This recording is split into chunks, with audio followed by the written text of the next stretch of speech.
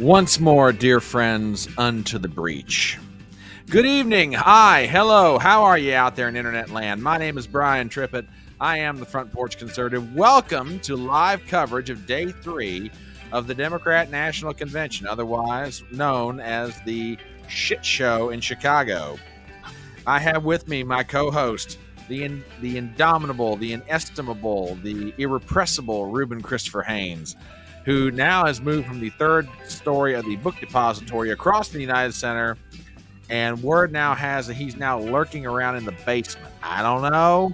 We'll see. I've seen Matt Walsh and a bunch of other people is undercover. How is Matty Boy doing? He's fun. It's fun. Mike Lindell and him, they shared a Chicago hot dog and they were just laughing at the whole thing. It's just been so funny. And this comment that I'm putting up here in chat, this guy just dropped off Chinese for me, told him about my channel.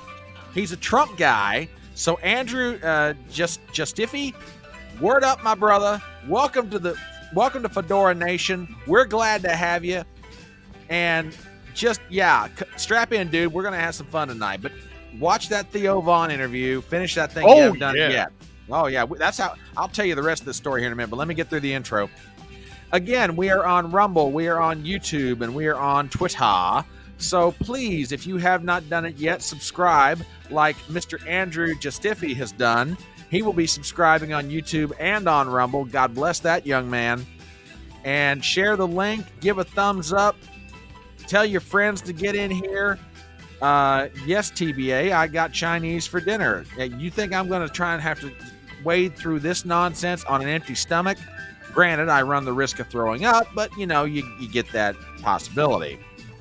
Again, I'm Brian Trippett. I'm known in social media as the Front Porch Conservative. Sometimes I'm known as the fine fella in the fedora.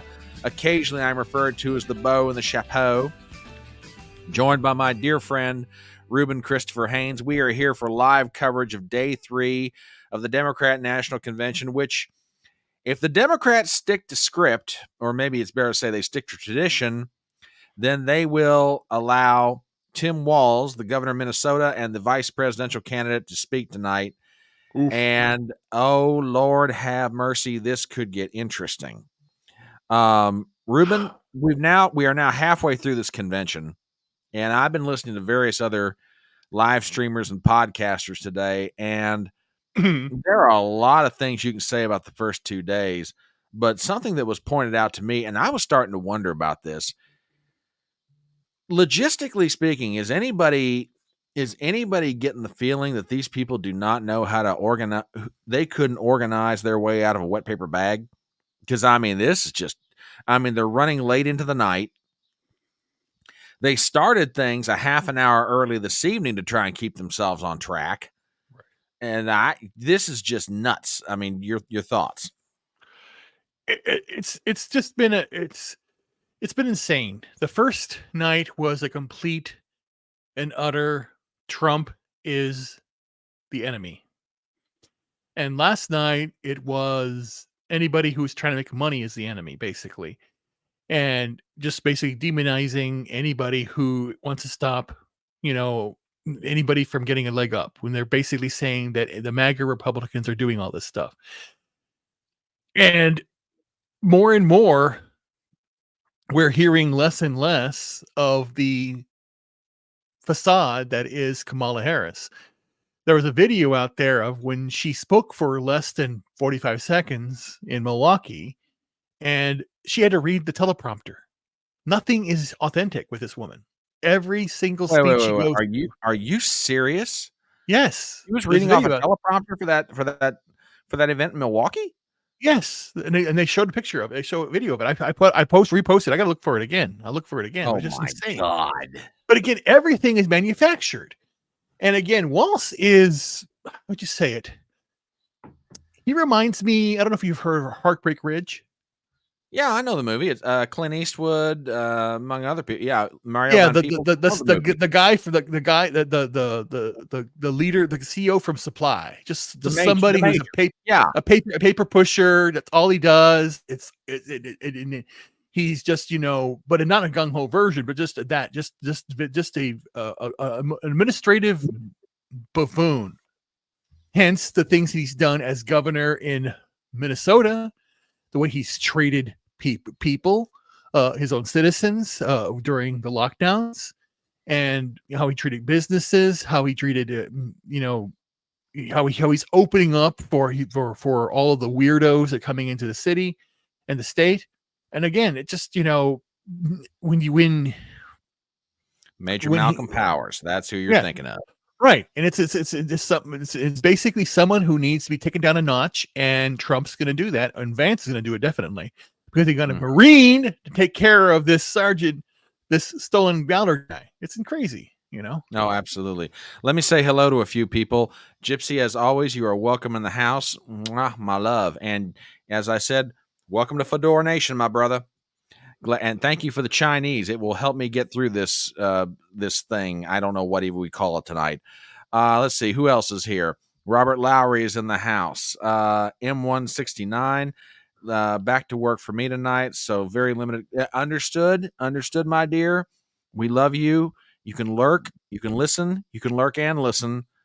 And we're here for it.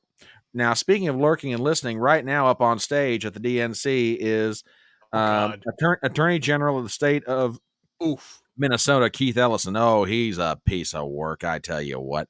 Let's see who's here over on Rumble. TBA is in the house. WWG1 is here. Vaudeville, I'm sure. Okay.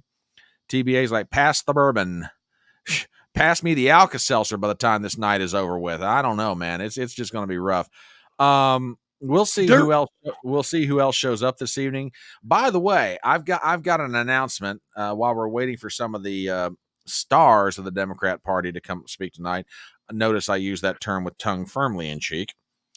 Ladies and gentlemen, I've sort of been working on something that has finally now come to fruition. I got the phone call today, and I am super excited. This Friday at 12 noon, we're having a very special Chicago-style session of Chatting on the Porch with a man who is a legend in the Chicago journalism community. Now, he is a nationally known columnist. He is formerly of the Chicago Tribune, and he now is the owner of his own independent website. Ladies and gentlemen, at 12 noon Eastern, John Cass. Wow. Legendary columnist at the Chicago Tribune, now the proprietor of JohnCassNews.com, will be here for a 1-hour interview. We're going to be talking the DNC. We're going to be talking Chicago politics. We're going to be talking who knows what we all might get into. We're going to talk about his history at the Tribune, how it was he came not to be there anymore through nothing of his doing, by the way. Yeah. And what he's doing now as an independent journalist. And you guys know me. I absolutely love good journalism. I love people that know how to write well. And John Cass is one of those absolutely fabulous writers. I recommend him to anybody. I don't care if you're a lefty, a righty, or you're straight down the middle in your politics. John Cass is one of those great commonsensical writers that can cut through the malarkey. That's right. Yeah, this is going to be at noon on Friday. It'll be 11 a.m. Central Standard Time. He's out. Yes, he is in the windy city of Chicago. He made a joke with me today. He's like, well, I'm trying to decide if I need to put any more machine gun nests around the house, given what's going on out here. I was like, dude, I feel for you this week. And we had a nice conversation of about 15 minutes. John is a wonderful man to talk to. And this has sort of been in the works for a while, but he called me back today. We've confirmed 12 noon on Friday. We're having a very special Chicago-style session of Chatting on the Porch. So if you can make it, I'd love to have you there. I'm going to start putting out the thumbnail tomorrow. And I am so looking forward to having a sit down with this man. So that's going to be a load of fun. I can't wait for that. Yeah, because when journalism, because again, I remember the Tribune, looking at it, reading his columns back in the day.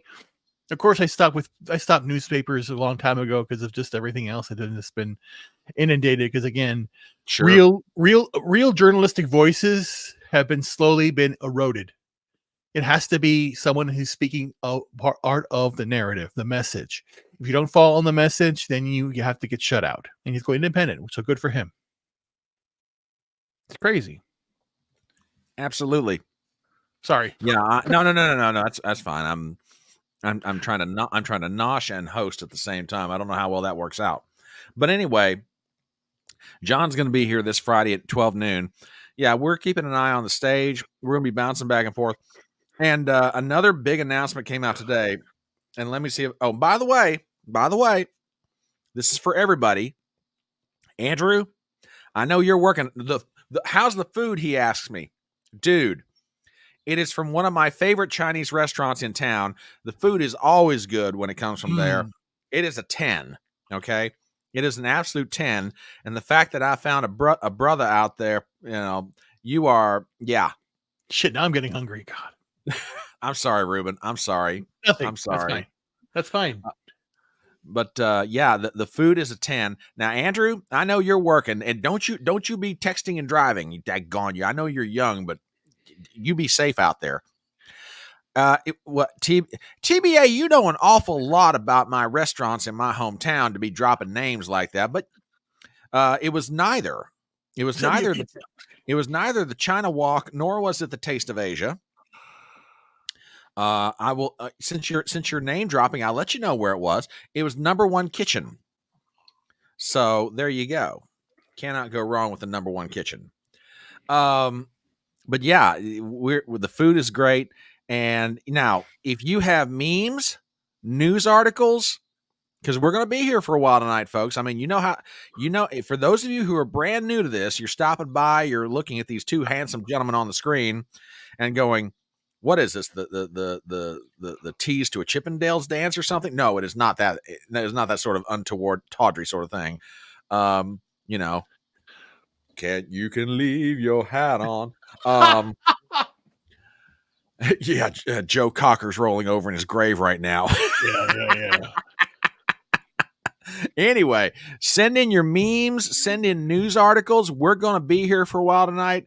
I'm keeping an eye on the stage right now. Among notable speakers who will be up this evening, we're going back to the groove yard of forgotten favorites in the Democrat Party. Former President Bill Clinton will be speaking tonight. The ever-present Nancy Pelosi is going to be here tonight. Oh, no. Oh, yes. Current Secretary of Transportation Pete Buttigieg will be here tonight. The biggest suck-up toady in the Democrat Party outside of Gavin Newsom. And more importantly, tonight is the speech given by the vice presidential nominee of the Democrat Party, Minnesota Governor Tim Walz. This was going to be very interesting. Okay, let me grab this. Hang on.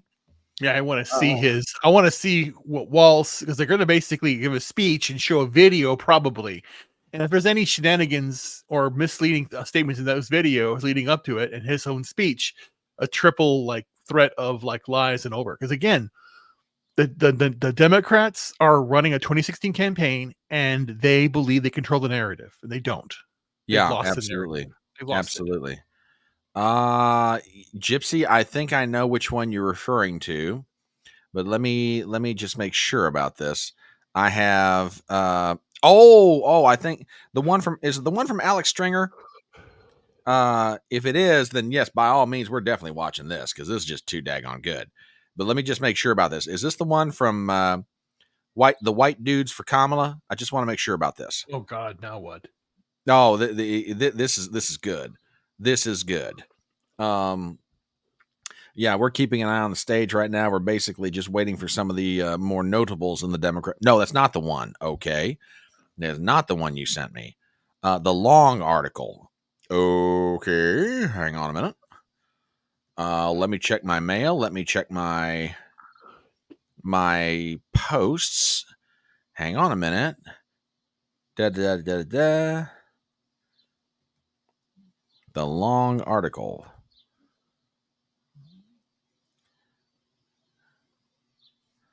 Okay, I am. Hang on. I'm working it. I'm looking. Okay, Ruben Kavitz for a while. Yes. So the most important thing that I'm looking forward to, and I know Brian's going to look for it too, is the news that happened late last night and this morning. It's going to be the news cycle regarding the jobs number being revised down and over 1 million. And it's basically it's not something to balk at. The fact that if they said that they created 800,000 new jobs over the past months, and they lost 1 million over the past year, so that's a net loss, and they have to fix this or find out why who screwed up, who artificially is booting the numbers. Again, everything is artificial, nothing is real. And when you have the oversight, was it this oversight committee, and then the nonpartisan, there's some group, I forgot his name off the bat, because again, it's not really nonpartisan anymore.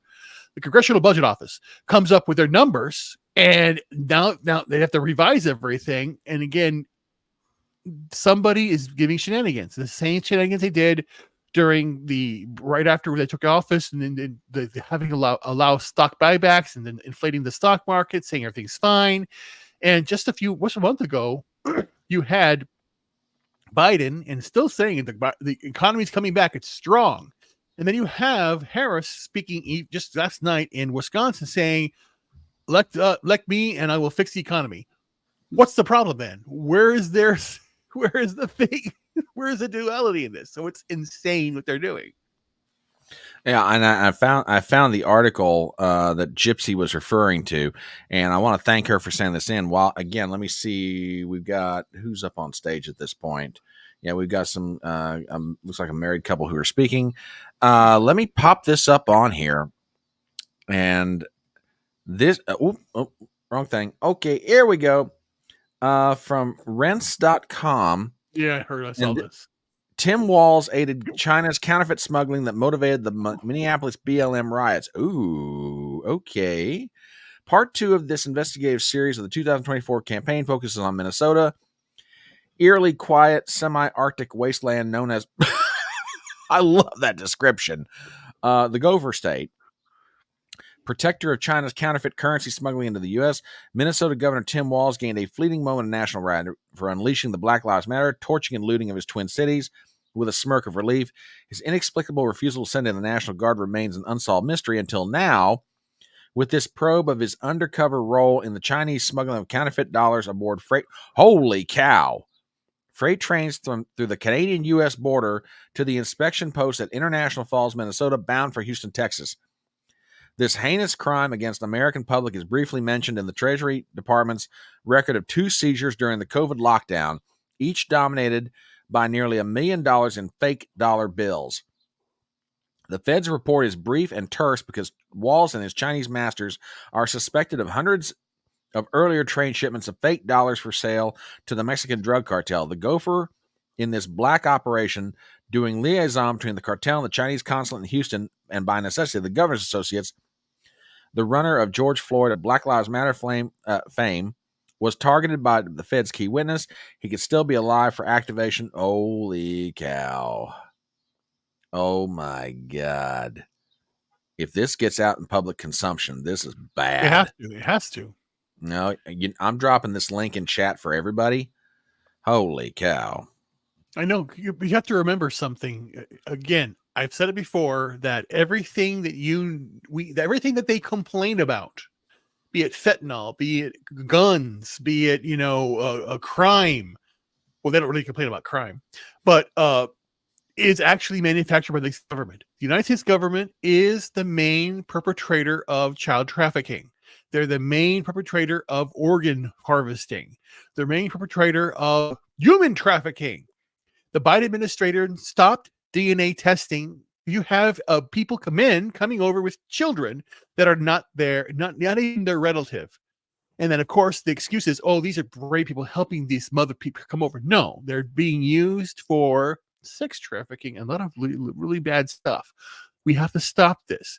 And again, it's very, very deep roots, money going back and forth. China, again, they want a China-style system. They want the public-private partnership.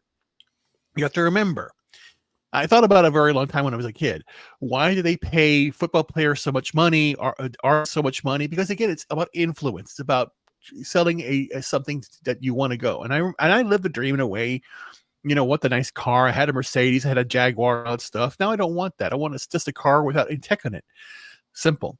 And a simple life. That's what I want. And I'm basically going to tout that simple life.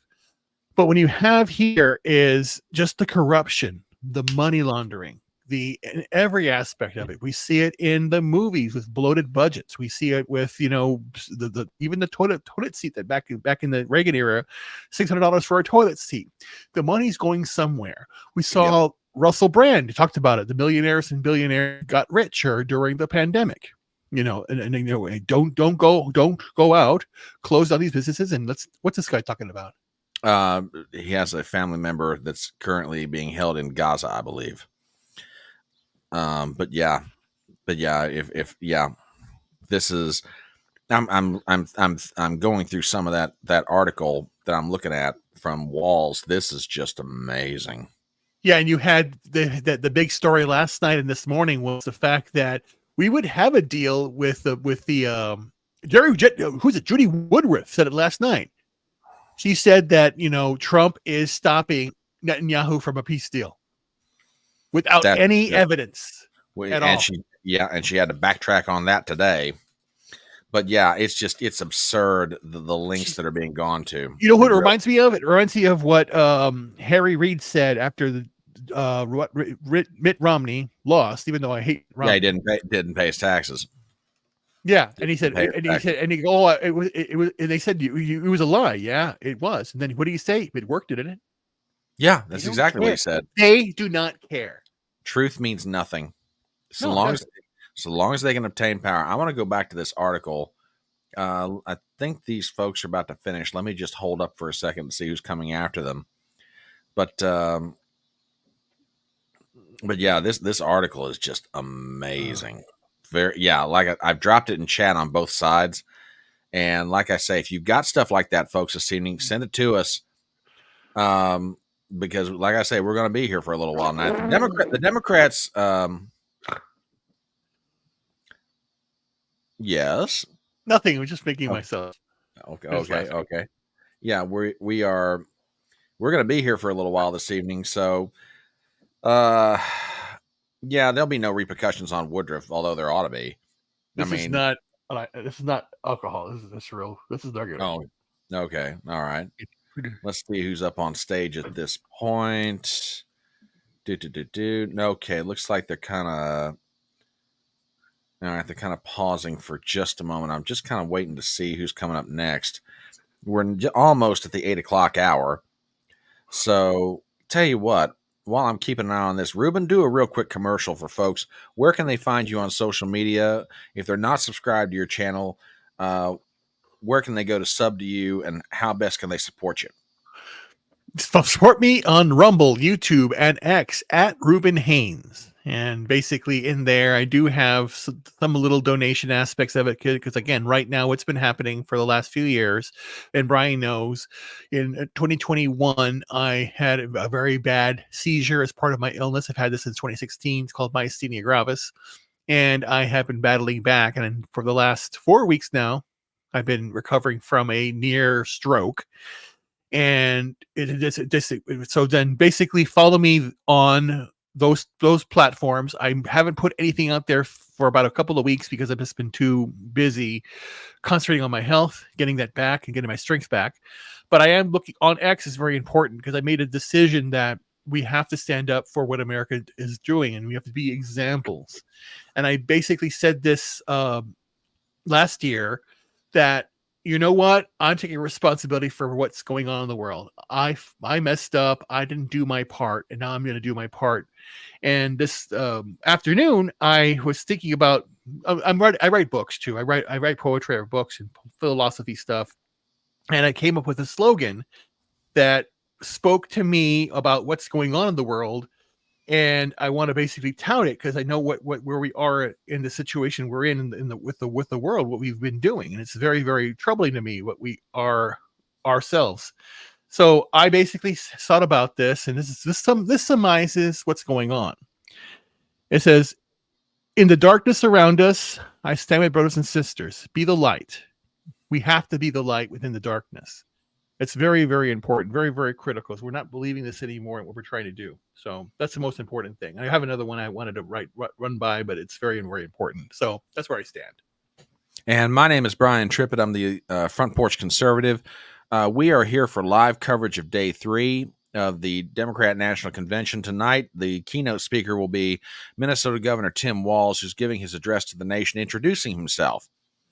This should be interesting. Oh, geez.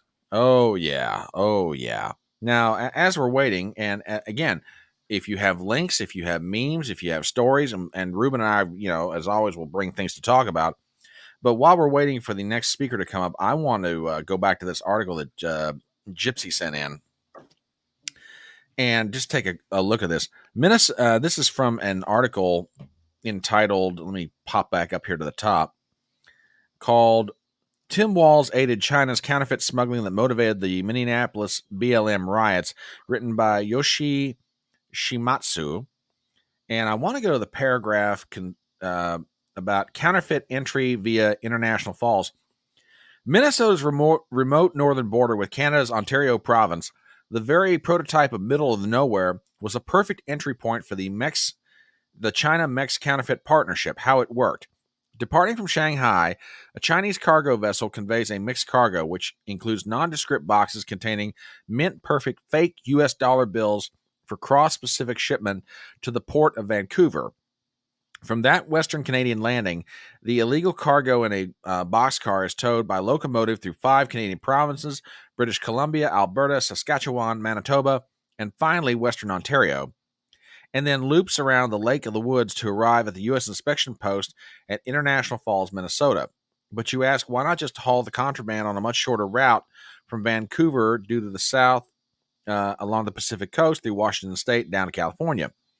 For smugglers, however, there's an imposing drawback to the trans-Washington State route. That border checkpoint of Bellingham conducts cargo inspections with extraordinary rigor due to national security concerns for the massive naval defense facilities along the shores of Washington State. Moving a little bit forward in this, thereby, boxes of counterfeit currency passed undetected into the U.S. and on to Houston, Texas, a flawless smuggling operation that is until the coronavirus arrived from China. During the 2 years of lockdown, the import of consumer goods came from sudden screeching halt, resulting in thousands of empty boxcars being idled at rail yards. That long hiatus left customs inspectors with not a lot to do other than closer than usual cargo examination to justify their monthly pay and avoid layoffs. The Chinese counterfeit printers must have failed to foresee the effects of the lockdown, assuming the Americans to be lazy and sloppy labor shirkers. Well, that assessment proved wrong when the chipper Minnesotans were facing imminent layoffs. To justify their wages and kill time, the board inspectors would pop open the doors of the few arriving boxcars and poke around. It showed they were on the job and not slackers deserving unpaid leave. Another boring day's routine? Wrong. The discovery hit a bombshell, and maybe more like a Chinese New Year's firecracker.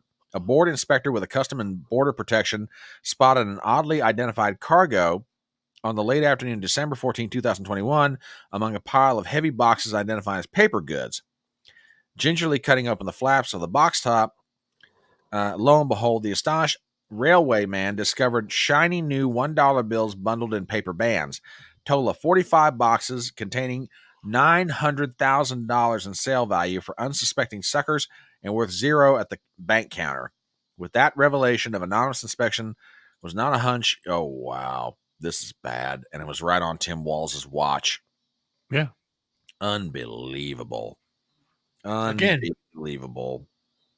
Part of the process. Money laundering. Just, it's all over the place. Art dealing. Anytime an art piece goes for so much millions of dollars, and so it's money laundering. Yep. We're keeping an eye on the stage tonight. There's someone performing currently. Yeah. They've got Pink performing tonight. John Legend performing tonight. Again, it's a freaking concert. Oh, I know. Just absolutely ridiculous. Just waiting to see who's up next. Oh, then you get another moron with a mask on. Yeah, jeez. Well, they're outside too. Yeah, that's true. That's true. Like, oh my God. Yeah, it's like now it's like everywhere. It's like they can't take it off. It's their sign of like, I don't know. Yeah, their sign of solidarity. Their absolute sign of solidarity. Yeah, but that's the whole point. And that's the thing. I've never understood that whole. That's what I'm saying. It's like when they say MAGA cult, they are so dumb because MAGA is not a cult at all. MAGA is so diverse. Oh, Cory Booker, you freak. Well, something's going on here because they must be like shifting in between. I don't know what the heck we're doing here. Yeah. They're oh my, what? It's Donald like they're Trump, killing time, or they're. Is that a rap or Hang on, something? we're gonna listen in on this for just a second, folks. To taking on the insurmountable and achieving the impossible. That should bring us joy. Our progress never ever came easy. But in America, we do hard things. We built labor unions and small businesses. We created great public education and world-changing innovation. We nurtured the best athletes and artists humanity has ever seen, and we kept the promise Nurtured? of Medicare and Social Security for our seniors. My God, it's so dumb. Look at who we are. Against bigotry and hate, we advanced equal rights for all Americans. Civil rights, workers' rights, LGBTQ rights, reproductive rights, the right to marry who you love, the right to be free. The right to be stupid. We did all of this in a way that didn't pit American against American. We did this by healing rifts. No, by we did not. Bridging divides, by pulling people together. And all the while, we in this nation lived up to our calling and our creed to be a more perfect union, to make this one nation under God a little more indivisible. Now, you all know this. Spartacus. Trump betrays these ideals. Oh, my God. He viciously attacks Democrats and Republicans. His put-downs know no shame. John McCain's military service. Nikki Haley's heritage. Oh, God. Women, people with disabilities, trans people, our veterans. He is indiscriminate in his put-downs. His is the politics of smear and fear, not inspiration and elevation. Wow, that's crazy. Donald Trump speaks more of American carnage than American compassion. But in America, you can't lead the people if you don't love the people. Oh, you don't love the people. I don't want a leader who loves me. I want a leader who'll take care of the now country. our nominees, Kamala Harris and Tim Walz, they bring the joy. Oof.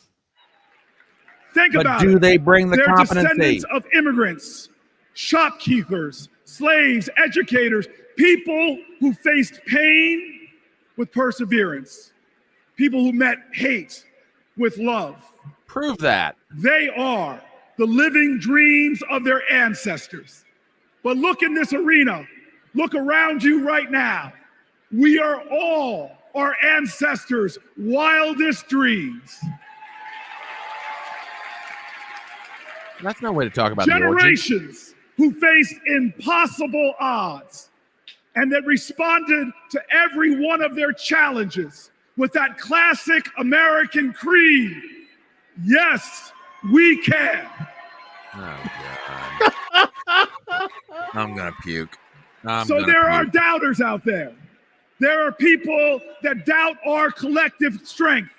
They want to tell us how bad we are. They want to say that they alone can save us. No. Well, we know that the power of the people is greater than the people in power. And we're not. What the fuck does that mean? We're not going to lose our faith. Look, I want everybody in here to let us all say it together. I believe in America. Let me hear you. I believe in America. I believe in America because our elders told us that no matter what the obstacle, like the gospel says, we shall overcome. I believe in America because our soldiers died on beaches and battlefields. They died at sea and in the air so that we could be free today. This man is and awful. Say together, I believe in America. Just God. I believe in America because our they're fighters all fought. orchestrated there. The masses just Marchers marched in Selma. Delegates met at Seneca Falls. Every single one of them believed in America, even when America didn't believe in them. Say it with me now. I believe in America because King dared to dream the impossible dream, because Neil Armstrong went to impossible heights, and because when we elect Kamala Harris, there is not a boy or girl in America from any creed, color, or heritage that will ever think being president of the United States is impossible again. They don't think that already. Say it with me. I believe in America, the land of hope and heroism. I believe in America, the land of courage and compassion. We'll talk about that here in a minute. I believe in America, where we share common ground and common cause and one common destiny. And let me tell you, if you believe in America, if you love in America, then you will work for America. And when we work together, he must be when we stand together, when we organize together, when we vote together, I will tell you this, when we fight, we win. He's stalling. There's something going wrong with the programming. Ladies and gentlemen, Veronica Escobar. Okay, we're gonna step away from it. Yeah. Before the YouTube gods. Jeez. We have a meme incoming. We need a palate cleanser. So yes, by all means, please send that over. Good God, these people are just ridiculous. Just ridiculous. Unbelievable. Wow. Can we please discuss how unserious Cory Booker is? Yeah. Oh, apparently Oprah's going to speak at the DNC. Well, good grief. This should be interesting. My word. Okay. Yeah. Unbelievable. Unbelievable. Well, while we're waiting, there's a story that broke this morning at the DNC, and this also happened during Netanyahu's visit. I believe it was to D.C., and I don't know if you guys saw this or not, but we're going to put this up there while we're waiting for various poobahs to show up. Apparently, someone is putting maggots. Gee, what a thing for me to talk about while I'm trying to nosh dinner. They are investigating gross breakfast discovery. FBI is investigating potential sabotage of the DNC in Chicago after maggots were allegedly slipped into a hotel breakfast before served to delegates. Law enforcement agencies suggest activists likely brought the maggots into the hotel to make a statement, while city officials released a statement addressing the delegate breakfast dilemma. Quote, multiple unknown female offenders are alleged to have entered a building, 200 block of North Columbus Drive, and placing unknown objects on tables containing food. The offenders were believed to have left the area. One victim was treated and released on scene. Along with CPD, FBI Chicago is assisting in the investigation. No further information is available at this time. It is unclear if the contamination was found before any of the delegates ate the food. Oh, my God. TBA over on Rumble says, your rice noodles are not maggots. Repeat after me. My rice noodles are not maggots. Your Uber guy is not out to get you, bro. No, wait a minute. Don't you be talking about my Uber guy. Don't you be talking about my Chinese delivery guy. Yeah, that's what I thought, small time. I thought this was the case. Unbelievable. Jeez. Just, folks, we told you this convention was going to get weird. It really is. Now, while we're also waiting to go back, and we are going to talk about this, yesterday evening it was reported that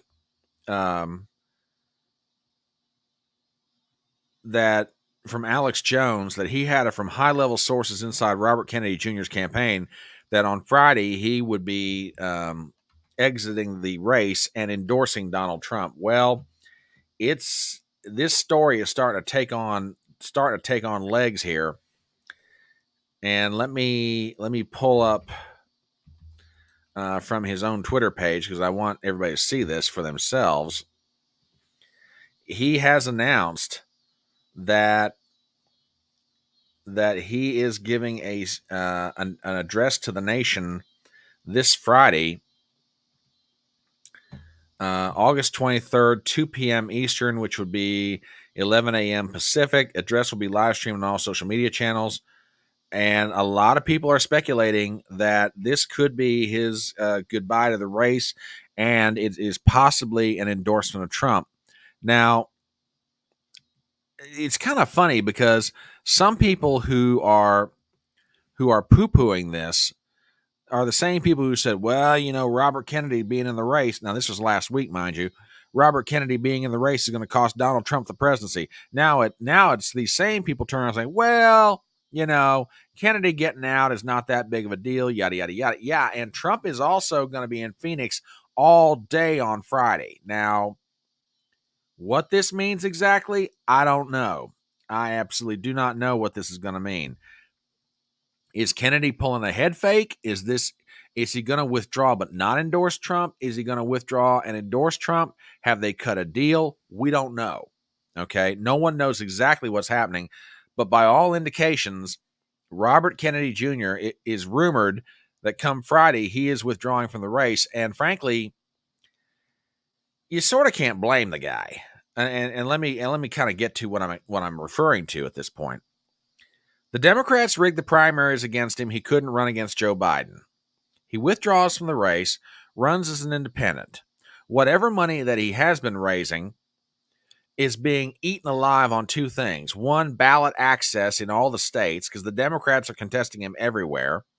And two, personal security, because the Department of Homeland Security, which oversees the Secret Service, which is one of the dumbest things they ever did was taking it out from under Treasury, DHS will not grant him Secret Service protection and didn't for the longest time until just after the assassination attempt on Trump in Butler, Pennsylvania.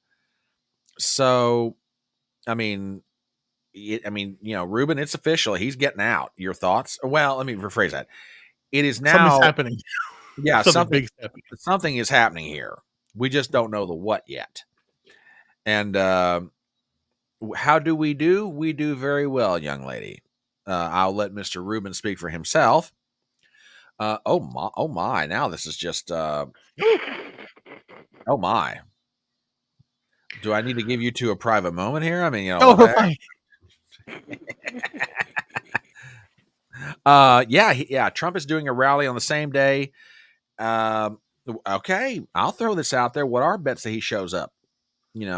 So, I mean, yeah, something is definitely happening. I mean, and like I said last night, it's Alex Jones. You take it for what it's worth, and I'm not speaking ill of Alex, but here's the thing. It looks like. Go ahead. I forgot his running mate, whoever she was. She had an interview. She actually had two interviews. Shannon. Yeah, she had. God, why am I blanking on her name? Shanahan. I'm sorry, Nicole Shanahan. But she had two interviews, and in those two interviews, and especially the last one, I watched the whole one, where she basically went through the idea that they were doing this in good faith, that they were going to go through and get on the ballot, the Democratic Party, and then they kicked them out. So they said, well, let's go independent. And she gave an insight on the fact that the Democratic Party was actively having them off the ballot, and sending in moles to the their campaign to derail and throw them all off. So they had to spend extra money, and they were just basically just shutting them out completely from the process. So she was hinting at the fact that Trump never did this. Trump has always been there for us. And, when we have the Biden administration and the DOJ, and we have the states going after us, it's a party that we're not part of. Well, and this could be one of those moments where a little bit of kindness goes a long way. Now, here's what I'm getting at. Trump has made his comments about RFK. He's a Democrat plant. They're using him to try and get votes off of me. Okay, you can sit there and say whether Trump was right or wrong in his assessment of the situation, but that's the language of politics, okay? Right. I would expect Trump to make that kind of a comment, whether it be RFK or anybody else. Correct. However,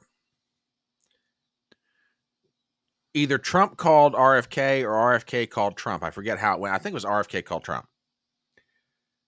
At least, number one, Donald Trump took the phone call. If it was that RFK reached out to him, they talked, they conversed, they had conversations as grown men and grown adults do. Okay. According to reports, and I think by the Washington Post, Kennedy tried the same thing with Kamala Harris. Yes. And Harris and her people wouldn't even talk to him. Correct. Would have nothing to do with him. And, it's like, is this one of those moments where, the man tried to reach out in good faith, you would have nothing to do with him. And now, because you rebuffed, frankly, one of your own, and not just one of your own, the scion of one of the most famous Democrat families, yes, one of the most famous families in the Democrat Party. Right. Is this one of those moments where you guys gave him the back of your hand and Donald Trump will give him the hand of friendship? And in doing so, RFK will say, you made me walk away from my own party and endorse someone who, under normal circumstances, I won't agree with him on much of anything, because you've heard RFK's comments about Trump in the past. Correct, but I'm thinking that here's where it's a Joe Rogan approach or whatever.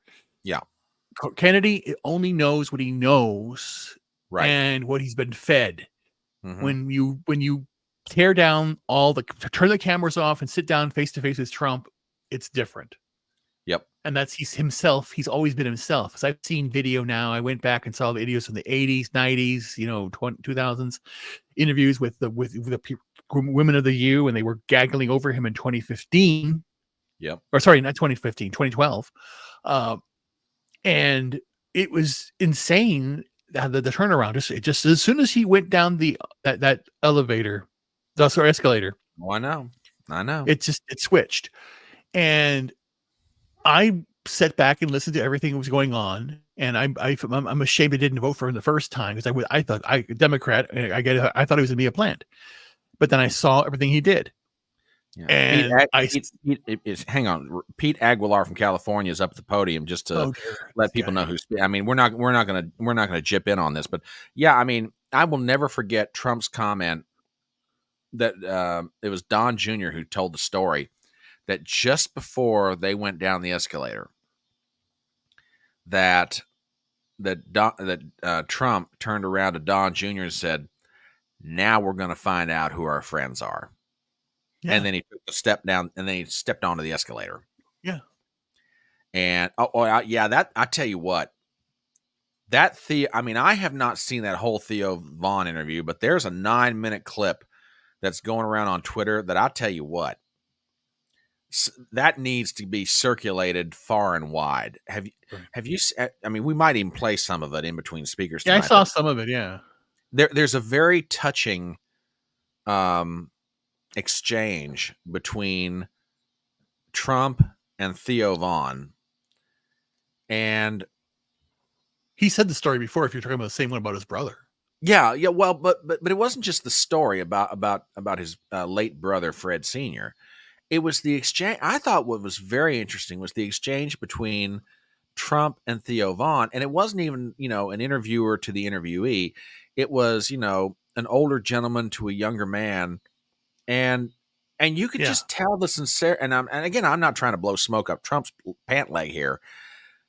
Nobody offers sage advice to anybody. Yeah, he's offering sage advice, and he's genuinely interested in this young man. Yes. And beyond the question of, okay, what can you do for me as an interviewer?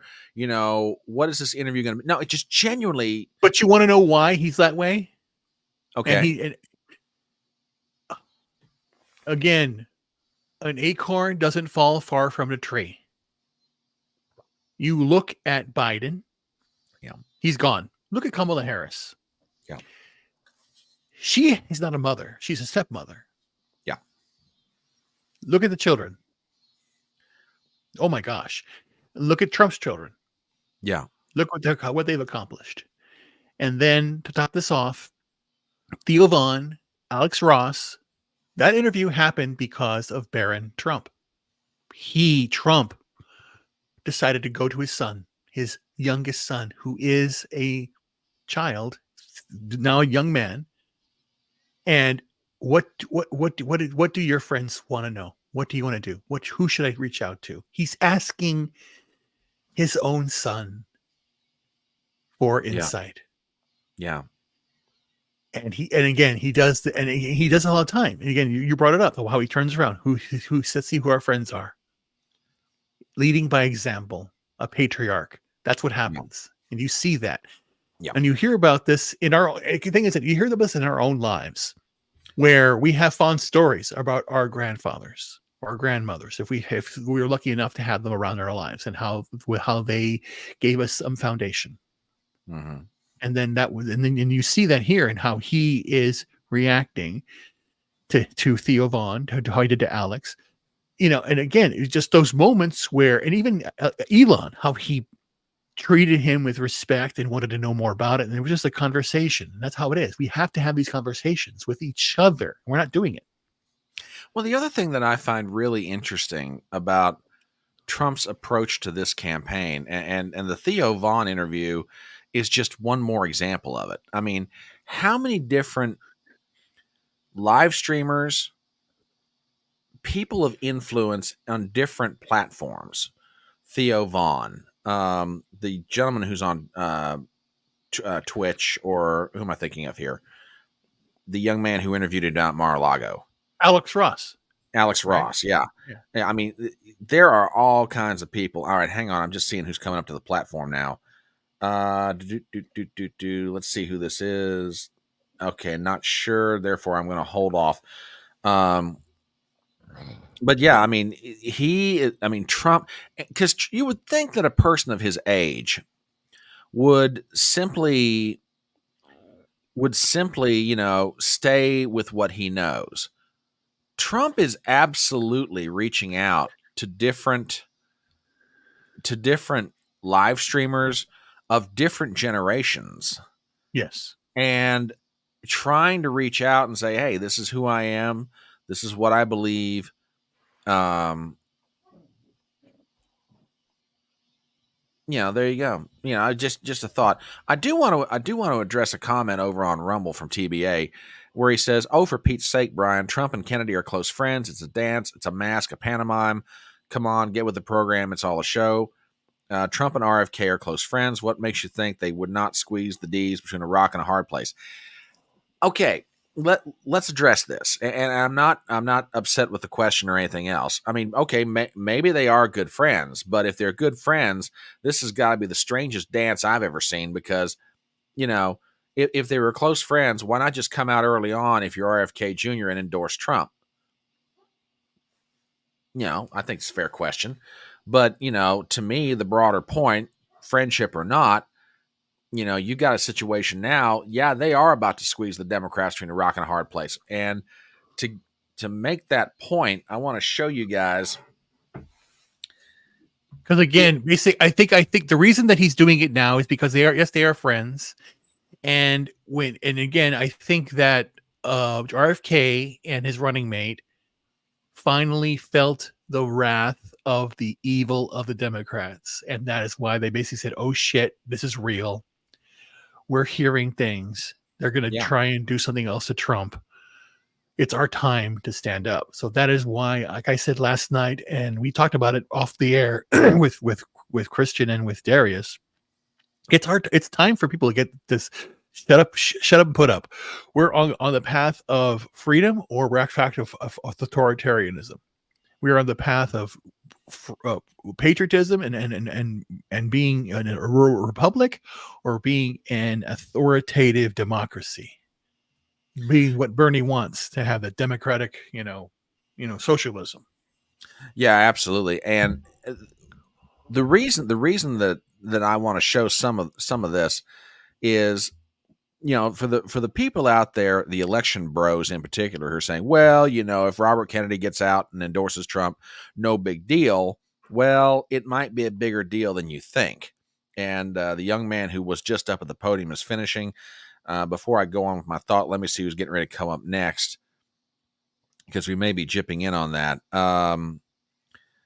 Let's see. We have counterterrorism advisor. Oh, no, I'm definitely not putting this person up there. Let me show you guys something. Just take the state of Virginia, which there was a poll out of Virginia the other day that said that, Trump is 3 points behind Harris just in the state of Virginia. Okay.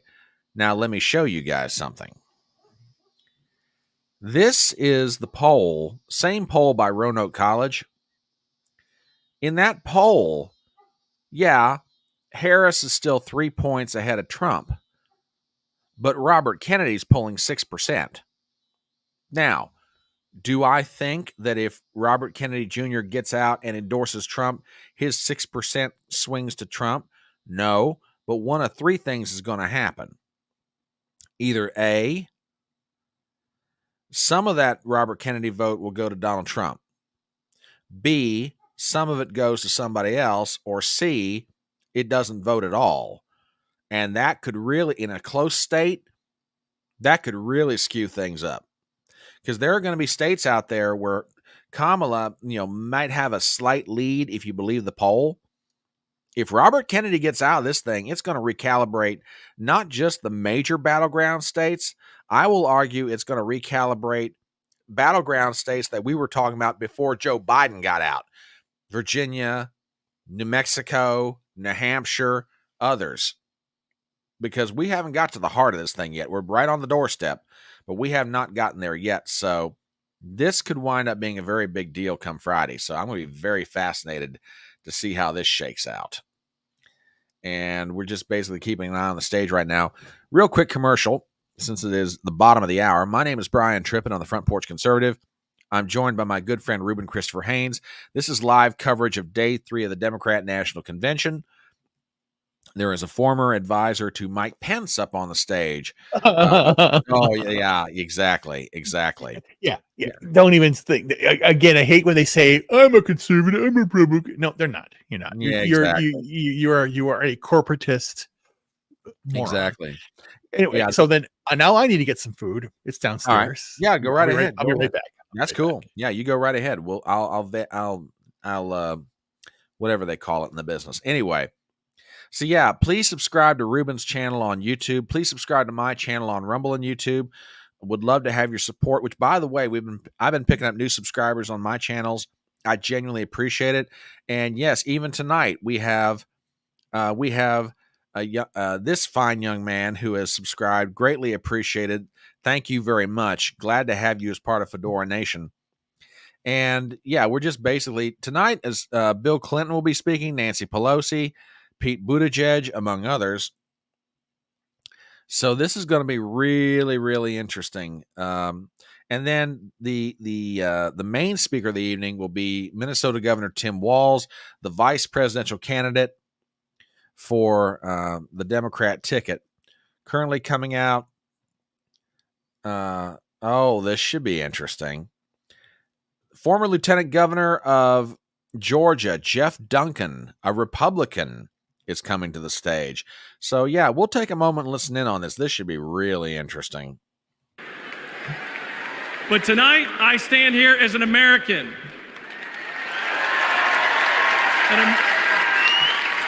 An American that cares more about the future of this country than the future of Donald Trump. My journey started to this podium years ago when I realized Donald Trump was willing to lie, cheat, and steal to try to overturn the 2020 election. I realized Trump was a direct threat to democracy, and his actions disqualified him from ever stepping foot into the Oval Office again.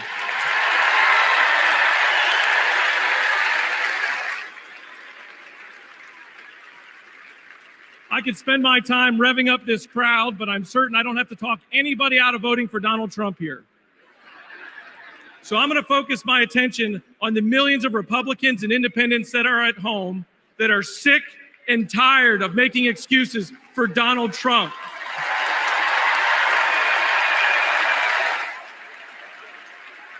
If Republicans are being intellectually honest with ourselves, our party is not civil or conservative.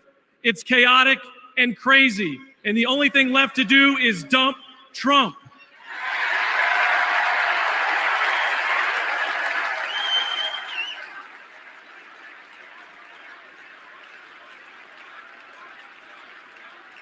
These days, our party acts more like a cult worshiping a felonious thug. Look, you don't have to agree with every policy position of Kamala Harris. I don't. But you do have to recognize her prosecutor mindset that understands right from wrong, good from evil. She's a steady hand and will bring leadership to the White House that Donald Trump could never do. Let me be clear to my Republican friends at home watching.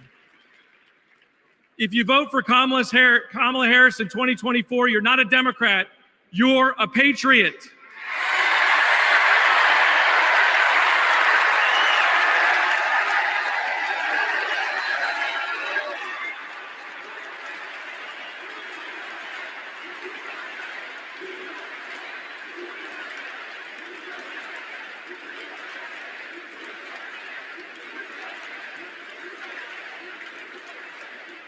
In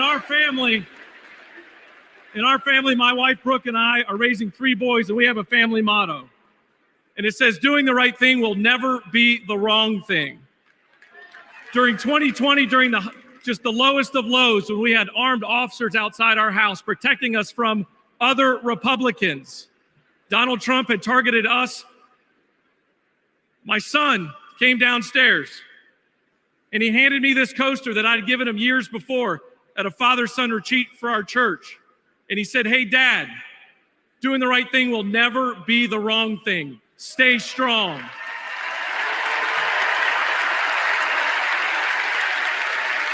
To my fellow Republicans at home that want to pivot back towards policy, empathy, and tone, you know the right thing to do. Now let's have the courage to do it in November. Thank you, and God bless you.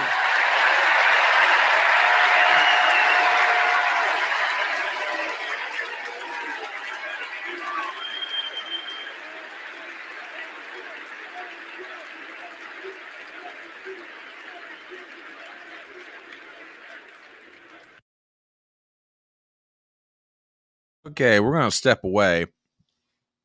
TBA over on Rumble says, come on, Brian. Don't inflict this crap on us. Save the time for the keynote speakers. At least that way we'll still be in the mood for the damn bullshit. Well, okay, fair enough. I understand. Yeah, definite swamp dweller extreme. Yeah. Let's see. All the Georgia Republican leaders that were over the 2000 hate Trump. The lady doth protest too much, methinks. Yeah, that's a good point. Good point.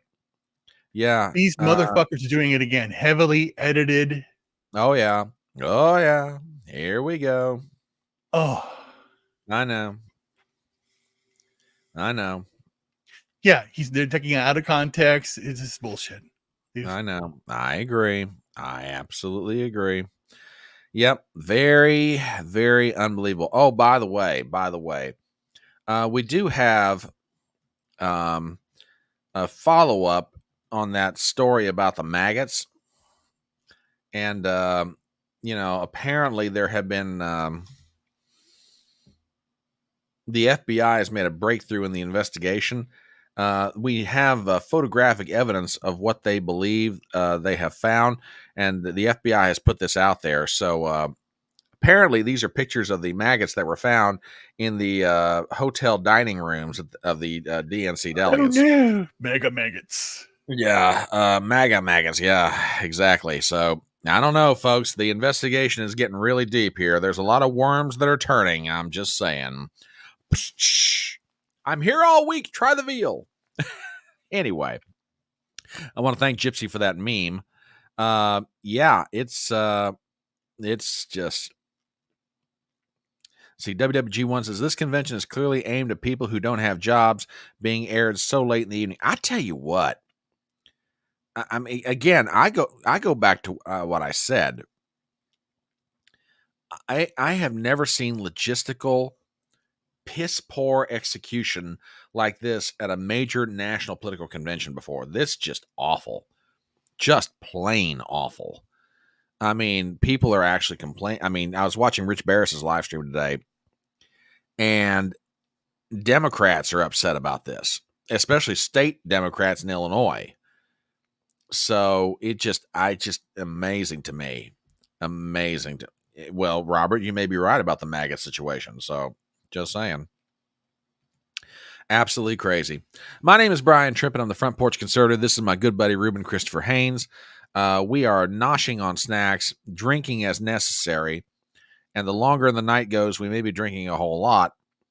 We are here for live stream coverage of Day 3 of the Democrat National Convention. We're waiting for some of the more notable speakers to come up. Former President Bill Clinton is going to be here. As I said earlier, we're going back to the groove yard of forgotten favorites by bringing back Bubba. We also have House Speaker Nancy Pelosi, Secretary of Transportation Pete Buttigieg, and the keynote speaker of the night will be Minnesota Governor Tim Walz, the vice presidential candidate for the Democrat ticket. So this is going to be really, really interesting. And they're currently playing another January 6th video. While we're waiting, another major story that broke today, and I got to ask you guys about this one because I am torn on this.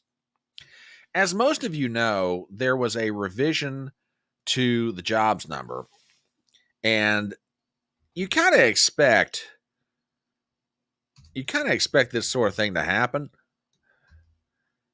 But not to the degree that it happened here, and it really sent shockwaves, although I'm not really all that shocked. There was, from the Department of Labor Statistics that just came out today, a revision downward over the past 12 months of 818,000 fewer jobs. Now, there's a lot of comments could be made about this. Yeah, and you're absolutely right, WWG. McCutcheon talked about this last time on the program. This number is enormous. Now, there's a lot of things that can be said about this from an economic standpoint, but from a political standpoint. From an economic standpoint, so let me get this straight. We've been revising numbers downward about every 2 months. We got to go back and revise the revision.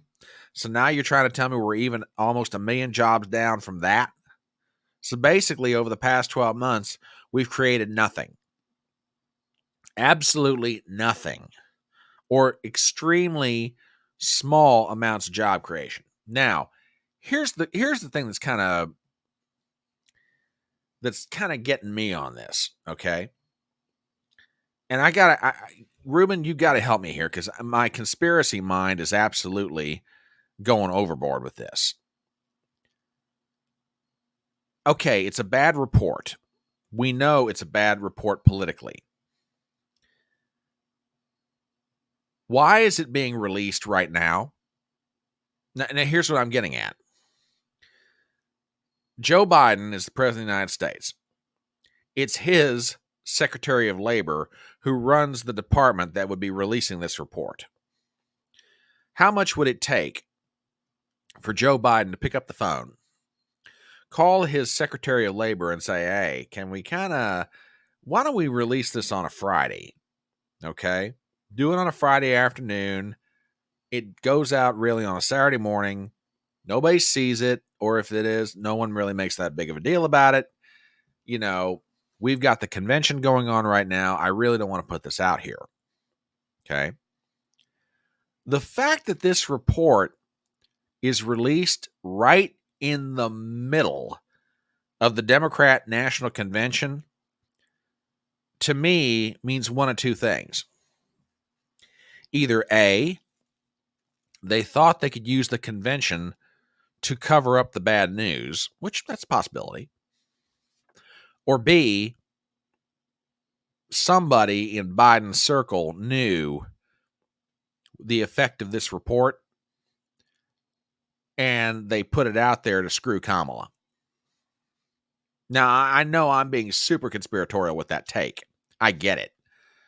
But I do not understand why in the world this report is being released in the timing that it is. Ruben, you got any thoughts on this one? I put something in the private chat. What's going on here? We're started blowing up their face with the Commerce Secretary trying to like have her NPC brain answer the question and went nowhere. Yeah. So, and Trump alluded to this today in his speech that somebody loves him or somebody wants the truth to come out. So he had hinted that somebody within the, within administration actually leaked this because because the lies have to stop. And again, it goes to the idea of building coalition across multiple. When you hear that, keep talking. I've got the clip pulled up now. Yeah. This is the Secretary of Commerce, Redondo, who spoke Monday night at the convention. And now keep in mind, she's not the labor secretary. So strictly speaking, this is not in her wheelhouse. But the reaction to this, watch this, folks.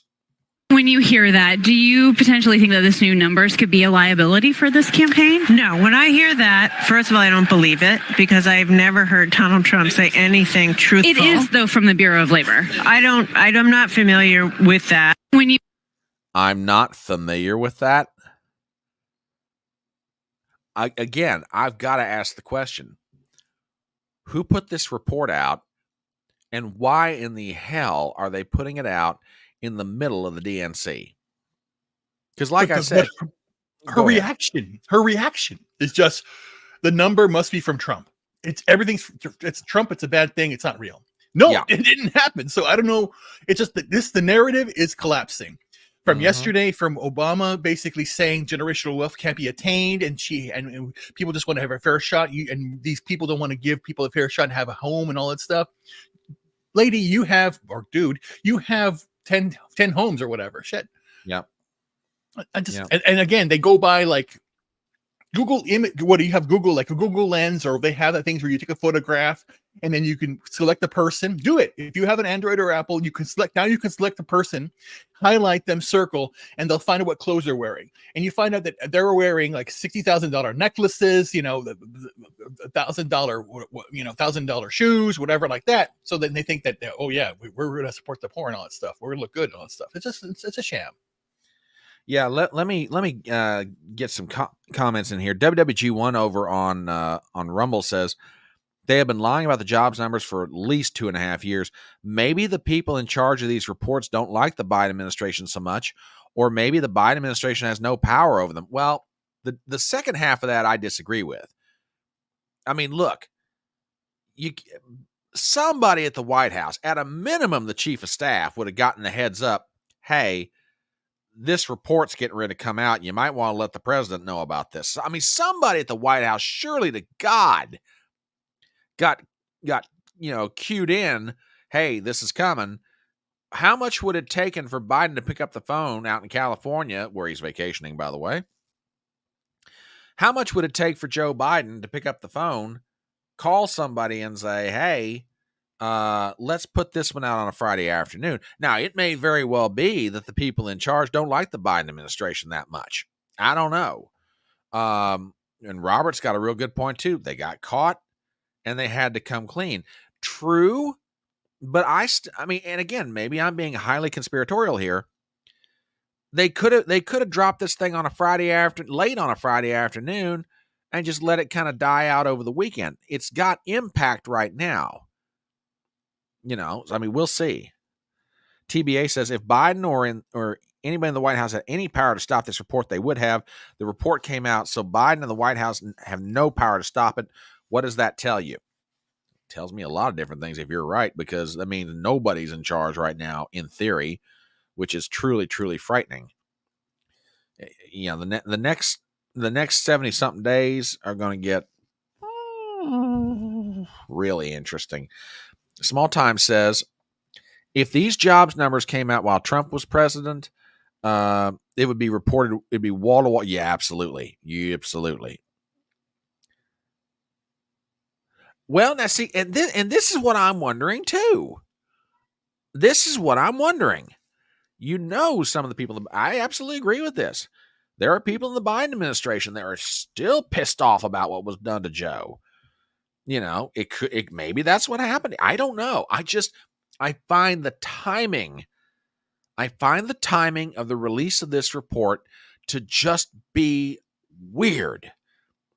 Like I said, they could have dumped this thing any number of different ways and have the least amount of negative political impact. I mean, any way they go, it's going to have negative political impact.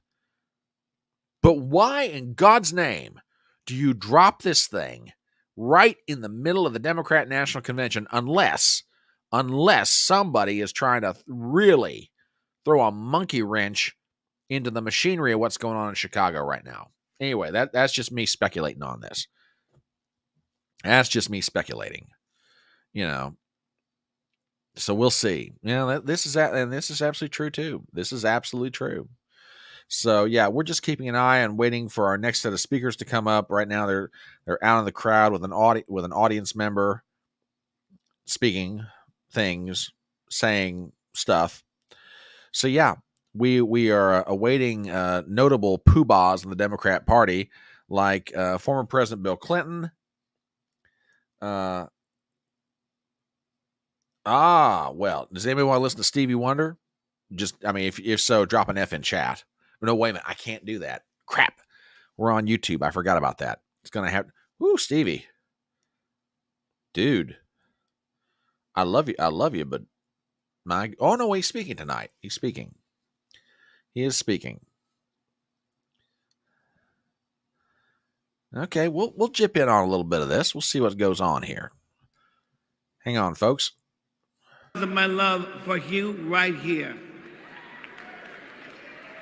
But this year I've prayed very hard for peace to come to our world's nations, but also to each one of our hearts. Even though our hearts have been beaten and broken, beyond prayer, I know the importance of action, and now is the time to understand where we are and what it will take to win. Win the broken hearts, win the disenchanted, win the angry spirits. Now is the time.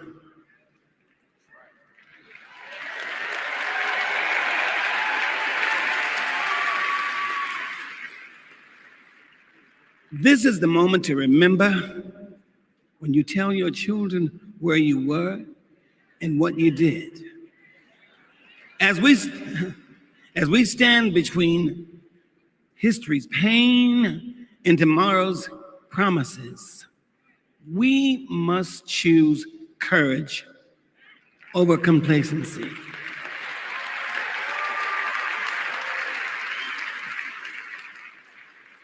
It is time to get up and go vote.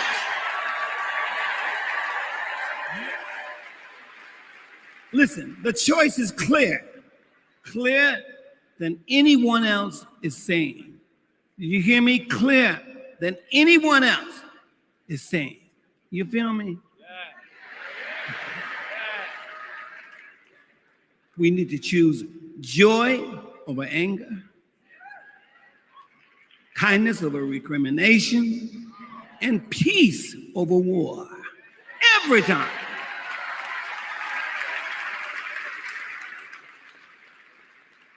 We must choose to be above the ugly words, the hateful anger, and the division those words and anger create. We must keep on keeping on until we truly are a united people of these United States. And then we will reach our higher ground. Are y'all ready? Are y'all ready to reach your higher ground? Are you ready to reach our higher ground? Tell me. I want to hear you again. Are you ready? Are we ready? Because you know we need Kamala Harris. Yes, we do. And we need a great man, as we do have, as a future vice president. You know that. So you know what? I'm depending on you to do, as Spike Lee would say, the right thing. Are y'all ready? Are y'all ready? Are you ready? Mowski, are you ready? I'm ready, Steve. Kansas, are you ready? All right, we need everybody. Clap your hands like this. Everybody clap your hands. Since they're switching over to music, I kind of have to keep the YouTube gods happy. Oh, goodness. Sloganeering and joy. Now, Ruben, I'm sorry. And I know people are going to disagree with me on this, and that's fine. I get it. But this isn't going to last. This is syrup. It's sugar. Yep. There's no substance to it. Mm-hmm. This addresses nothing. It doesn't tell anybody what Kamala wants to do. And I get it. It's a political convention. I understand. There's a certain amount of showmanship, a certain amount of razzmatazz, a certain amount of everything else. Exactly. Where's the beef? Where's the beef? There is nothing of substance here. Nothing. And again, celebrities are free to endorse and whoever they want, and a predominant number of them do that for the Democrat Party. I get it. But happy, joy. They ought to have Ren and Stimpy up on stage. They ought for 4 nights, because that's about what this is worth. There's nothing here. This is awful. This is absolutely awful. And go ahead. The great Rush Limbaugh had something to say, and he said it back when Clinton was running, because I remember him going on Arsenio Hall, and it was like, okay, playing saxophone to be relatable. It's symbolism over substance. The symbolism here is hollow. There is no substance to this. She is an empty vessel, and Waltz is just outright liar completely. He's a liar and an authoritarian, and believes in his worldview. They both believe in their worldview. And then this symbolism, this joy, strength through joy, they don't understand. Yeah. I mean, I've never seen anything this vapid. Yeah, like syrup over stale pancakes. That's a good analogy, Ms. Shia. Very good analogy. Absolutely just awful. No, that's fine.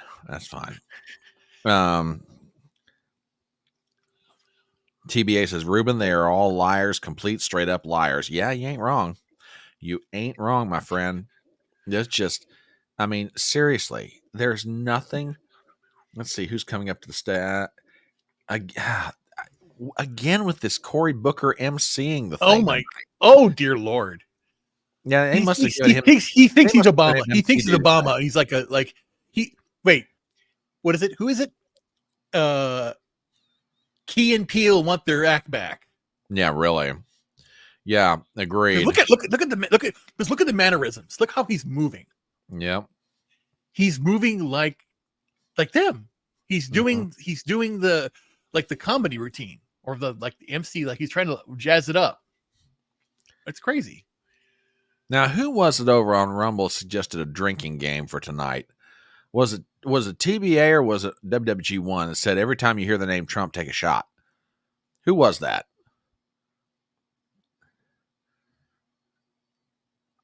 Which one of you wing nuts? I got one word for that.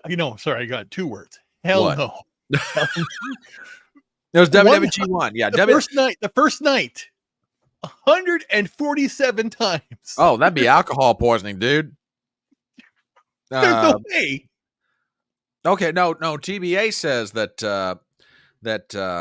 Trump was my word for drinking. Here they come again with that stupid book. Yes. Keenan Thompson. Oh my God, this is so dumb. He's Should basically we saying, "You're going to read this. I'm going to read this for you," or something like that. Should we listen in? Yeah. He's a bunch of fucking. Oh my God. All right, why not? Why not? Here we go. All right, y'all remember this big old book from before? When Colorado Governor Jared Polis ripped a page out of it. This is Project 2025, the Republican blueprint for a second Trump term. What the lie? Yeah, boo. That's a lie. It is a real document that you can read for yourself at kamalaharris.com/Project 2025. What's Kamala Harris's thing then? Document that could kill a small animal and democracy at the same time. Well, democracy should be killed. Hello? Here it is. Quote me on that. I don't care. You know how when you download an app and there are hundreds of pages there that you don't read, it's just the terms and conditions, and you just click agree, right? Well, these are the terms and conditions of a second Trump presidency. You vote for him, you vote for all of this. Let's take a look.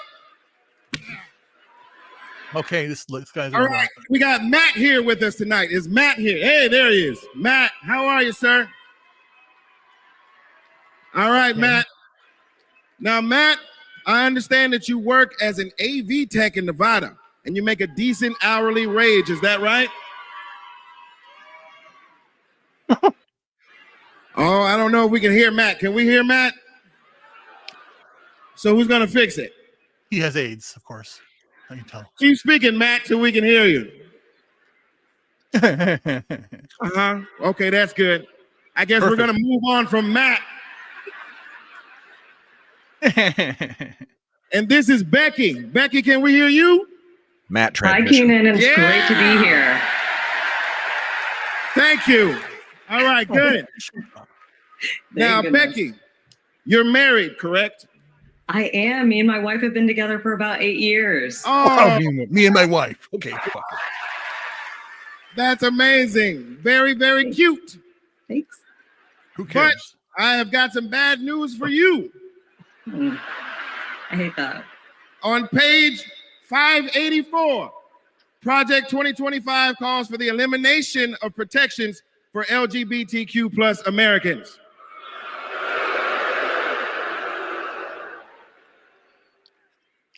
No, it doesn't. Right back to the Stone Age. I'm afraid so. Right back to the Stone Age. That's terrible. Well, yeah, it is. Thank you for being here and making that wonderful point. All right, next up. Protections. We have Nirvana. Special Are you with us?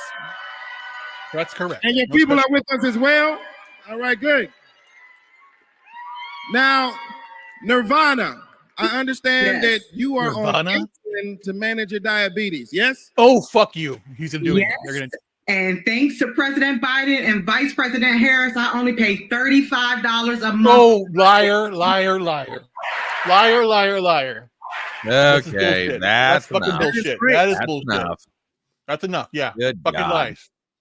Jeez. Sorry. No, go ahead. I don't look. There's okay. Let me ask you a question, and I mean this in all sincerity. I mean, you and I are a couple of old dogs that have got our biases. Okay, Yeah. we know that. Right. Somebody explain to me the communication effectiveness of all this. And I'm not trying to pick on Keenan Thompson. No. I think he's a Again, great comic. Okay, Kamala said it best. The exact opposite of what Trump is doing with Barron's help to try and reach out to the young youth people, Yeah. 18-24. Kamala said, young people are stupid. She said that. And Yeah, that's now true. she's playing, and then she basically said, and through the Democratic platform, is that people are too stupid to get ID. You're disenfranchising their vote because they don't know how to get ID. They don't know what a computer is. They don't know how to. They can't do anything without our help. That's a pompous, egotistical view of yourself.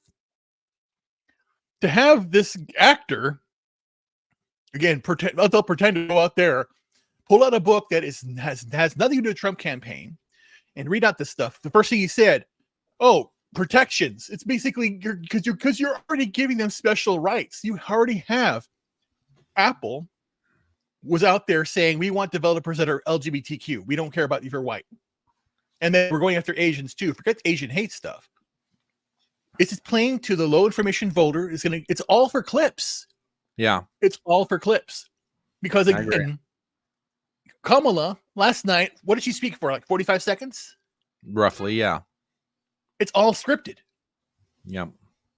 Everything is meant to be a clip. Everything's meant to be a TikTok. Everything's meant to be just part of it. Because again, they have the system creates this ADHD, HD, this whole Ritalin bullshit, people Prozac, all that crap. They're putting on drugs to create the idea that you are of a short attention span. They do it with the music, with the shows that people are watching. Nothing has long last and endearing value. So nothing has value anymore.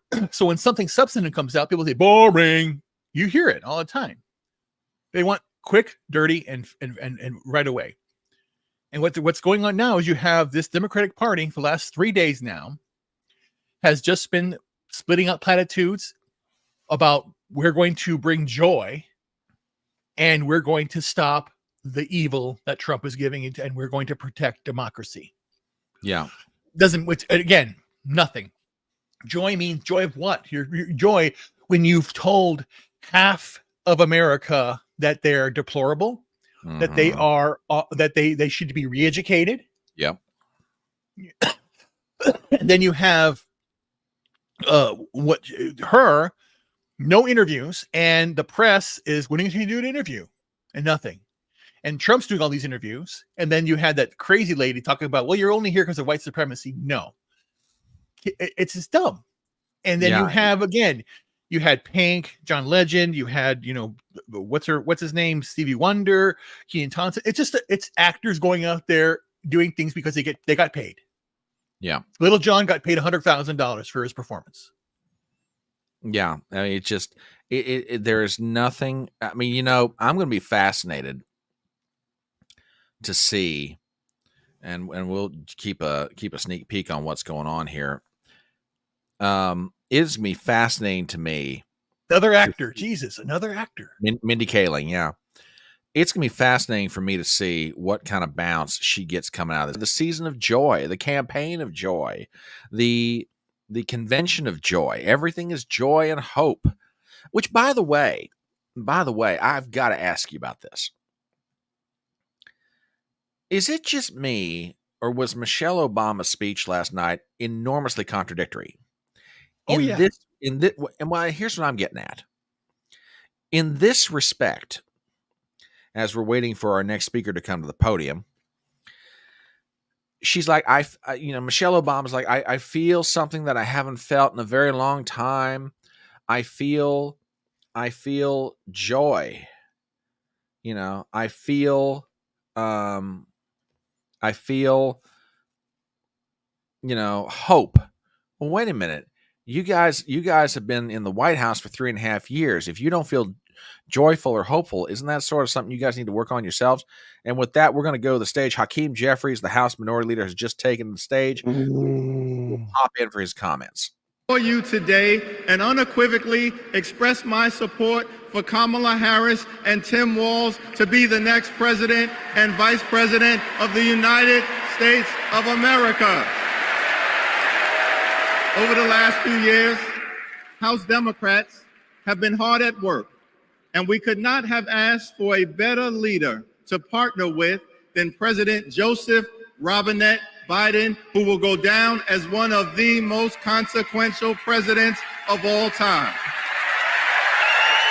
Last month, President Biden selflessly passed the torch to Vice President Kamala Harris, oh my who God, is ready, willing, and able to fight for the people. Kamala Harris is a courageous leader, a compassionate leader, and a common sense leader who will deliver real results for everyday Americans. Kamala Harris is fighting for our freedom. Kamala Harris is fighting for our families. Kamala Harris is fighting for our future. Together, let's make Kamala Harris the 47th President of the United States of America. This guy is Obama light. In our great country, when you work hard and play by the rules, you deserve to earn a living wage. You deserve to have an affordable place to call home. You deserve to educate your children in a great public school that is free from gun violence. And you deserve high quality, affordable health care, and you deserve the chance to one day retire with grace and with dignity. But for far too many people in our great country, they are struggling to live paycheck to paycheck. And as a result, the American dream is out of reach. Here's the thing. Extreme MAGA Republicans don't care about everyday Americans. They only care about themselves. Our approach, led by Kamala Harris and Coach Walz, is very different. We care about you, the American people. And we will fight hard to make sure that the American dream is alive and well in every single community. Now, the road ahead will not be easy, which brings me to you know who. Donald Trump is like an old boyfriend who you broke up with, but he just won't go away. He has spent the last 4 years spinning the block, trying to get back into a relationship with the American people. Bro, we broke up with you for a reason.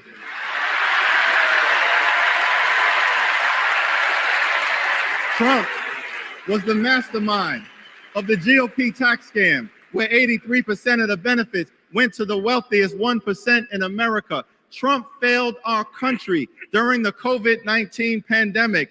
Trump is a chaos agent who is focused on himself, not the American people. Trump tried to destroy our democracy by lying about the election and inciting a violent mob to attack the Capitol. Trump put 3 extreme justices on the Supreme Court who destroyed Roe v. Wade. We broke up with you for a reason.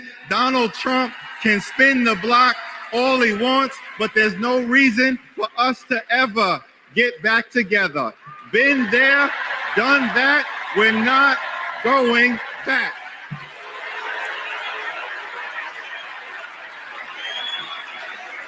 Kamala Harris and House Democrats will always put people over politics. Kamala Harris and House Democrats will lower costs and grow the middle class. Kamala Harris and House Democrats will will fix our broken immigration system and secure the border.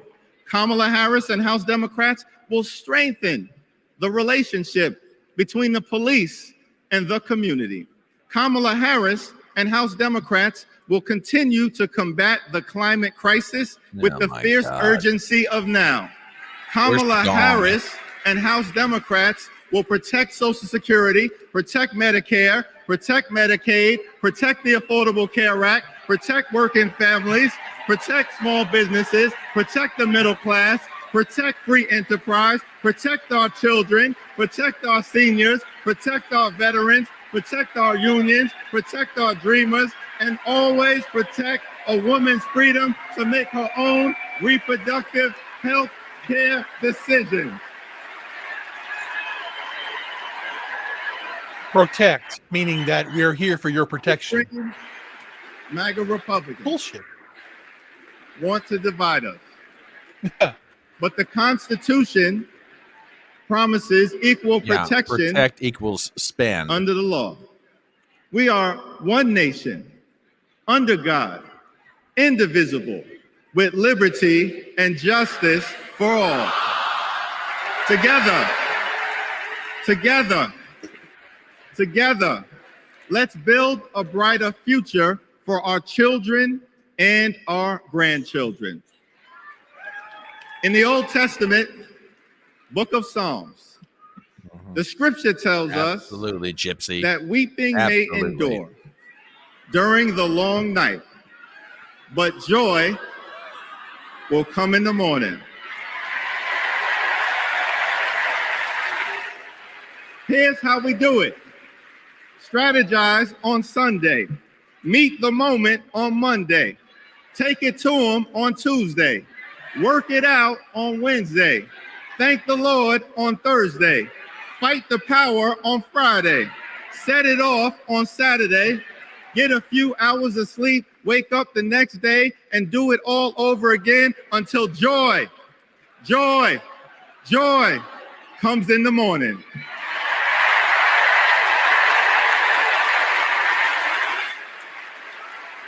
Now there's only 76 days left. There are only 76 days left. We must continue to speak up. We must continue to show up. We must continue to stand up, not as Democrats or Republicans, but as Americans. And when we do, nothing can stop Kamala Harris from becoming the 47th president of the United States of America. Nothing can stop House Democrats from taking back the majority. Nothing can stop the American people from continuing our march toward a more perfect union. Nothing can stop us.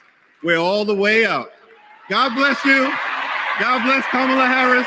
May God bless the United States of America. Ruben? It just hit me who he reminds me of. I think I've got a nickname for him now.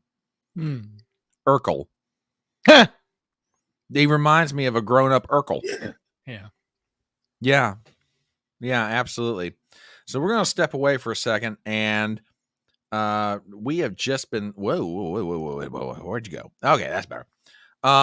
Sorry about that, folks. Yeah, the technical expertise on this show is just absolutely astounding to everyone. And Gypsy sent over something. And by the way, if you've got memes, if you've got news articles, what have you, yeah, by all means, please put them out there. We'll put them up here tonight. And a little bit of perspective on this whole joy thing. Notice the following headlines, if you will, from various newspapers. New York Times, Harris used to worry about laughing. Now joy is fueling her campaign. From Vanity Fair, sweet emotion, how the Harris Walls ticket wields joy against Donald Trump. Salon.com, bringing back the joy. Kamala Harris rally blows away. All right, using the word blow and Kamala Harris in the same sentence, probably not a good idea. Blows away J.D. Vance's weird appearance across town. The Washington Post, Harris and Walls seize on joyful message. Rolling Stone, and on and on and on it goes. Well, just to give you guys some perspective, this whole joy thing, is not exactly new. Strength through joy. Gemeinschaft Kraft der Freude was a German NSDAP operated leisure organization in Nazi Germany. It was part of the German Labor Front, the national labor organization at the time. Just saying, folks. Just saying. Just some perspective. Anyway, my name is Brian Trippett. I am the Front Porch Conservative. I'm joined by my co-host, Ruben Christopher Haynes. We are doing live coverage of the DNC convention in Chicago, Illinois. We're basically waiting for our next speaker to come to the stage. And I've got a feeling I know who it is, but let's see. Yes. Ladies and gentlemen, we are about to go back in time to the groove yard of forgotten favorites. Former President William Jefferson Bly Clinton is taking the stage. This should be good. So, folks, settle in and let's see what Bubba's got to say. And with that, here we go. No, gotta stop that for a second and keep the gods of YouTube happy. Yeah, Bubba's looking pretty good. You know, must be spent. Well, okay, must be spending less time away from Hillary. Thank you. Thank you. It's Bubba. Thank you. Whoa. Man, that guy's living hard.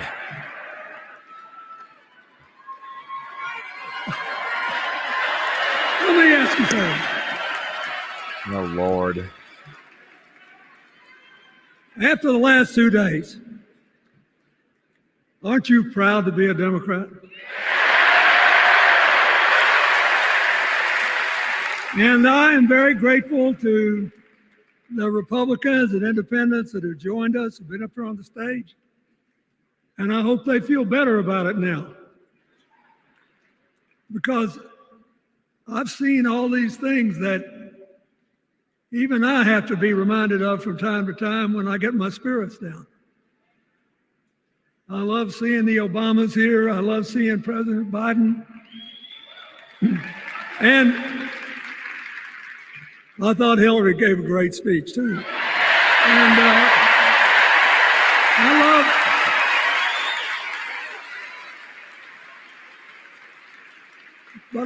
I love seeing all these young leaders. A bunch of them are coming up after me. They look better, they sound better, and they'll be exciting. I do want to say one word about President Biden. Remember, he had an improbable turn that made him president. And we were in the middle of a pandemic and an economic crash. He healed our sick and put the rest of us back to work. And he strengthened our alliances for peace and security. He stood up for Ukraine. He's trying desperately to get a ceasefire in the Middle East.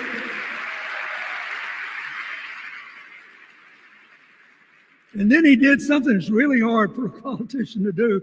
He voluntarily gave up political power. And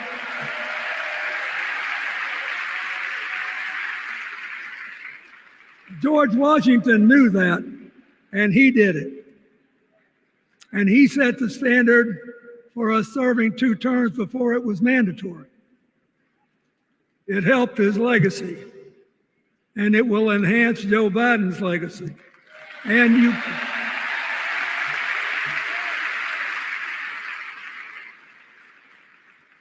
it's a stark contrast to what goes on in the other party. So I want to thank him for his courage, compassion, his class, his service, his sacrifice.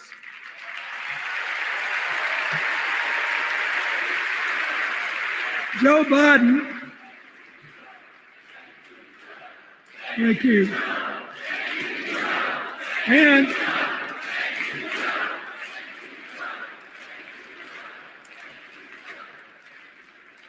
He kept the faith, and he's infected a lot of the rest of us. Now let's cut to the chase. I am too old to gild the lily. 2 days ago, I turned 78, the oldest man in my family of 4 generations.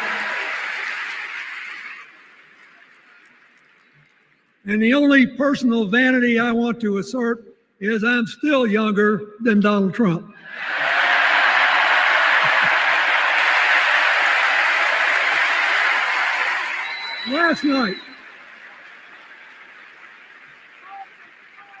Last night, in what I thought was a very moving series of episodes, we nominated Kamala Harris and Tim Walz. And just think about that. 2 leaders with all-American but still improbable life stories.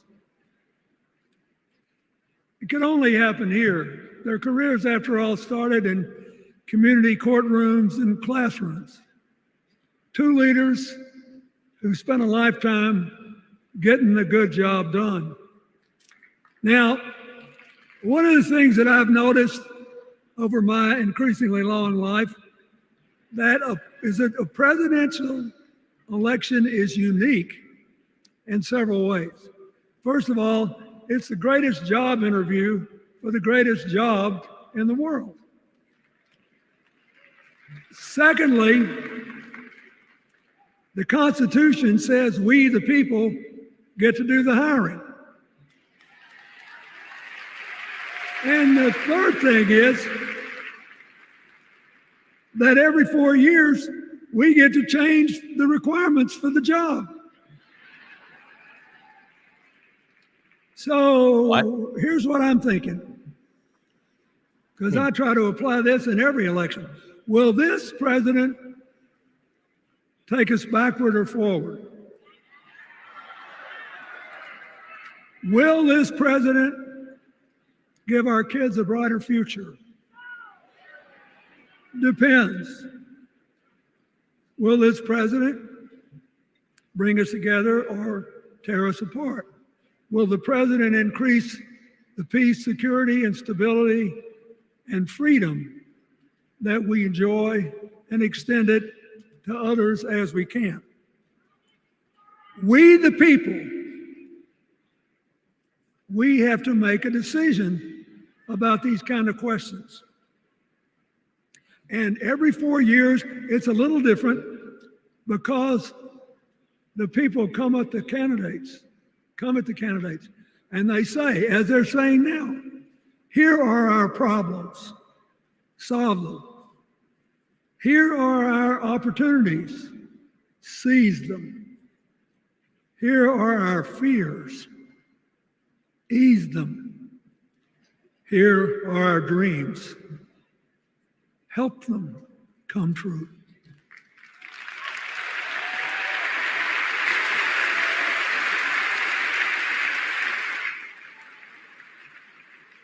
A president can answer that call by saying, I'll do my part, but you have to help me. We have to work together. Or you can dodge what needs to be done by dividing, distracting, and diverting us. So in 2024, we got a pretty clear choice, it seems to me. Kamala Harris for the people,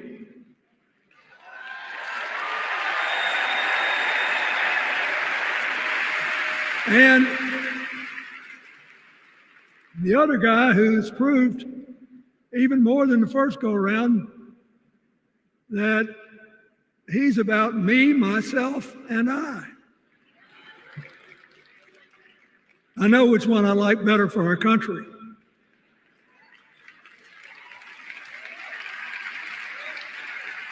Kamala Harris will work to solve our problems, seize our opportunities, ease our fears, and make sure every single American, however they vote, has a chance to chase their dreams. You know, when she was young, she worked at McDonald's. And she greeted every person with that 1,000-watt smile and said, "How can I help you?" Now she's at the pinnacle of power and she's still asking, "How can I help you?"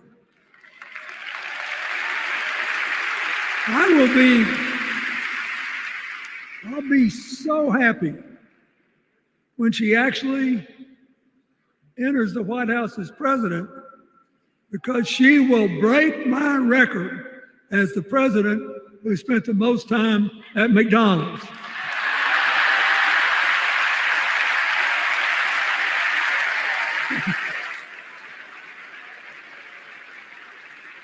Now, but we got an election to win. And remember, we've got a guy that's pretty good at what he does. Donald Trump has been a paragon of consistency. He's still dividing, he's still blaming, he's still belittling other people. He creates chaos and then he sort of curates it as if it were precious art. Let me say, not a single day goes by, even though I've been gone for well over 23 years from the White House, not a day goes by that I don't thank the Lord for the chance I had to serve and what it meant. Oh, I thought you were thanking the Lord because you're not in jail. One of the reasons, thank you. Wait.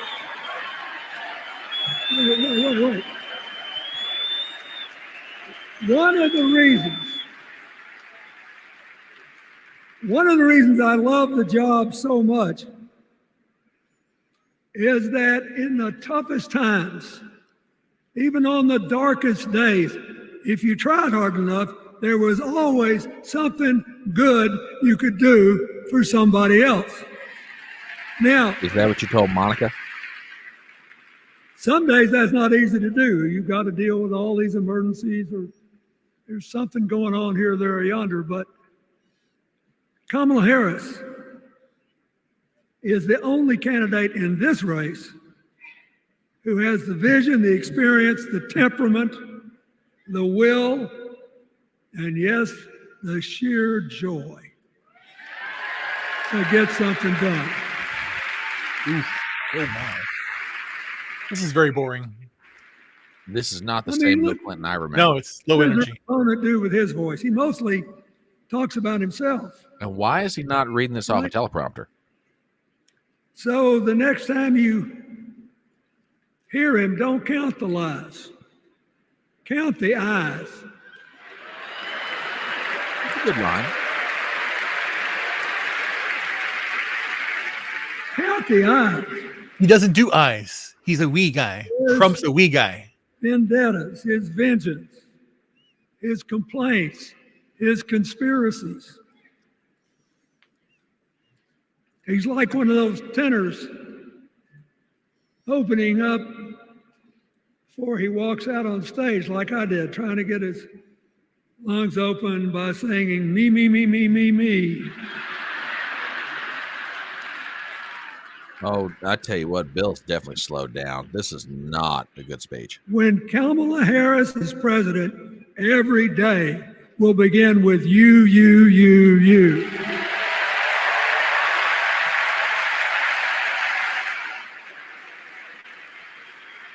You will comply. You will do we what the regime ask says. ourselves the questions if we're going to hire a president. Do you want to build a strong economy from the bottom up and the middle out? Or do you want to spend the next 4 years talking about crowd size?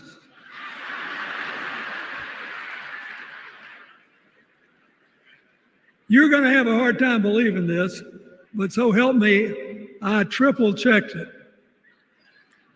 Since the end of the Cold War in 1989, America has created about 51 million new jobs. I swear I checked this 3 times. Even I couldn't believe it. What's the score? Democrats 50, Republicans 1.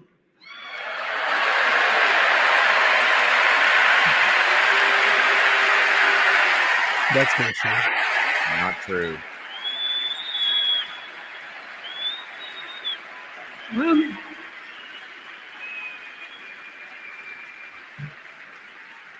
I'm glad that we've got a championship winning coach on our team.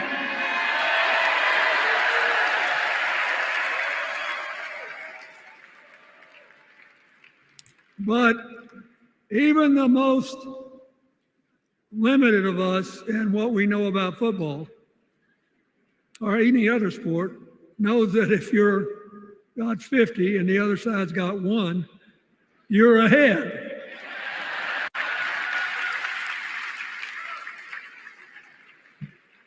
What about affordable housing? It's a terrible problem in America now. We need more.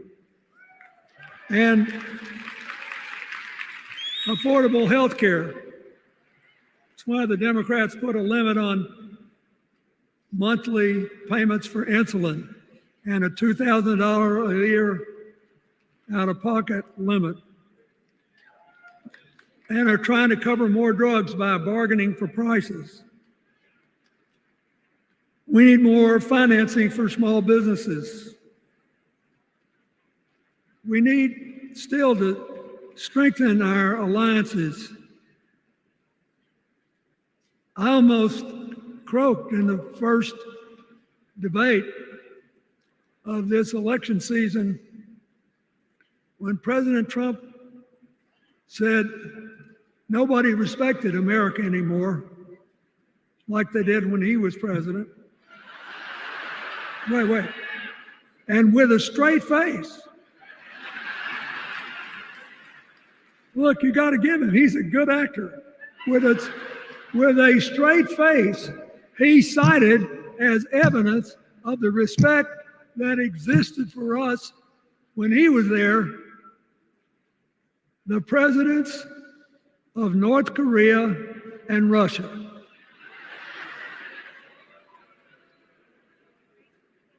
I'd rather have the people who respect us now. And one of the things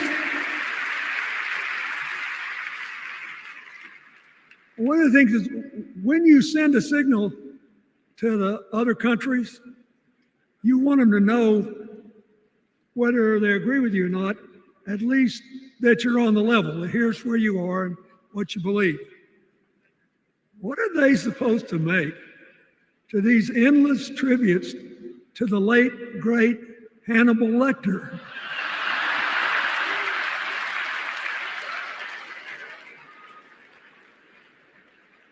I mean, President Obama once gave me the great honor of saying I was the explainer-in-chief. Folks, I thought about it, and I don't know what to say.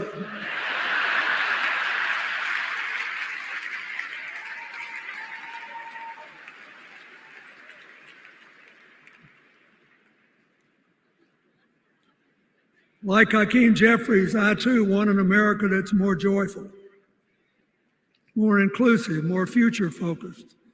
Just think what a burden it's been on us to get up day after day after day after day, buried in meaningless hot rhetoric, when there's so many opportunities out there, so many problems that need to be solved. I want that. And that's the America Kamala Harris will lead. And she's already made her first presidential decision, and she knocked it out of the park when she asked Governor Tim Walz to be her nominee for vice president. This is a horrible speech by Bill. Just terrible. As they used to say, when I was a young man growing up in Arkansas, you do not have to That be right, small town. all broke out with brilliance. You just look at Tim Walz, listen to him, follow his record as a teacher, as a coach in the National Guard, as a congressman, where he was the only Democrat, save one, elected in that district in more than 100 years. And he stayed a long time. And then he became a great governor. Why is he not doing this off a teleprompter? He's looking down at Well, his I think he, if he's a teleprompter, he would need glasses. The courage. My guess, and he's reading it off of paper Among his rural because constituents. he doesn't want to look. He doesn't want to appear old, even though he is appearing very old. These assault That's my weapons guess. Yeah, available to people who can kill our kids in school. Sometimes it's hard to read when you get older. I'm guessing. I don't know. He's more comfortable reading it like that, I guess. I don't know. But it's just weird, the delivery. I mean, I know it's very weird. Yeah. So armed with her first decision, Kamala Harris confronts an interesting. Because he never read the thing. He hasn't practiced this. He's reading it for the first time. He's never. Yeah, this. I mean, look. We've got energy. We are happy. We feel like a load's off our shoulders.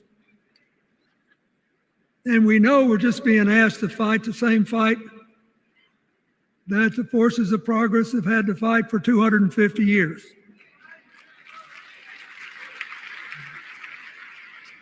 In the face of stiff and often violent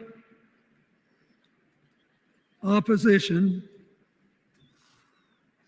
we have to find a way to go forward together, where we the people make our union more perfect. So that's a good thing. How could we possibly lose? Kamala Harris has fought for kids her whole life that were left out and left behind. She's taken on gangs trafficking across the border. She's fought to protect the rights of homeowners. He is putting She's that been our leader in the sleep. fight for reproductive freedoms, and we know a majority of the American people are with us on that. He is literally putting that arena to sleep. And she's gained an invaluable amount of experience as vice president, advancing our values and interests around the world. She's already said she's going to work really hard to make sure that no American working full-time lives in poverty or has to worry about their children living in poverty. He says that we got to make home ownership an achievable dream for everyone, not just a privilege. She said that and this meant a lot to me, that she would protect everybody's right to vote, whether or not they voted for her. They were citizens and they deserve the right to vote.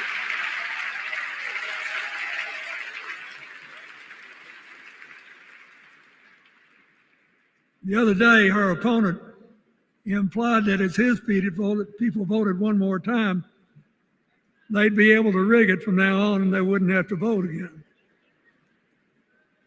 You think they're kidding, but I know a lot of these folks, and most of them are really good people, but some of them think that they are bound to dominate America politically, economically, and socially, and they have to use politics to do it, and they should rig the system. I don't believe that. And so here's what I want to tell you. We've seen more than one election slip away from us when we thought it couldn't happen, when people got distracted by phony issues or overconfident. This is a brutal tough business. I want you to be happy. One of the reasons that President-to-be Harris is doing so well is that we're all so happy.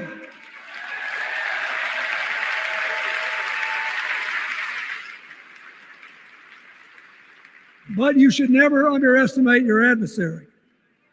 And these people are really good at distracting us, at triggering doubt, at triggering buyer's remorse.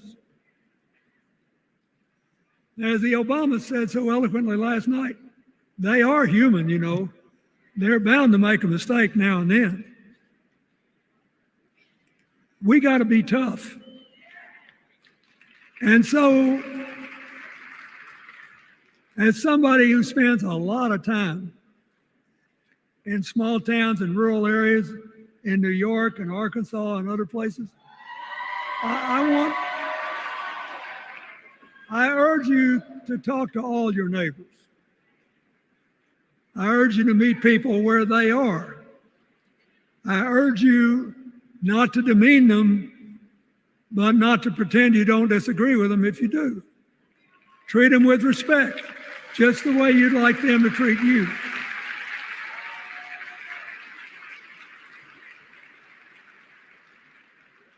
Ask for their help and then follow our leader, Kamala, and ask them, how can I help you? We Democrats right now have a lot of hay in the barn. We've got massive achievements, massive advances, but there's still a lot of slips between today and Election Day that we have to navigate. And so I want to say this from the bottom of my heart. I have no idea how many more of these I'll be able to come to. I started in '76 and I've been to every one since. But no, 72. Lord, I'm getting old. But here's what I want you to know. If you vote for this team, if you can get them elected and let them bring in this breath of fresh air, but the Democrats have been running everything for 4 years. For the rest of your life. Your children will be proud of it. Your grandchildren will be proud of it.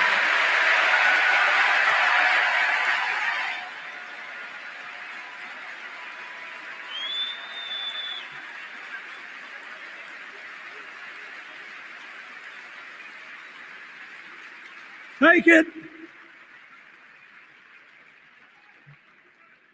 from a man who once had the honor to be called in this convention, the man from hope. We need Kamala Harris, the president of joy, to lead us. Just the words. This is So awful speech. I'll be doing my part, you do yours. I'll see you when we're making a real joyful noise when the votes are counted. God bless you, and God bless America.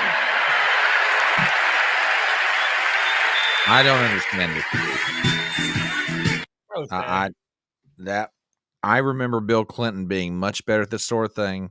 Yes. I mean, I understand he's 78 years old. He's gone through heart problems.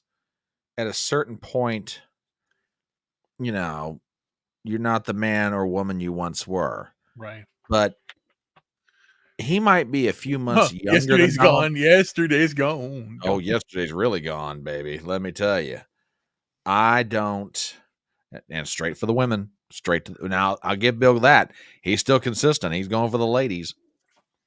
But I mean, I have never, I mean, now granted, I haven't followed Clinton in a long time. Bubba's been off the scene, but and here, Ruben, here's what I don't understand. This season of joy, the Democrats have been in charge for the past 3.5 years. They are counter messaging their own message. I know. mean, empty platitudes. That's what it is right now. Well, but I mean, it's not even so much empty. I mean, my point is, it's not even empty platitudes. If you vote them in, they'll bring in a season of joy. Well, what have you guys had for the past 3.5 years? You've been telling everybody that everything's hunky-dory.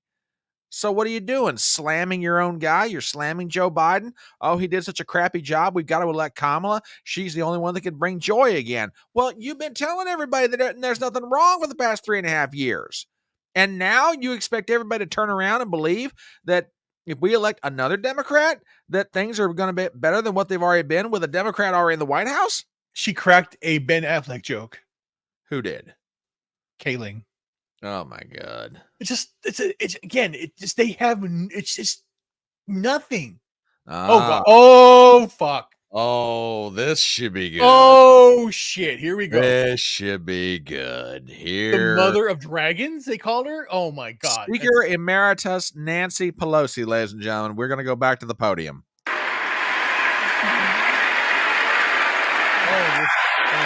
Get ready with your best booing and hissing, ladies and gentlemen. Here we go. Hello, California. Architect of the insurrection. Hello, Maryland. Hello, Democrats. Goodbye, you witch. On January 20th, 2021, with the inauguration of Joe Biden and Kamala Harris, we established one of the most successful presidencies of modern times. And we quickly proved that Democrats deliver.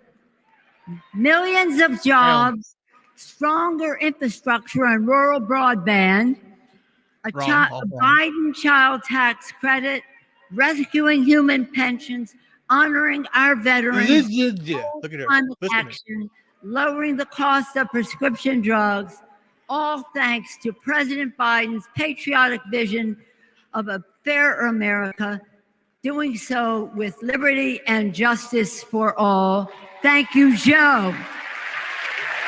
Now let's quit talking about the old man.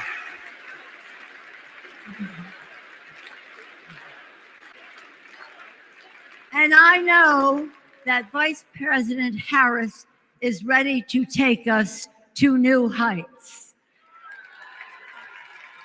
All right. How many drinks in is she? 3 or 4? Harris for decades.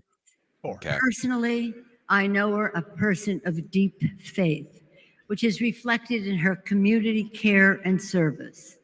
Officially, she is a leader of strength and wisdom and eloquence on policy, most recently demonstrated fighting for women's right to choose. Politically, she is astute and strategic in winning difficult elections, quickly securing the nomination with dignity and grace, and choosing Tim Walz as our vice president. I had the honor of serving with Tim for 12 years in the Congress.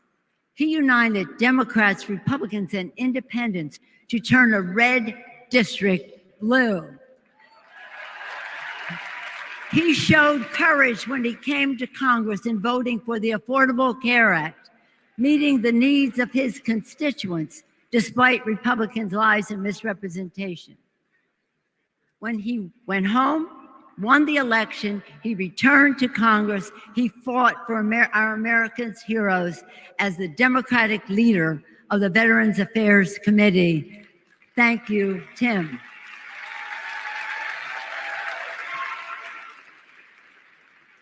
January 6th was a perilous moment for our democracy. Oh, God, you're going to go Never there, lady. before had a president of the United States so brazenly assaulted the bedrock of our democracy, so gleefully embraced political violence, so willfully betrayed his oath of office.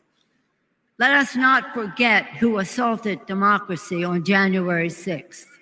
And let us not forget you admitted responsibility for what happened. Let us not You forget did. who saved democracy that day. We did. Shut the fuck up. And thank God we had a Democratic House of Representatives then. We returned to the Capitol that very same night. We insisted on certifying the election results on the floors of the House and the Senate. And we demonstrated to America and to the world that American democracy prevailed.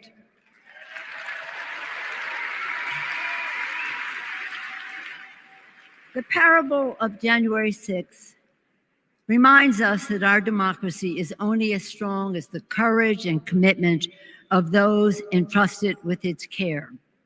And we must choose leaders who believe in free and fair elections, who respect the peaceful transfer of power. The choice couldn't be clearer. Those leaders are Vice President Harris and Governor Walz.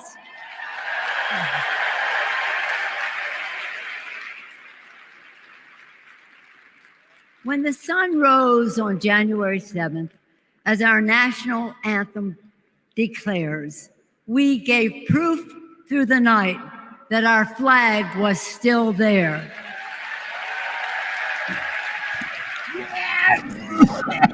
Now, that's terrible. Holy shit. To do the same, to stand together, to reject autocracy, to choose democracy, and we will do so by electing a Democratic House with Hakeem Jeffries as Speaker of the House.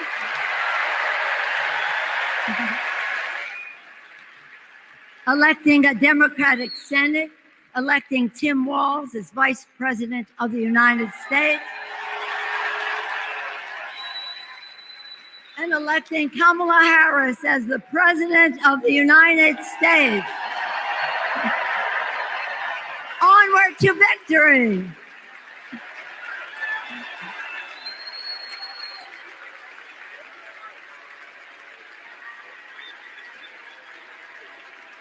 That was boring. Oh, Jesus. That was horrifyingly bad. And that, ladies and gentlemen, was the Wicked Witch of the West, the San Francisco treat herself, former Speaker of the House, Nancy Pelosi.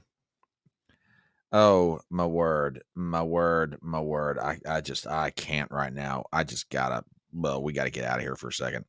By the way, ladies and gentlemen, I don't know if anyone has seen this, but I tell you what, photographers these days can do amazing things with angles. And, as Bill Clinton was standing up there taking us back to a time when he graced the stage more often than he does these days, well, somebody caught a really good picture of him that I think, I think does him more justice. Here's a picture of Bill Clinton at the Chicago DNC. Man, I said they were going for the groove yard of forgotten favorites tonight, but Ruben, look, and I'm not trying to speak ill of Bill Clinton. Believe me, there's a lot of reasons why I don't like that guy. But I'll tell you what, you talk about, I think it was Small Time Republic who said he's lost something off his fastball. God, he looked awful. Looked awful, sounded awful. And I still go back to, why in God's name did they not let him speak off a teleprompter? I mean, did he not give them the speech ahead of time, or they couldn't adjust the teleprompter for his benefit? I mean, that was weird. I've seen Bill Clinton use a teleprompter. Yeah. He's never had that kind of trouble with public speaking. So I don't know what the heck that was.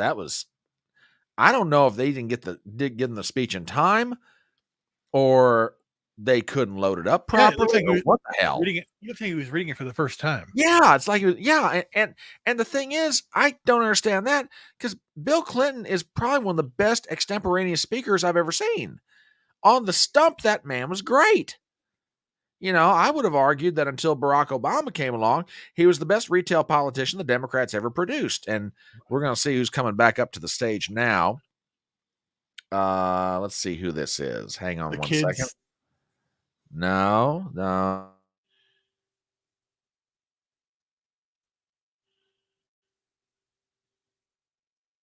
someone named Latifah Simon. I'm not sure exactly who that is, but okay. Well, we'll keep an eye on the stage. But yeah, this Ruben, I said it earlier this evening. The Democrats have got to do something because the first 2 days of this convention are just absolutely doing nothing for them. And I tell you what, if this is the primetime lineup, you brought back you dug up Beetlejuice Clinton, and then you brought in, the Wicked Witch of the West, Nancy Pelosi. You guys have got to do something here. Democrats, I'm serious. Your convention, you hear that sound going down the toilet? Okay? That's your convention right now. That's the bump you ought to be getting out of your convention, and it's just going right down the drain. Yeah. It's just awful. And guys, you know me, I will cover political events. I'll talk politics, but I tell you what, I'm almost ready to apologize to you guys. I am. I'm almost ready to do it. Not for the fact that Ruben and I are not interesting, witty conversationalists, that we could carry the Titanic on our backs if it got down to it, just by, I've got a motor mouth that won't quit, and Ruben is a smooth talker. But even with our talents, you can't shine a turd. Yeah, because a turd. Remember yesterday we said it was boring. Yeah, but we gave zingers because they had opening for zingers. Yeah, here it's regurgitated crap. There's nothing to like. It's like almost it's almost, how'd you say it? There's no point in memeing them because they're already embarrassing themselves. Yeah. And you know what, small time, if you did this, I would understand completely.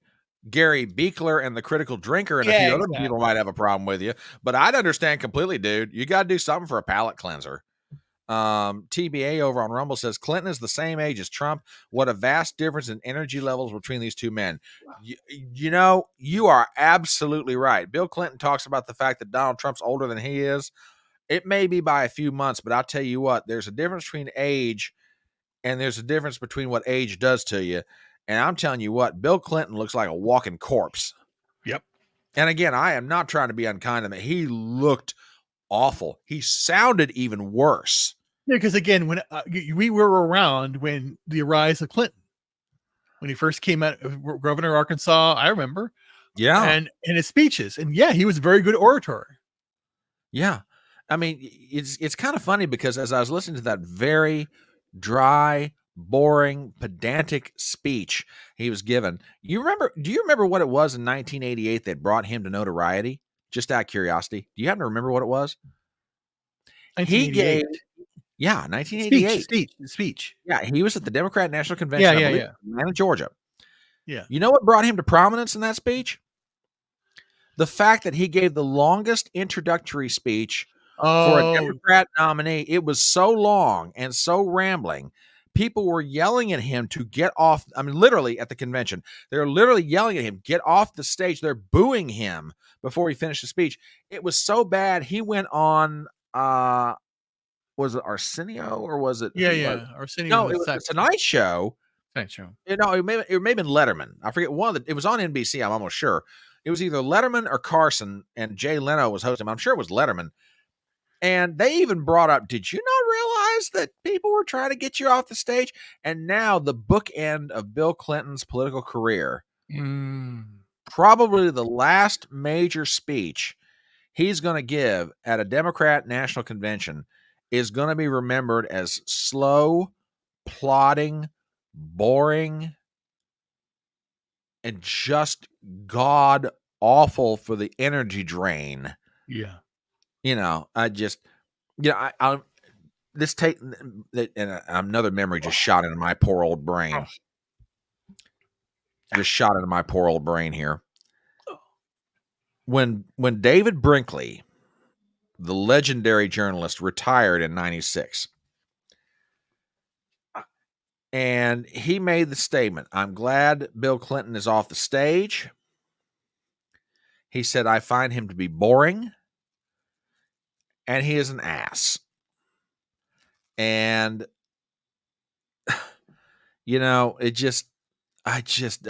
I I understand he's a former Democrat president. I understand that you try to show respect to leaders of your party. I get it.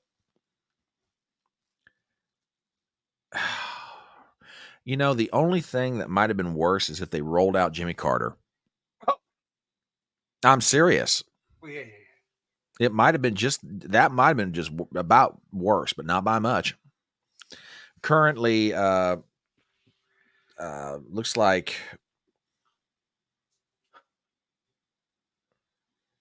it looks like Kamala Harris's brother Tony West is at the podium right now. The other notable speakers on the evening are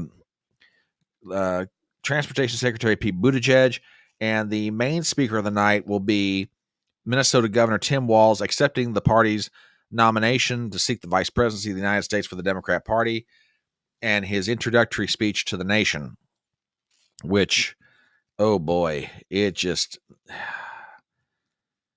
They've got to do something. It might backfire. I think it could backfire. Well, it also depends on what he says too.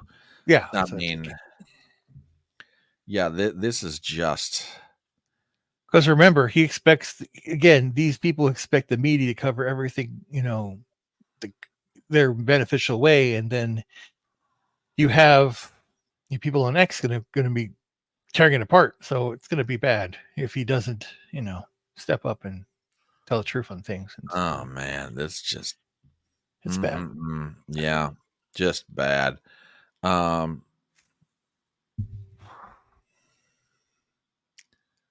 wow, this is interesting.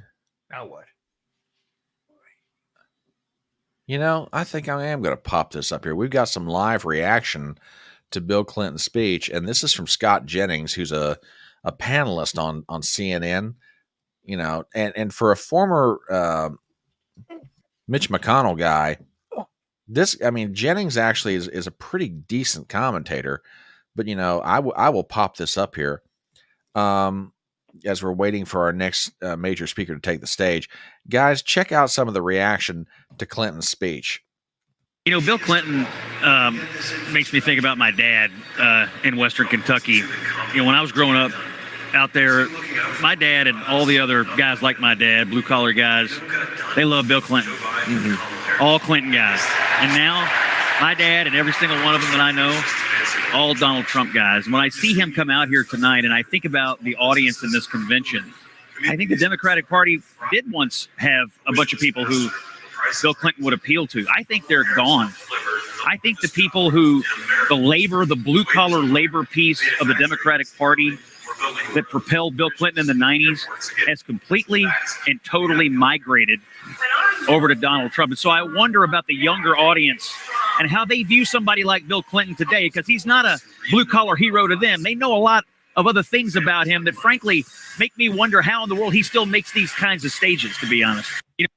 Yeah, that's a good point. That really is a good point. The Democrat Party that Bill Clinton knew is gone. Just absolutely gone. Now, I will disagree with Jennings on one point, and that is I honestly think that all these Bill Clinton Democrats have migrated over to Donald Trump. I don't necessarily think that's the case. I think they're still up for grabs. Some of them. I think some have, but I don't think all of them. But the Democrat Party that Bill Clinton knew in the 1990s, it's gone. It is. I'm honestly surprised Bill Clinton didn't get booed off the stage. Mm-hmm. I'm serious. Not just for the bad speech either. Oh. And by the way, I want to thank TBA. He paid both of us a very nice compliment over on the Rumble. He says, before I forget, you gents put on a very great podcast. Well, thank you very much, sir. We do appreciate that.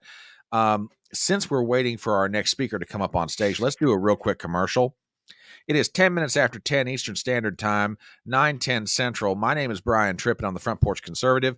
I've got a channel on Rumble, and I got a channel on YouTube. If you're not subscribed to my channel, please do so. I'm also out on Twitter at TheFrontPorchC1. And my good colleague here tonight is Ruben Christopher Haynes. I will let him extol the virtues of where he is on social media. And Ruben, take it away. You can find me on Rumble, YouTube, X, Instagram at Ruben Haynes. I haven't really put much out on Rumble and YouTube because, again, I've been very ill, but I'm recovering. But what I have been doing, what we must be doing, is communicating on the digital front porch, which is X, Twitter, formerly Twitter. And that you can find me there. So my story's there. I have stuff on YouTube. You find me. And basically, I consider myself the John Hancock of the internet because I use my real name. You type my name in, I pop up. It's me. It's out there. It's public. Because again, you have to be authentic. Believe in America. Believe in yourself, and fight for our freedoms. I'm glad being here. Thank you, Brian. Oh, thank you very much. And a couple of housekeeping items, at least from my side of it. Darius Simpson's going to be joining us here probably in about a half an hour or so. He messaged me on. He messaged me on Twitter, said, "Hey, can I come on in about?" I said, "Yeah, absolutely, man, come on." So he's going to be coming on here in about 45 minutes to help us close it out the night. Also, by way of housekeeping, this Friday at 12 noon Eastern, I will be doing a special Chicago version of Chatting on the Porch, and my very special guest will be the legendary John Cass, formerly of the Chicago Tribune, legendary columnist in the Windy City. He's now the proprietor of johncassnews.com. Absolutely fantastic writer with a great perspective, given his years in Chicago, a perspective on city politics, state politics in Illinois, national politics, as he's a nationally syndicated writer. And just, I am so looking forward to this conversation. So it'll be 12 noon Eastern this Friday, August 23rd. Please join us and spread the word around. I'll start putting out the message tomorrow, really in earnest. But yeah, I am really looking forward to this interview with the great John Cass. And as I say, we're waiting for any number of things here. We've been given a couple of different things going on. All right, let's see who's up on stage next. Catherine what? Cortez Masto, who is a senator from Nevada. She's currently speaking. We do have some memes that have come in. Good. And various things. Darius did forward us something while we're waiting, and I'll pop this up on stage. This is actually kind of funny.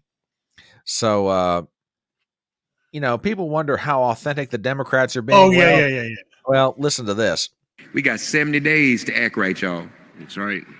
Now, after 7 days, we can go back there and crazy. Right? Now, what? What did he say? We got 70 days to act right, y'all. That's right. Now, after 7 days, we can go back there and crazy. Right? Okay. Very interesting. And Miss Chaya has just forwarded me something. Let me see. Let me see what I have been sent. Hang on, y'all. Chaya, where did you send this to me, dear? Because I am looking through. I couldn't find it. I couldn't find it either. Oh. Yeah, I couldn't find it. It's not in my DM. It's not in my toilet DM. paper joke? Which toilet paper joke? The one before it? That's a joke. The media. She has a very dry sense of humor. The media, the new quilted ultra pile toilet paper. Okay. There you go.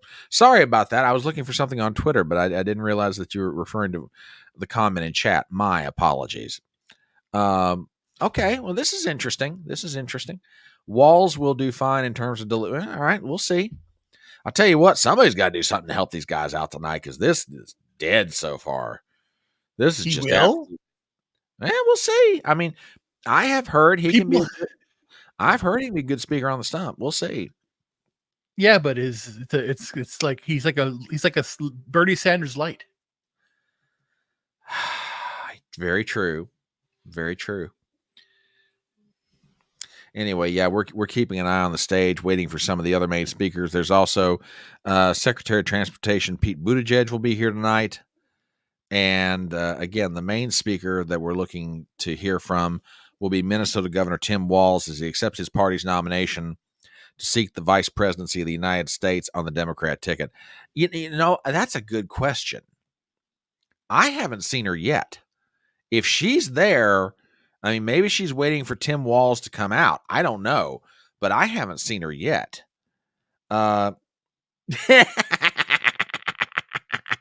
Okay, Ruben, you want to put odds on this? What? Walz coming out. No. But he'll dance as he'll dance as though he is. Oh God. No, he will dance as he's going to come out dancing, or doing something weird like Richard Simmons. Oh God. Or going back to Steve Ballmer. Oh, now wait a minute. I had heard it reported that Josh Shapiro, the governor of Pennsylvania, was not going to be there tonight. Apparently, that is not the case. He's getting ready to take the stage. This is going to be interesting. All right, we're listening in on this one, folks. So with that, we'll go to the stage.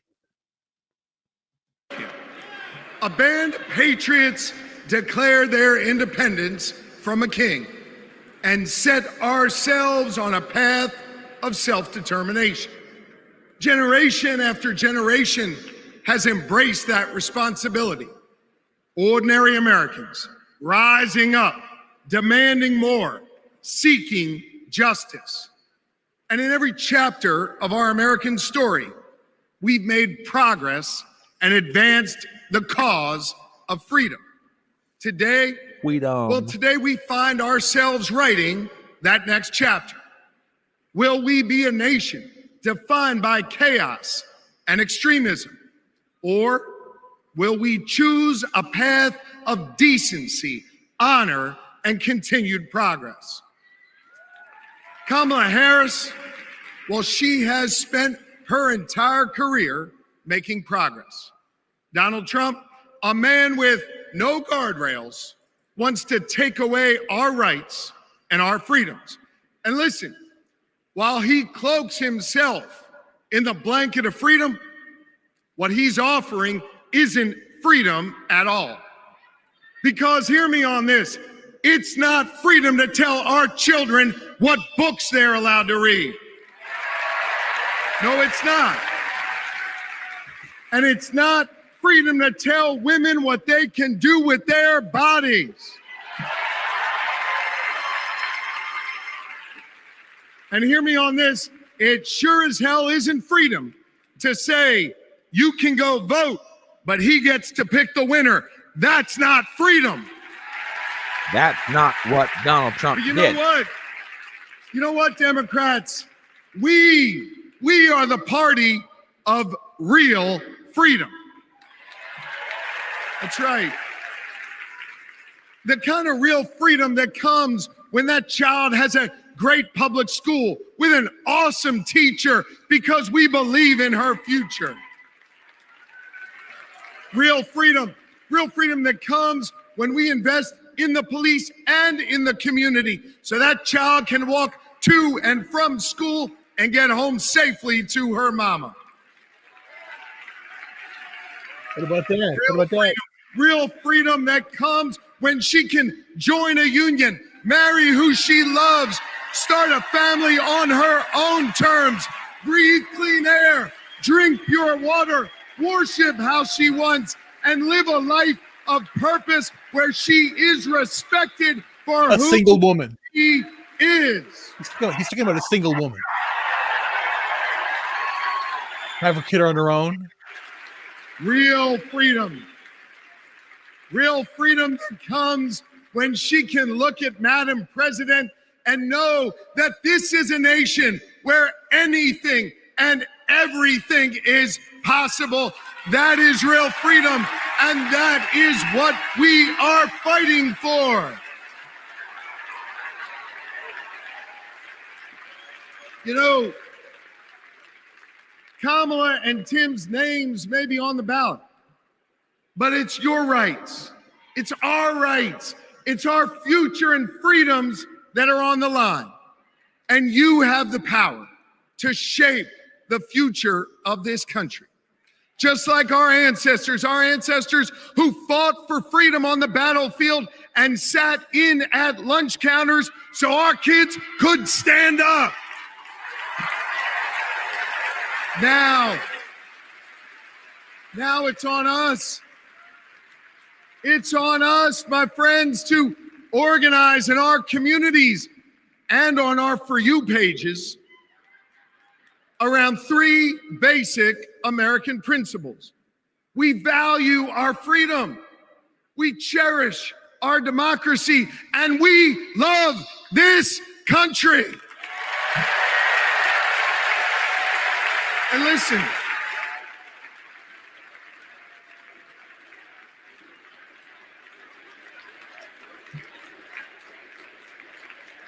we love this country.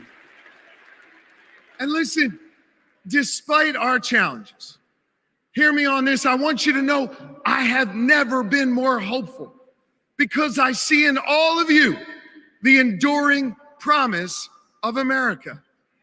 E pluribus unum, out of many one. It's not merely a motto from the past, it's our direction for the future.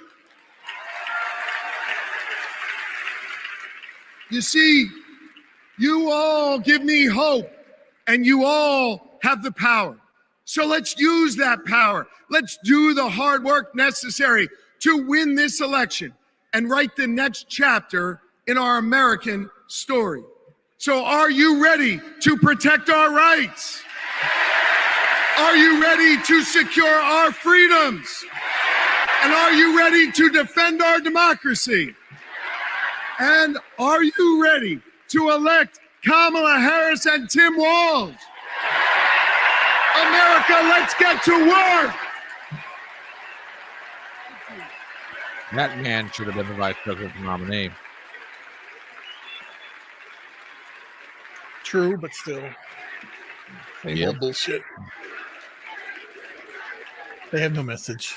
Please welcome author, activist, and youngest presidential inaugural poet in American history. Oh, God, no, please. Amanda Gorman. I want you to say some dumb shit. She's not a poet. She's a fucking fraud. DEI hire completely. True. No talent. I just saw something, and I'm going to put this up here. And given who it's coming from, it's worth mentioning. If for nothing else, we don't know exactly what's going to happen. A lot has been made of Alex Jones's report that, according to sources he's talked to inside the Kennedy campaign, that Robert Kennedy Jr. is going to drop out on Friday. Well, Alex's good friend Roger Stone, the legendary political operative whose career spans back all the way to the days of Nixon, posted this on Twitter, and I think it's definitely worth mentioning. He dropped this about a half an hour ago, and I will read this in its entirety. RFK Jr. In 1970, New York Senate race, Senator Charles Goodell, in a three-way race, leaked that he would be dropping out and scheduled a press conference. He announced he was not dropping out. In 2003, race for governor of New York, billionaire independent Tom Golisano leaked the word that he was dropping out and scheduled a press conference in which he announced he was not dropping out. Both commanded huge media coverage for their lagging campaigns. And someone goes on to say, Roger, respectfully, get out of the way. You constantly are attacking new people making an effort to work with and vote for Trump is having a negative impact. It's time for you to enjoy retirement. This is not helping.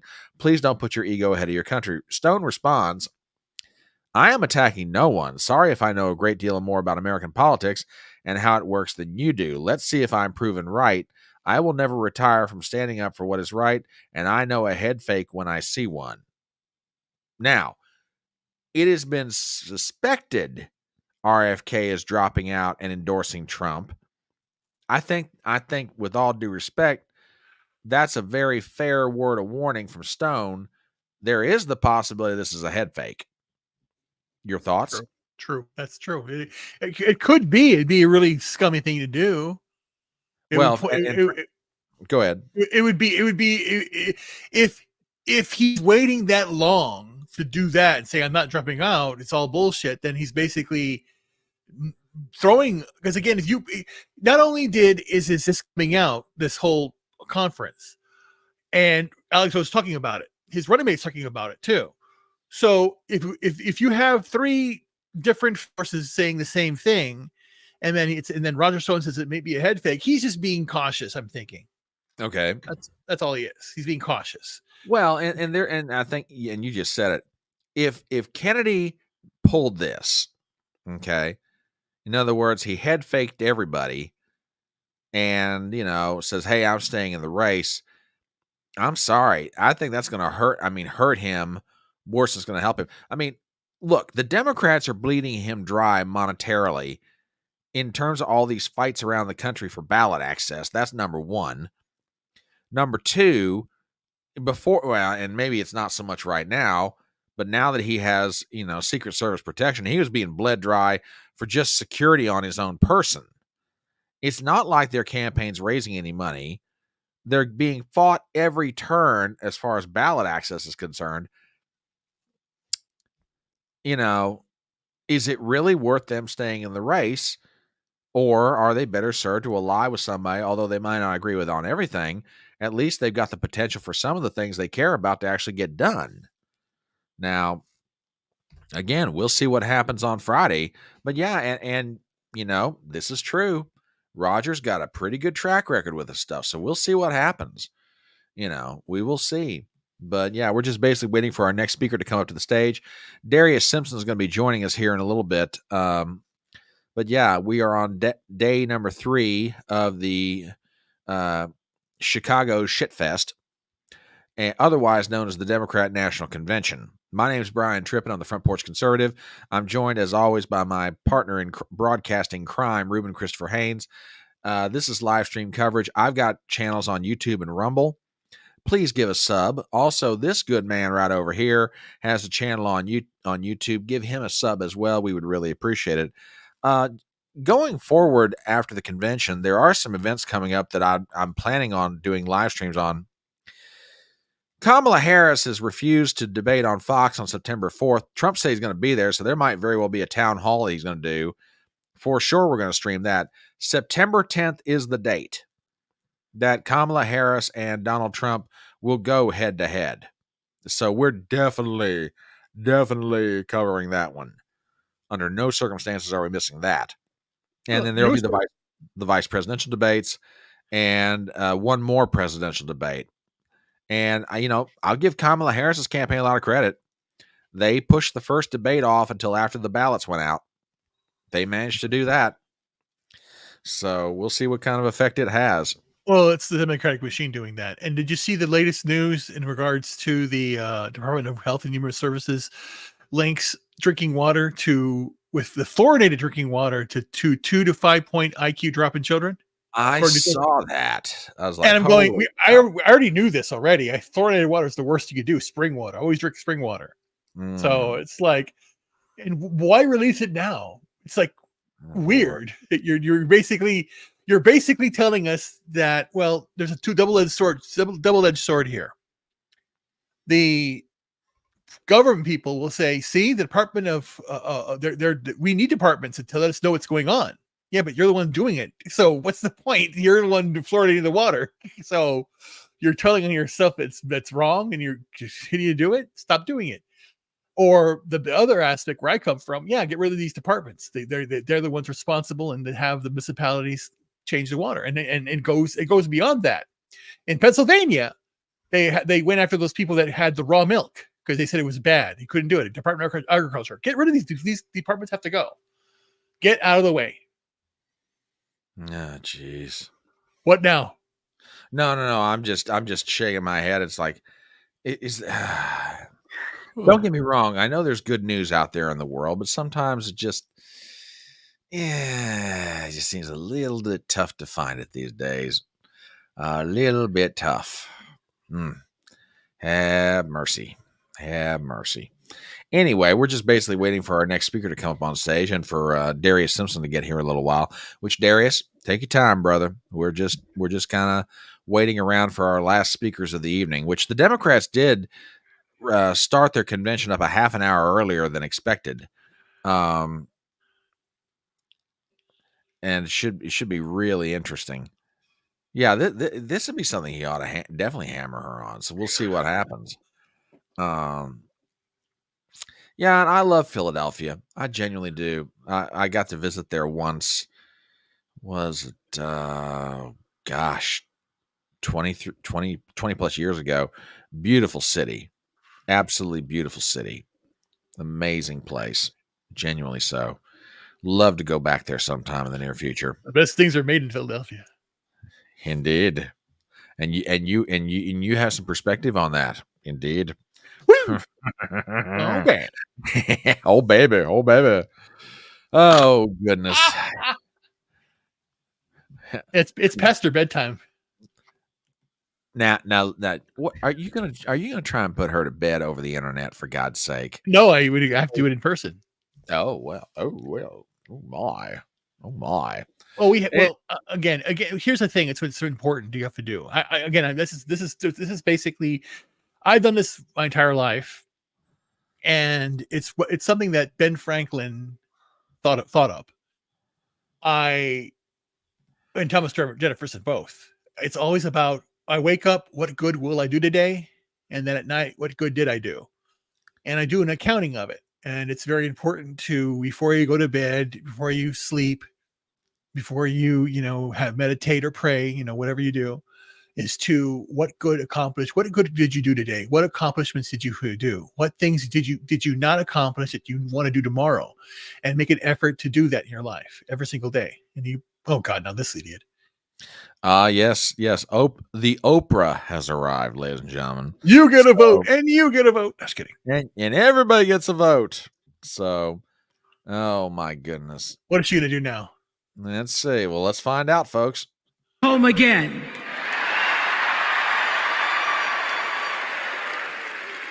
After watching the Obamas last night, that was some epic fire, wasn't it? Some epic fire.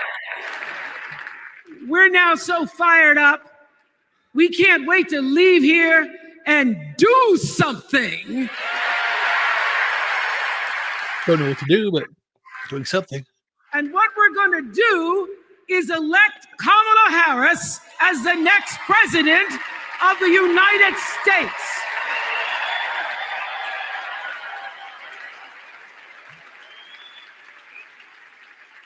I am so honored to have been asked to speak on tonight's theme about what matters most to me, to you, and all of us Americans. Voter freedom. Oh, right. There are people who want you to see our country as a nation of us against them, people who want to scare you, who want to rule you, people who'd have you believe that books are dangerous and assault rifles are safe, that there's a right way to worship and a wrong way to love. People who seek first to divide and then to conquer. But here's the thing. When we stand together, it is impossible to conquer us. Well, you're hive mind. I tell you, hive mind, no thoughts, no soul.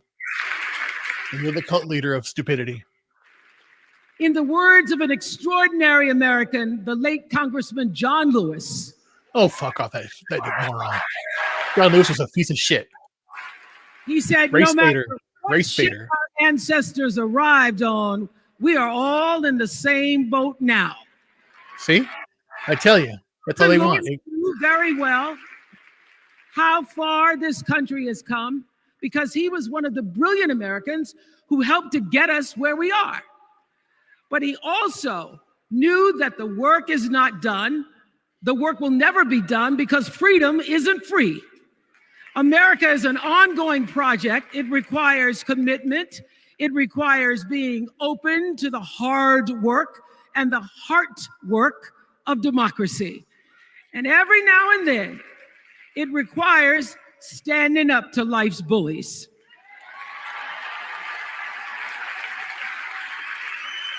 I know this. I've lived in Mississippi, in Tennessee, in Wisconsin, Maryland, Indiana, Florida, Hawaii, Colorado, California, and California. And sweet home Chicago, Illinois.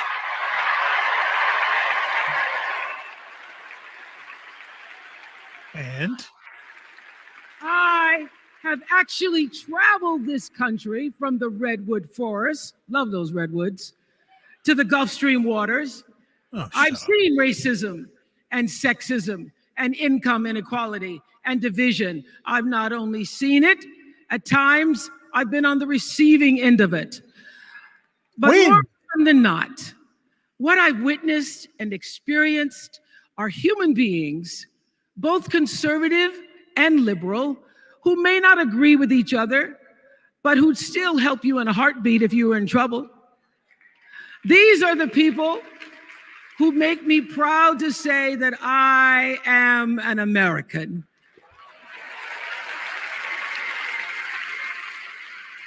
They are the best of America. And despite what some would have you think, we are not so different from our neighbors. When a house is on fire, we don't ask about the homeowner's race or religion. We don't wonder who their partner is or how they voted. No, we just try to do the best we can to save them. And if the place happens to belong to a childless cat lady,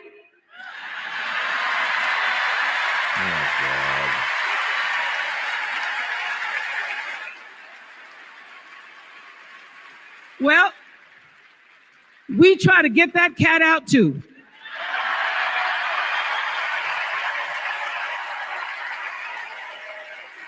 Because we are a country of people who work hard for the money. We wish our brothers and sisters well, and we pray for peace. We know all the old tricks and tropes that are designed to distract us from what actually matters, but we are beyond ridiculous tweets and lies and foolery. These are complicated times, people, and they require adult conversation. He hasn't said a thing yet.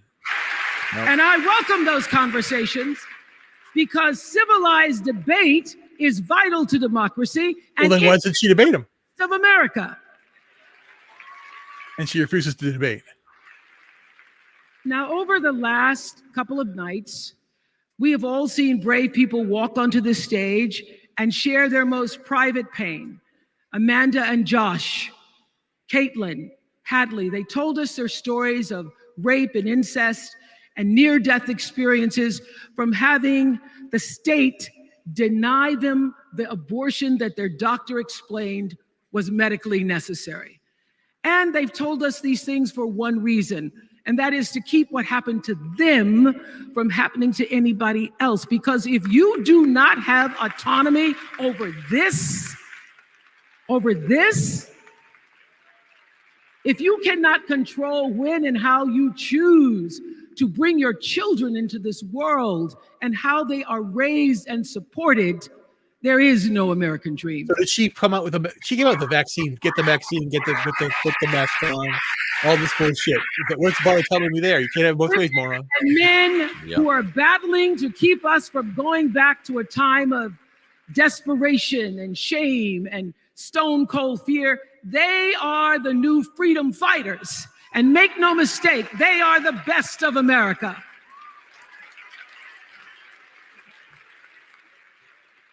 I want to talk now about somebody who's not with us tonight. Tessie Prevost Williams was born in New Orleans not long after the Supreme Court ruled that segregated public schools were unconstitutional. That was in 1954, same year I was born. But I didn't have to head to first grade at the all-white McDonough 19 school with a U.S. Marshal by my side like Tessie did. And when I got to school, the building wasn't empty like it was for Tessie. You see, rather than allowing Madonna to be integrated, parents pulled their kids out of the school, leaving only Tessie and 2 other little Black girls, Gail Etienne and Leona Tate, to sit in a classroom with the windows papered over to block snipers from attacking their 6-year-old bodies. Shut up. Tessie passed away 6 Good. weeks ago. Done. Fucking I don't care. And I tell this story to honor her tonight. More done.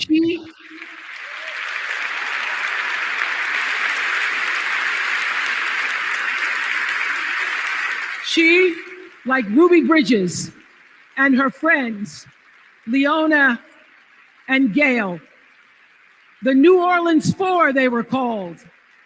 They broke barriers. I thought you said Ruby Ridge. Cheering for it. But it was the grace and guts and courage of women like Tessie Prevost Williams that paved the way for another young girl who 9 years later became part of the second class to integrate the public schools in Berkeley, California. And it seems to me that at school and at home, somebody did a beautiful job of showing this young girl how to challenge the people at the top and empower the people at the bottom. She's a groomer, you know that. She did Haitian, the kids. Not just what is, Yeah. what So, can be. They she's instilled looking in her She's just as evil. passion for justice and Female freedom Jeffrey Epstein. and the glorious fighting spirit necessary to pursue that passion. And soon and very soon, Oh yeah, there she goes. She's singing. She's doing it. She's doing the amputation. and very soon, we're going to be teaching our daughters and sons about how this child of an Indian mother and a Jamaican father, 2 idealistic, energetic immigrants, One of them Marxists. immigrants, Marxists. how this child God of a Marxist. grew up to become the A Marxist. 47th president of the United States. And a Marxist. Are you fucking kidding me? This is That is the best of America. The Marxist can become president. Yes, indeed. Feel it. But again, it's empty shit. Empty. All empty.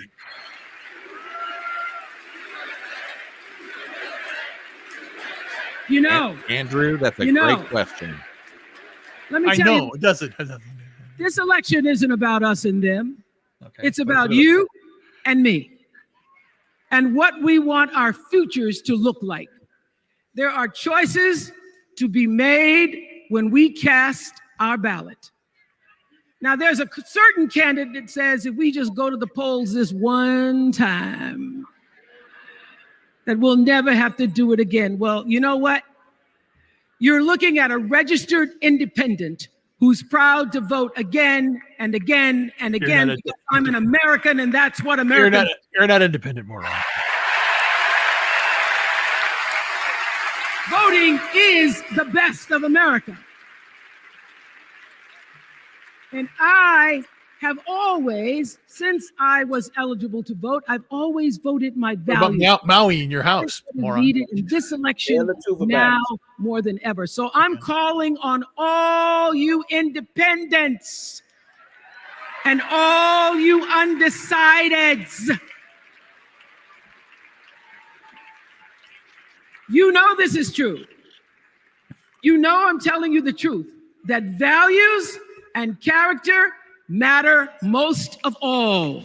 Yes, it do. Y'all are lacking in it. In leadership and in life. And more than anything, you know this is true, that decency and respect are on the ballot in 2024. No, what's on the ballot is the ability for people to afford their food and their housing. Thank you very much. And Real talk. just plain common sense. And if that's the case, people should vote for Trump. Common sense tells you that Kamala Harris and Tim Walz can give us decency and respect. They're the ones that give it to us. No, common sense doesn't tell me that. A whole lot of alcohol We are would tell me that. Americans. But again, We are Americans. again, she Let says us it. Give it choose to you. loyalty No. to the Get out of the way. loyalty Government, get out of the to any way. individual. Because that's the best of America. And let us choose optimism over cynicism, because that's the best of America. And let us choose inclusion over retribution. Let us choose common sense over nonsense. Well, that means everybody's voting for Trump. Yeah, Exactly. Nonsense is all she's Because got. that's the best of America. That sounds like another line stolen from Trump. And let us choose the sweet promise of tomorrow over the bitter return to yesterday. We won't go back. We won't be set back, pushed back, bullied back, kicked back. We're not going back. So you want to keep Americans in poverty. You want to keep the same policy. You don't want people to go back. going back. That is exactly what they want. They want to go Not back to going that. back. They want to So- go back to $2 a gallon gasoline. They Let want to go back to us less choose. cost for groceries. You silly Let us woman. choose truth. Let us choose honor. And let us choose joy. Oh, shut up. Oh, mother of God. That's my speak Damn. Because that's the best of America. But more than I'm anything ready. else, let us choose freedom. Why? Because that's the best of America. We're all Americans, and together, let's all choose Kamala Harris. Shut up. Yes. Boo. Okay. Oh, that's sick. You okay, Oh, Brian? You okay? Oh, no. You gonna be all right, Brian? Oh, that's terrible. You gonna be all right? Can I get? I think I just lost my Chinese. Oh, that was bad. Woo. Okay, while we're waiting for our next vomit-inducing commentary to come up, Oh, God. we are joined by the inestimable free thinker from Texas, the People's Republic. No, excuse me, the Free Republic of Texas. Excuse me, I was about to speak ill of your state. Darius Simpson, Real Talk. He's got channels on YouTube. He's got channels on Rumble. Please subscribe to this man. How are you doing tonight, sir? I'm doing fine, gentlemen. How are y'all? Well, I am. I'm pretty sure I've lost a couple of pounds after the tail end of that speech, given what I upchucked. Ruben over there, he still is. Apparently, his stomach is still doing better than mine. He hasn't gone for the vomit bucket yet, and That's good. and we're trying to get through this third night, man. But I tell you what. It's I mean, rough. I know that you were doing something far more edifying than what we are. You were visiting the Lord's house. But let's see. Hang on, we have a comment from Miss Shia. Let's see who is up here. Who's up next? Somebody's getting ready to pop up on stage. I will leave that comment up for as long as possible. Who is this? Oh, they moved him up to. They said he was speaking last night. Governor Wes Moore of Maryland. No, we're going to hold it right here. I want to talk to Darius for a while. Wes Moore is not. Believe me, folks, if given the choice between, Darius Simpson and Real Talk versus, that schlub of a governor in Maryland, I would much rather talk to Darius Simpson. And that's not me blowing smoke up his pant leg either. You've probably had a chance, having now visited the Lord's house, prayed for these miscreant souls in Chicago and for us covering them. You probably had a chance to look at Twitter. You probably had a chance to see what's going on. Got any thoughts on night number 3? Actually, no, I had a chance to catch up on that particular part. I'm not surprised. Okay. Now I have, when I got out of church, I did tune into your channel to see what y'all where y'all at, or what stage of the night y'all were at. Sure. I got to hear some of the drunk Pelosi talk a little bit. And matter of fact, are you familiar with Michael Franchise? I've heard the name. Yeah. Yeah, he's a former mob boss. I have heard of this guy. Yeah, I'm planning on doing a commentary on it. He talked about her. He did like I think it's a 30-minute or 40-minute video talking about old mobster Pelosi. Oh goodness. Because her father was a mobster, and so the angle he's taking is how she was a big part or very instrumental in Joe Biden being pushed out. And so he said he played some of the things she said, and he said from a mobster standpoint, she was using mobster-like terms. So he calls her a mobster. So I'm definitely gonna look into covering that. And I mean, just send you the video. You can check it out, his video. But anyway, then I heard some of old Josh Shapiro talk some foolishness. None of these people have any substance. All they do, like Oprah, just attacking. They really all they're doing is talking about personalities, and they coming up with their same old talking points about racism. And then as Chaya just saw put up, it looks like a new friend. She a new friend of mine. I'm sure she's been a part of your family for a while. But well, she's a little bit more than a friend of Ruben. I'm not saying, but I'm just saying. Well, the pleasure's mine, Chaya. I just saw the link that you put up there of one of her comments, and she made an excellent point about how Democrats always, is particularly Oprah's comments, was talking about women first or girls first versus men. This is definitely a coordinated attack. For those of you who hadn't checked it out, y'all should go look up. You can just Google Alice Bailey. She has a 10-point plan, and part of that plan is to attack the nuclear family. This is what we're witnessing and what we're watching. And they, like I said, like we was talking about last night, Brian, the Democrats are very skilled at, particularly the leaders at the top, are very skilled at wordsmithing, word games. Yeah. And their talking point again is freedom, freedom, freedom. And they're talking about democracy. Number one, and I was surprised to hear the chant for USA tonight in the Democrat Party. Yeah, I was shocked too. Yeah, I was like, okay, that's interesting. But they know they are attacking the very fundamentals of the Constitution and the American way of life. Their goal is really to replace, and it's called Agenda 2030. Yeah, and it just amazes me. There's two things that are running in this convention, and to me, it's defeatist to their own message. Number one is we're not going back. Well, what does that mean? Right. What does that mean? We're not going back. Donald Trump is offering a very clear alternative. You put me back in, you get to go back to lower gas prices, lower costs at the grocery store, you get to go back to more money in your pocket. You get to go back to all these things. You go back to peace around the world, peace at home. You go back to a strong border. That's what we're going back to. It seems to me the Democrats are setting themselves up. They're counter messaging. That's point number one. Number two is joy. Well, now, wait a minute. You guys have had a Democrat in the White House ever since 2021. If you're saying you want joy and you don't have it right now, doesn't that mean that the guy you elected and the policies he enacted, which your candidate says she wants to improve upon, doesn't that mean you're not going to get any more joy later on than what you've already got right now, which apparently is very little to listen to you guys? I don't see how this messaging makes any sense. I don't either. I don't see the dots being connected here at all. No, I just don't get it. I don't understand what they are trying to do.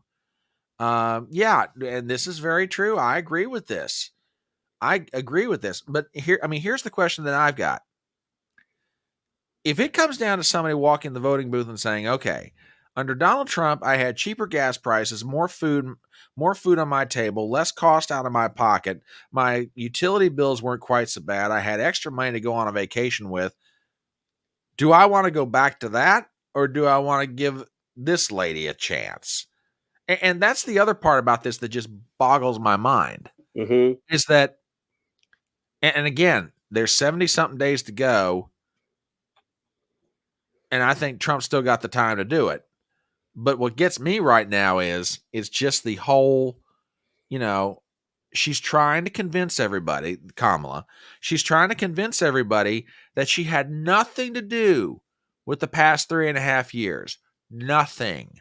Her fingerprints aren't on any of it. And I'm sorry, Donald Trump may not be the most adroit politician in the world, but there is no way that for 75 days, he and his campaign are not going to hammer home the point to the American people.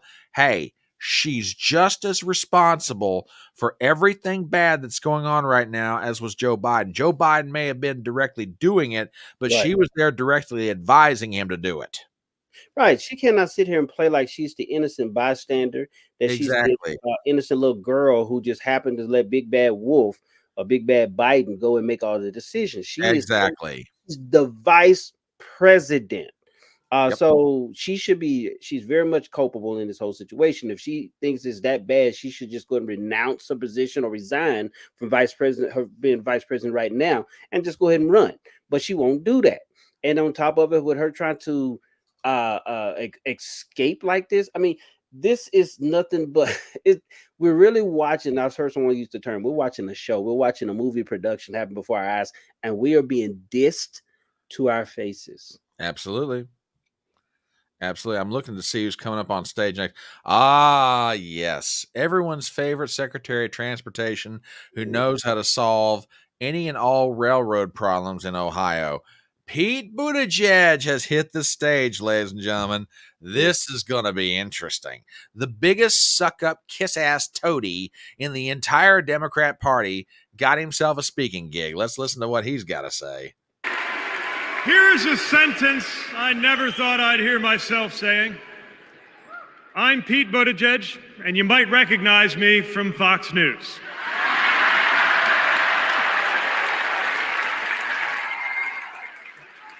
I believe in going anywhere, in service of a good cause, and friends, we gather in a very good cause, electing Kamala Harris and Tim Walz, the next president and vice president of the United States.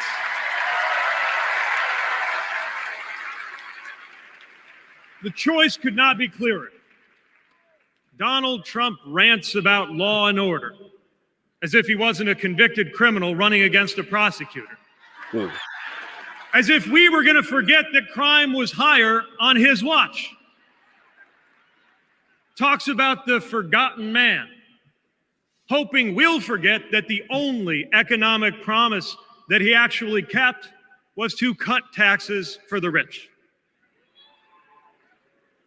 And don't even get me started on his new running mate.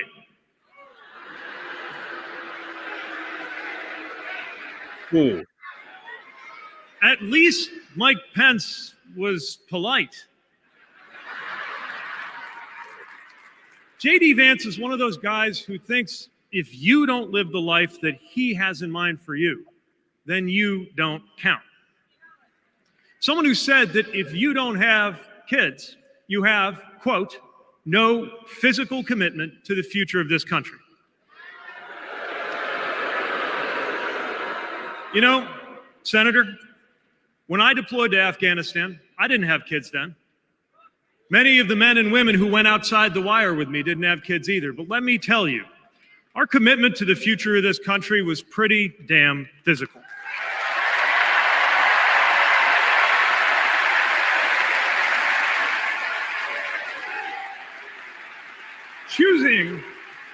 Choosing a guy like J.D. Vance to be America's next vice president sends a message. And the message is that they are doubling down on negativity and grievance. You're trying to shame Committing voters. to a concept of campaigning best summed up in one word: darkness. Darkness is what they are selling. The thing is, I just don't believe that America today is in the market for darkness. Oh, yeah. Tell Joe Biden that. Yeah, your boss just... I believe America is ready for a better kind of politics. Yes, politics at its worst can be ugly, crushing, demeaning, but it doesn't have to be. At its best, politics can be empowering, uplifting. It can even be a kind of soul craft. My faith teaches me that the world isn't made up of good people and bad people, but rather that each of us is capable of good and bad things. And I believe leaders matter because of what they bring out in each of us, the good or the bad. Right now, the other side is appealing to what is smallest within you. They're telling you that greatness comes from going back to the past.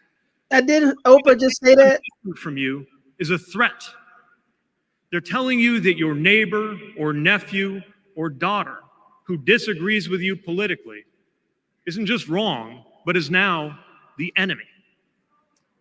I believe in a better politics, one that finds us at our most decent and open and brave. The kind of politics that Kamala Harris and Tim Walz are offering. And as you have felt these many days, that kind of politics also just feels better to be part of.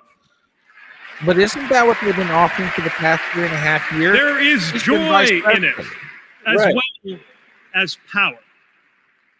And if all of that sounds naive, let me insist that I have come to this view not by way of idealism, but by way of experience. Not just the experience of my unlikely career. Someone like me serving in Indiana, serving in Washington, serving in uniform. I'm thinking of something much more basic. I'm thinking of dinner time at our house in Michigan. When the dog is barking and the air fryer is beeping and the mac and cheese is boiling over, and it feels like all the political negotiating experience in the world is not enough for me to get our 3-year-old son and our 3-year-old daughter to just wash their hands and sit at the table. It's the part of our day when politics seems the most distant.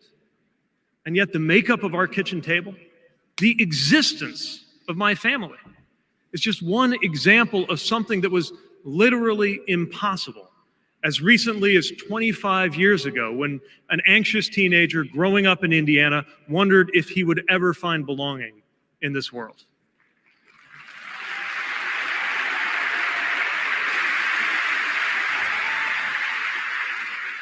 This kind of life went from impossible to possible, from possible to real, from real to almost ordinary in less than half a lifetime. But that didn't just happen. It was brought about through idealism and courage, through organizing and persuasion and storytelling, and yes, through politics, the right kind of politics. The kind of politics that can make an impossible dream into an everyday reality. I don't presume to know what it's like in your kitchen, but I know, as sure as I am standing here, that everything in it, the bills you pay at that table, the shape of the family that sits there, the fears and the dreams that you talk about late into the night there, all of it compels us to demand more from our politics than a rerun of some TV wrestling death match. So this November, we get to choose. We get to choose our president. We get to choose our policies, but most of all, we will choose a better politics. A politics that calls us to our better selves and offers us a better everyday. But again, that you guys is what Kamala Harris and Tim Walz represents. That is what Democrats represent. That is what awaits us when America decides to end Trump's politics of darkness once and for all. That is what we choose when we embrace the leaders who are out there building bridges and reject the ones who are out there banning books. This is what we will work for every day to November and beyond. So let's go win this. Thank you, Democrats. Thank you. Oh, boy. What is this about, though? What's he talking about? It sounds like I'm not a hater. I love people. I do not agree with everybody's lifestyle. Do your own thing. But what's he talking about? He sounds like he's an advocate for the freedom of self-expression through, your own sexual choices. That's one of the things I know that's what he's talking about. You be homosexual, that's your business. But I'm just saying, what did that have to do with anything? He says, okay, politics, because this is what this whole event's supposed to be about. Number one, they continue to attack Trump's character. Okay, that's politics. That happens. But what did he say of substance that actually matters to us as Americans, as a people? Nothing. He only is talking to a handful of people. This is insulting. No, I know.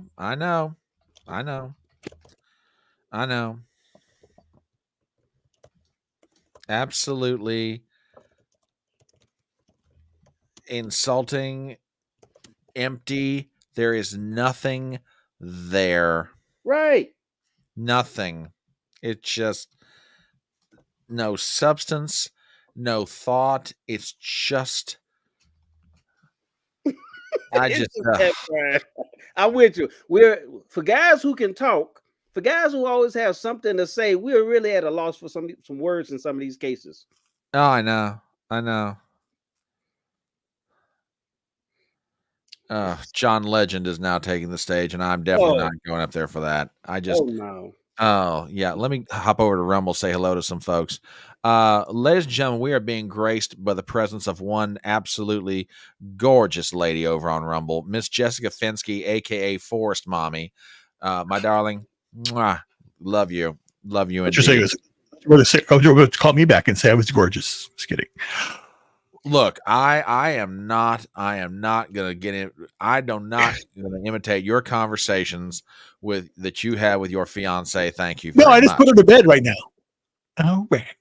No. That's how. But no, it's again. No, here. But here's my perspective. Everybody, somebody clip this right now. Okay? This is very good. This is very good perspective. Okay. I didn't date anybody until I was 27. No, never had a date. And that first date was my wife. And I married her in 1997.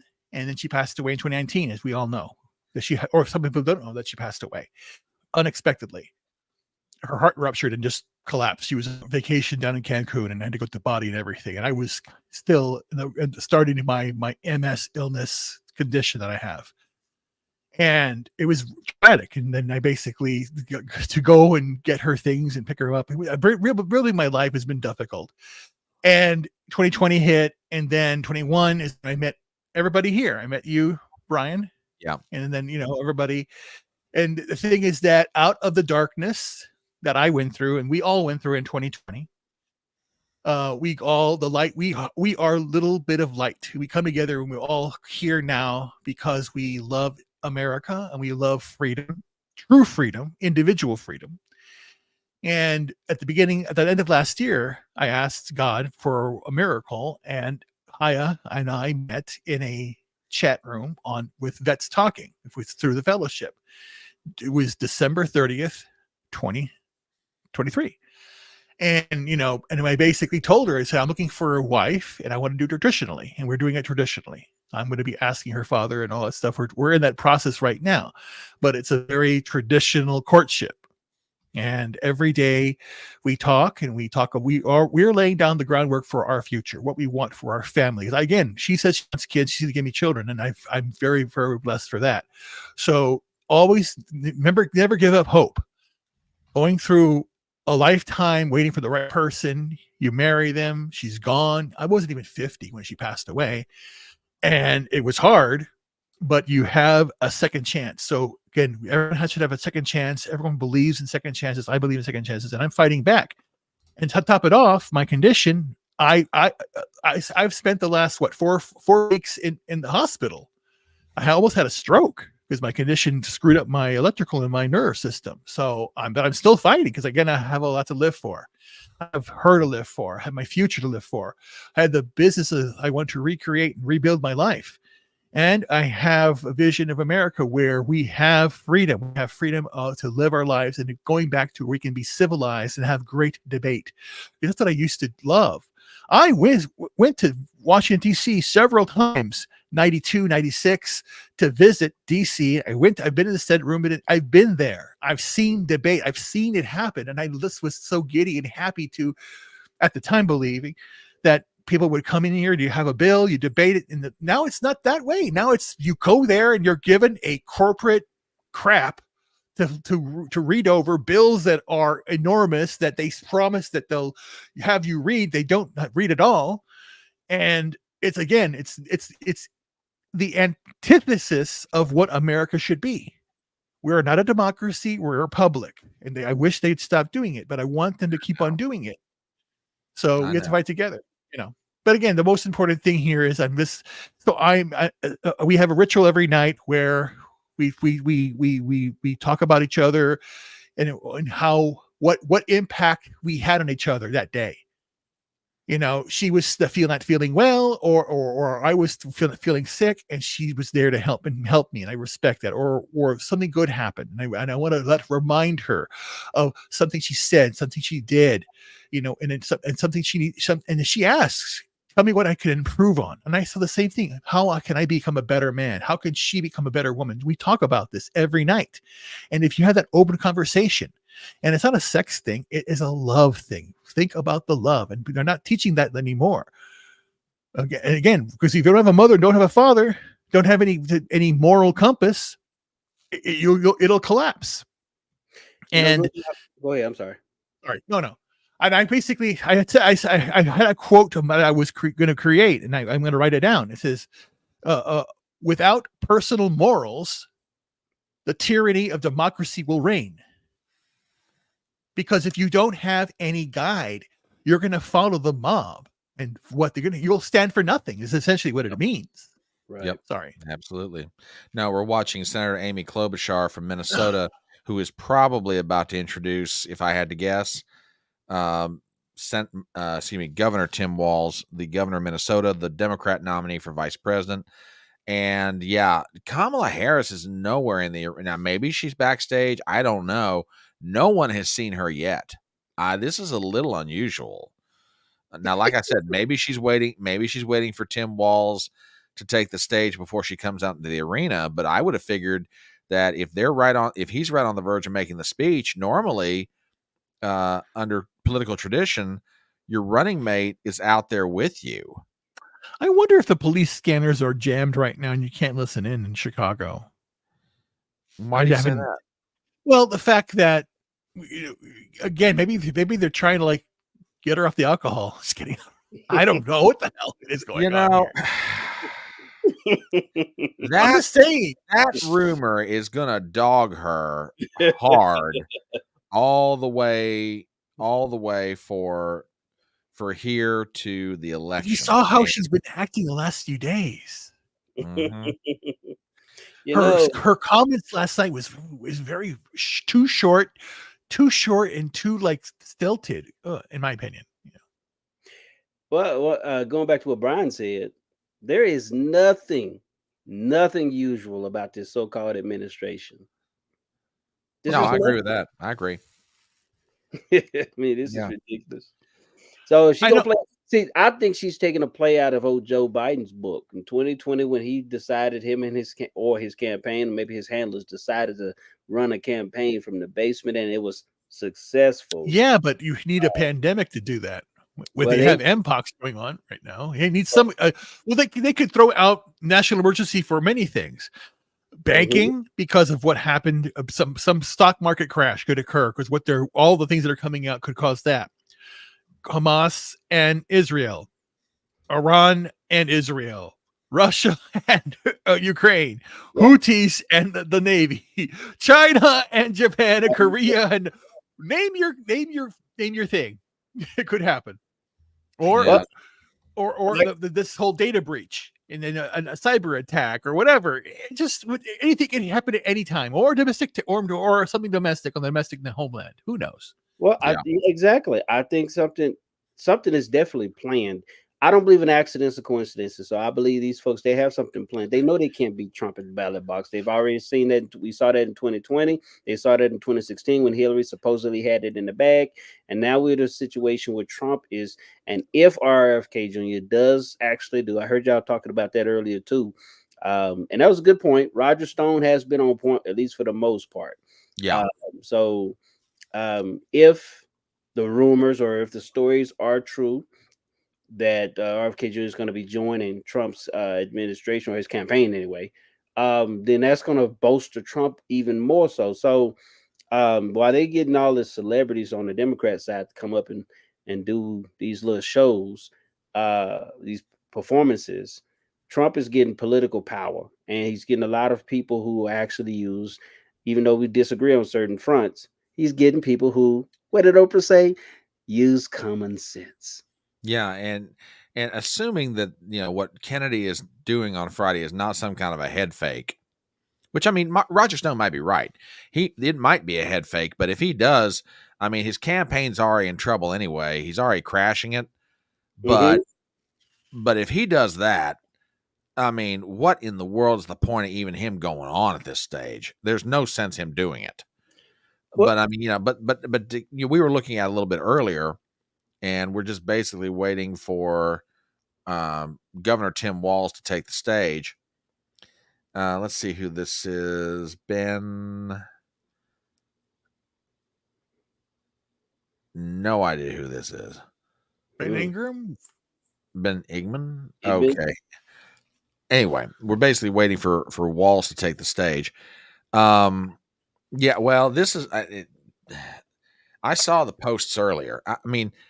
Kamala Harris, beyond her political problems, has a personality problem. And this has been said of her for a very long time, and I can absolutely see this being true. Kamala Harris is a very insecure woman. Okay? Very insecure. And it's one thing to be an insecure human being. You couple that with alcohol or anxiety medication, mix those three things together, and you got somebody that could be a mess in public.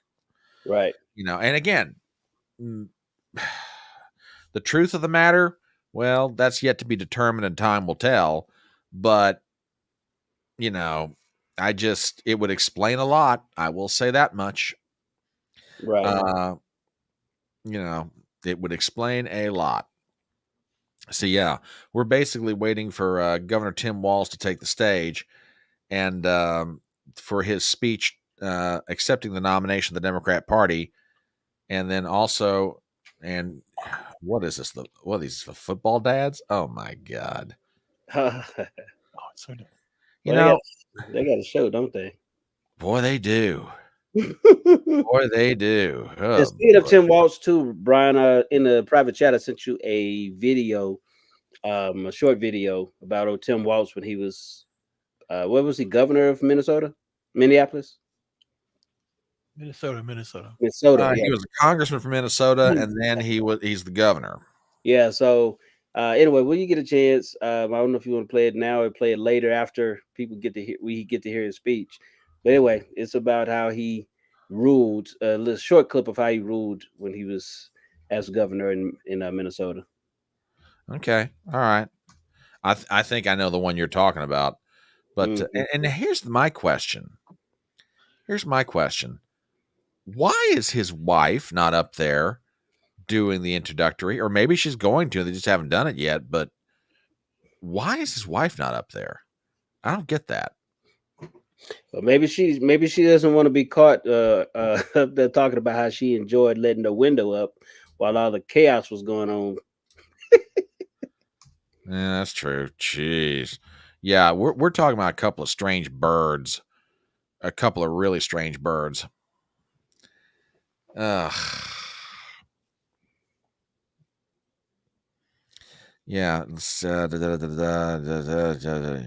If all these leaders are unfit due to drugs, who is calling the shots? That's a good question, WWG1. That really is a good question.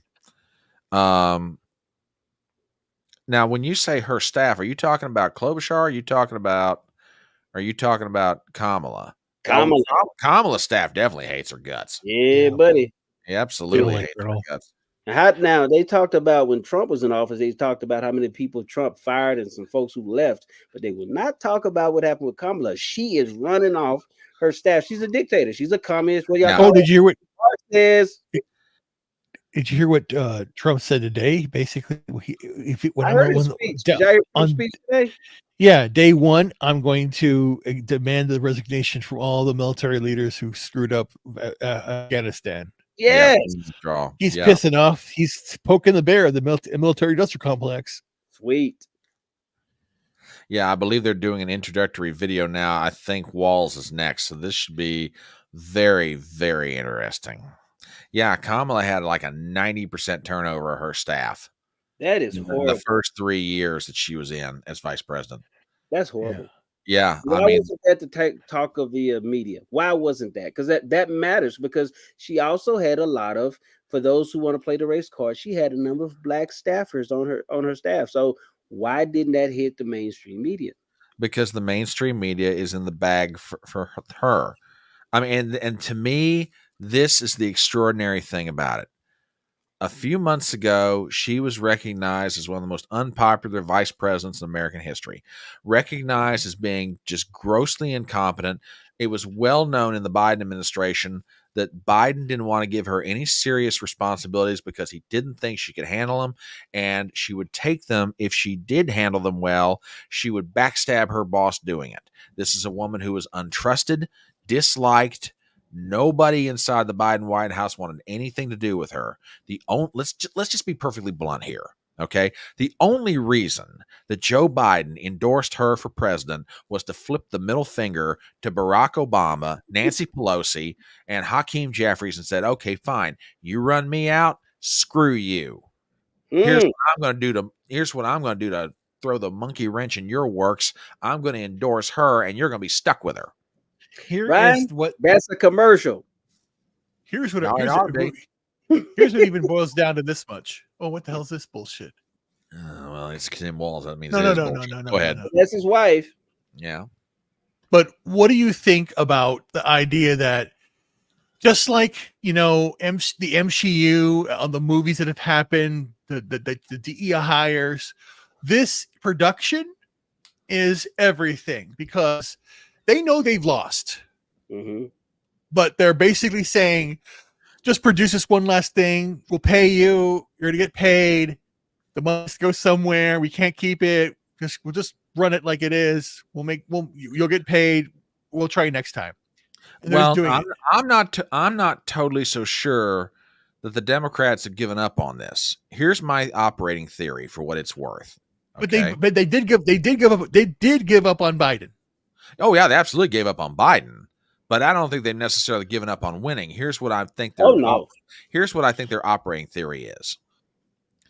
Get it close enough in places like Michigan, Georgia, Wisconsin, Pennsylvania, Arizona, Nevada.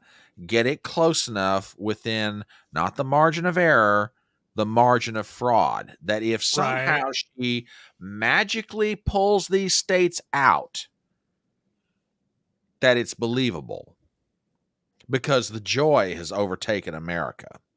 No. Follow me on. I know.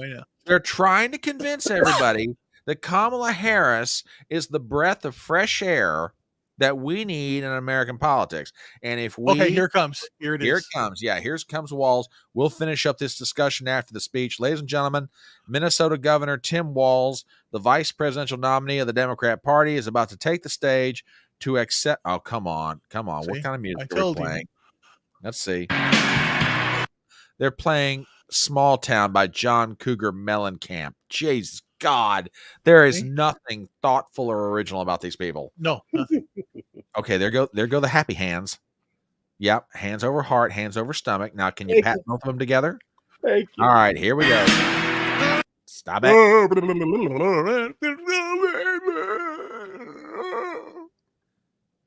Where's Kamala?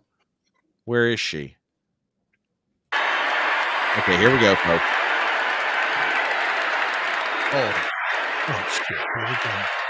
Thank you.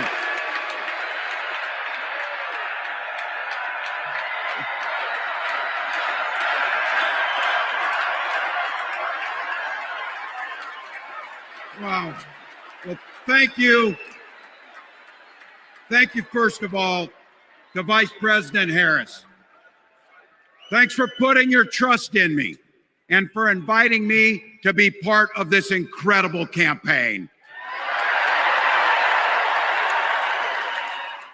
And a thank you to President Joe Biden for 4 years of strong, historic leadership.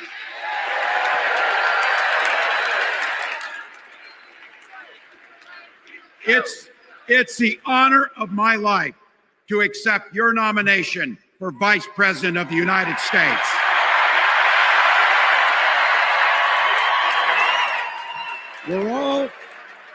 We're all here tonight for one beautiful, simple reason. We love this country. So thank you to all of you here in Chicago and all of you watching at home tonight.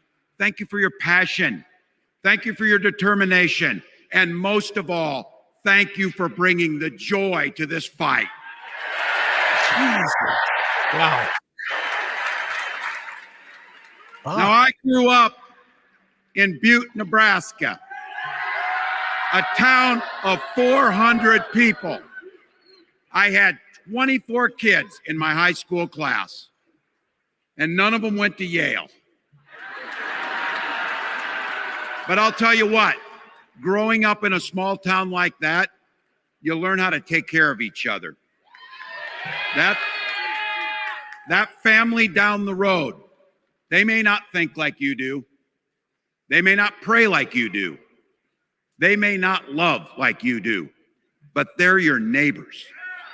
And you look out for them, and they look out for you. Everybody belongs, and everybody has a responsibility to contribute. For me, it was serving in the Army National Guard. I joined up 2 days after my 17th birthday, and I proudly wore our nation's uniform for 24 years. My dad, a Korean War era Army veteran, died of lung cancer a couple years later. He left behind a mountain of medical debt. Thank God for Social Security survivor benefits. And thank God for the GI Bill that allowed my dad and me to go to college, and millions of other Americans. Eventually, like the rest of my family, I fell in love with teaching. Three out of 4 of us married teachers. I wound up teaching teach. And coaching football at Mankato West High School. Go Scarlets. Assistant coach. We ran a 44 defense. We played through to the whistle on every single play, and we even won a state championship. But you left your troops. Never closed the yearbook, people. But it was those players and my students who inspired me to run for Congress. They saw in me what I had hoped to instill in them, a commitment to the common good, an understanding that we're all in this together. Communism. And the belief that a good single person can make a real difference for their neighbors. So there I Work was, for somebody else, not for a yourself. 40-something high school teacher with little kids, zero political experience, and no money, running in a deep red district. But you know what? Never underestimate a public school teacher. Never. I know exactly what the limited is. I represented my neighbors in Congress for 12 years, and I learned an awful lot.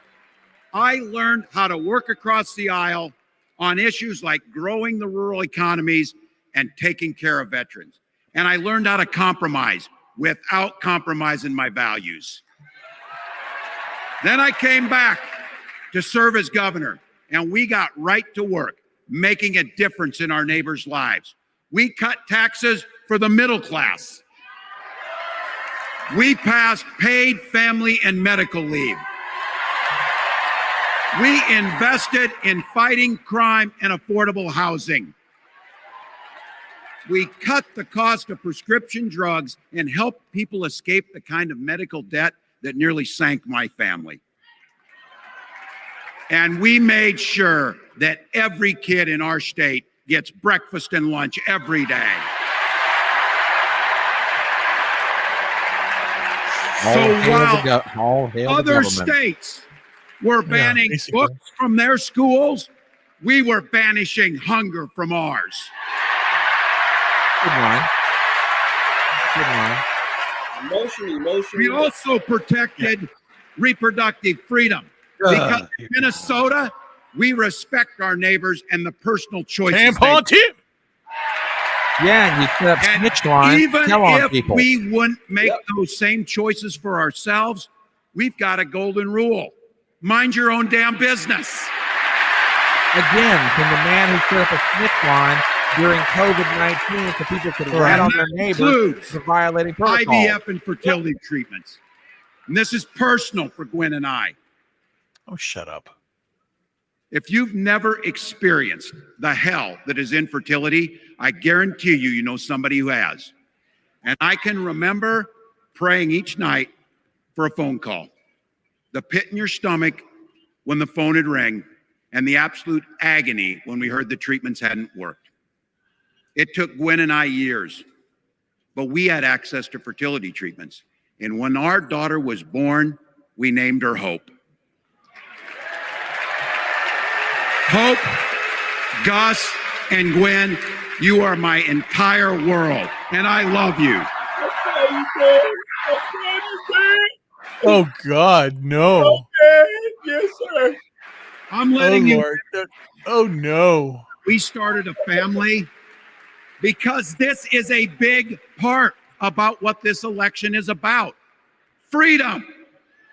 When Republicans use the word freedom, they mean that the government should be free to invade your doctor's office. What the fuck you're lying sack of shit. Free to pollute your air and water. Wrong. And banks free to take advantage of customers. But when we Democrats talk about freedom, we mean the freedom to make a better life for yourself and the people that you love. Wrong.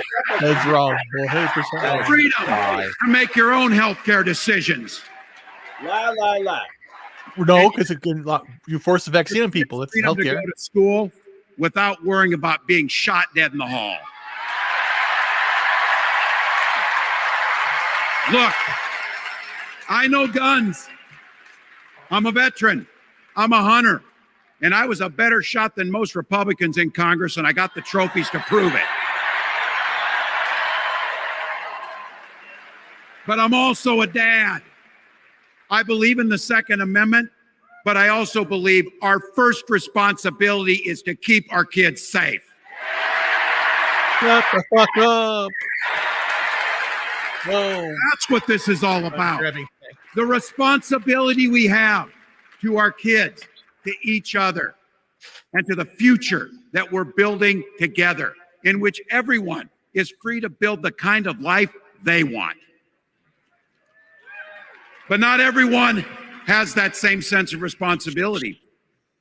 Some folks just don't understand what it takes to be a good neighbor. Take Donald Trump and J.D. Vance. This neighbor shit is getting sick. Their Code word Project for communism. 25 will make things much, much harder for people. There's no Project 25, moron. Lives. They spent a lot of time pretending they know nothing about this. But look, I coached high school football long enough to know, and trust me on this. When somebody takes the time to draw up a playbook, they're going to use it. What a dumb fuck. And we know if these guys get back in the White House, they'll start jacking up the costs on the middle class. What? They'll repeal That's the what you've Affordable been Care doing Act. for 3.5 years, you They'll jackass. cut Social Security and Medicare. And they will ban abortion across this country with or without Congress. They are just, it's again, Here's the playbook they're using is an agenda old. nobody asked for.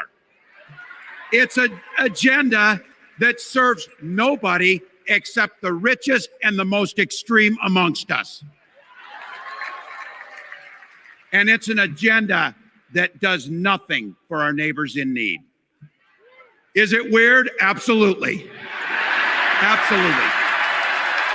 But it's also wrong. And it's dangerous. It's not just me saying so. It's Trump's own people. They were with him for 4 years. They're warning us that the next 4 years will be much, much worse. Under You know, y'all, I was thinking every year we'd elect a student body president. And you know what? Those teenagers could teach Donald Trump a hell of a lot about what a leader is. Leaders don't spend all day insulting people and blaming others. Leaders do the work. So I don't know about you. I'm ready to turn the page on these guys. So go ahead. Say it with me. We're not going back. They're totally tone deaf. Better. I figured it out. Again, people. everything. It starts with our candidate, Kamala Harris. Just as we watch the news and it's all screwed up, they believe they're bullshit. As a district right now. attorney, Is as an that's how attorney it's- general, this is the as a only thing. United States senator, and then our vice president, she's fought on the side of the American people. Wow. She's taken on the predators and fraudsters. She's taken down the transnational gangs, and she stood up to powerful corporate interests. She has never hesitated to reach across that aisle if it meant improving your lives. And she's always done it with energy, with passion, and with joy. Wow, again. Folks, we've got a chance to make Kamala Harris the next president of the United States. Don't do it. But I think we owe it to the American people to tell them exactly what she'd do as president before we ask them for their vote. Yeah, please. What's the policy? This is the part, clip and save it and send it to your undecided relatives so they know. If you're a middle-class family or a family trying to get into the middle class, Kamala Harris is going to cut your taxes. If you're getting squeezed by prescription drug prices, Kamala Harris is going to take on Big Pharma. How? No. If you're hoping to buy a home, Kamala Harris is going to help make it more affordable. How? And no matter who you are, Kamala Harris is going to stand up and fight for your freedom to live the life that you want to lead. How? Because that's what we want for ourselves, and it's what we want for our neighbors.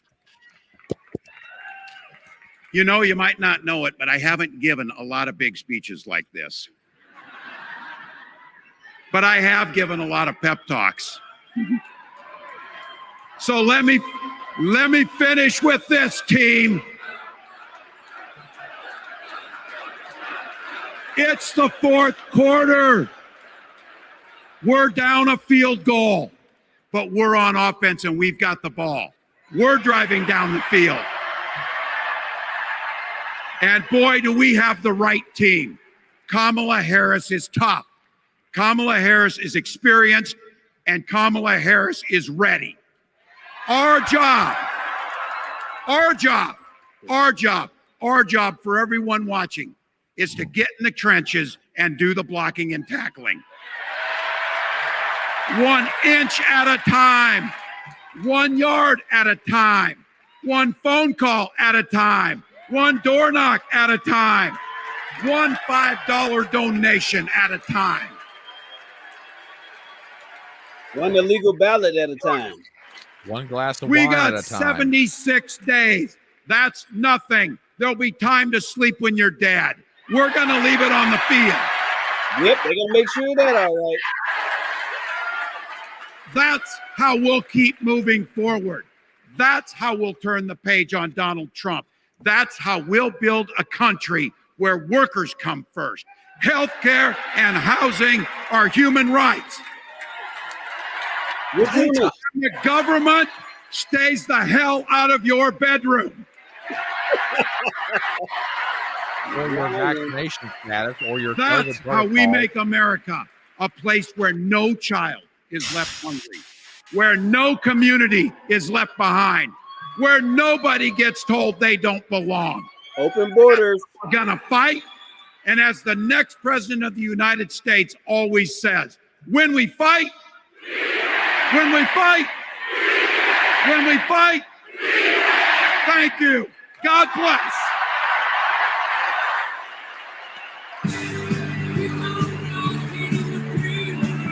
Ranching and raving like a bulldog. Okay, got to cut that out. Lest the lords of YouTube. Where is Kamala Harris? She's playing Wells Waldo. Yeah, I mean, thank you, baby. You did a good job. No, I am gonna say something here. Okay, I'm gonna say something here. Honestly, that was a very good speech. Yeah, no, you're right. He's right. I mean, by his own admission, and honestly, from a rhetorical standpoint, he played that well. I'm not used to giving big speeches like this, but I am used to giving pep talks. And you know what? It felt like a pep talk. It felt like a coach giving the halftime speech. Mm-hmm. You know, that's what it was. Yeah. I will give him that. I mean, he was rhetorically full of crap like a Christmas goose, but yeah, he absolutely the delivery was a pep talk. That's what the delivery was. Yes, it wasn't a speech. Yeah. Once again, no policy. But yeah, no policy. It was just you just go out there, do the fight, got to fight back. Okay. And again, here is where I have to, again, maybe Christian Watson will know about this, and Darius, you can give some deeper philosophical insight into this. And Alex Jones has alluded to this a little bit, and other people have alluded to it, like Cheryl Atkinson and Laura Loomer. The Democratic Party right now is desperate. Oh, yeah. Yeah. And they are like the Japanese kamikazes right now. Yeah. They are going to do whatever it takes to win. So get out, vote, register for the poll watcher, because it's going to be a wild ride. Yeah. And the shenanigans are out there already. There are things coming out that we saw regarding Waltz in China, Kamala herself. Ukraine is doing crazy things right now. Britain is doing crazy things. Raskin and other things things that they do for the election. It's not over yet, by far. Oh no! This is the glitz and the glory that the Democrats are doing. They're all stop. They are no holds barred. They are not going to stop. They cannot lose. If they lose, some of them, I really think there will be mass self deletions if they lose. I'm serious. Well, I'm not joking. Mass self deletions because people are too, their minds are so warped about Trump and who he is, and it's libelous what they're doing with children, what they're doing with media. Yeah, it is completely libelous.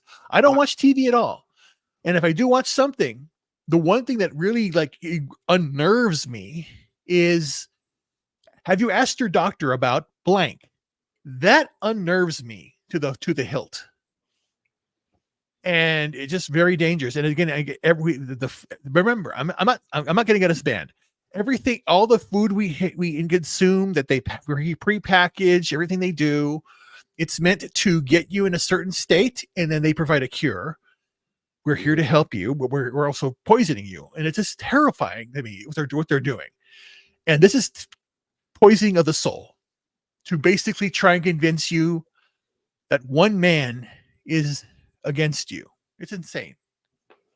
Well, forgive me. I didn't mean to step on you, Darius, but I'm leaving this up here for a specific reason. And people in chat on both sides, on Rumble and YouTube, are asking the very same question. The reason, in part, that I am holding this image up on the screen live of the floor of the Democrat National Convention in Chicago, Illinois, is I'm waiting, I think, out of history and out of tradition, where is Kamala Harris? The arena is emptying out.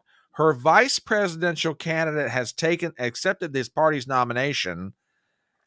No, she is nowhere to be found this evening. Now, a lot of people who are listening to me right now, either live or they're going to hear this later, are saying to themselves, "Oh, Brian, you're making a whole lot of nothing about nothing. It was Tim Walz's night."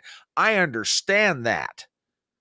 But the woman should have been there for her running mate's crowning moment as a candidate. Right. This is a major, major political faux pas. At a minimum, it's a major political faux pas. You don't do this sort of thing. But that sort of begs the question, why are you doing it? I mean, at nothing else, it kind of looks like you're being, you're given the high hand, you're hi-hatting, you're second in command. This is just bad form, and I'm not trying to feed conspiracy here or anything else.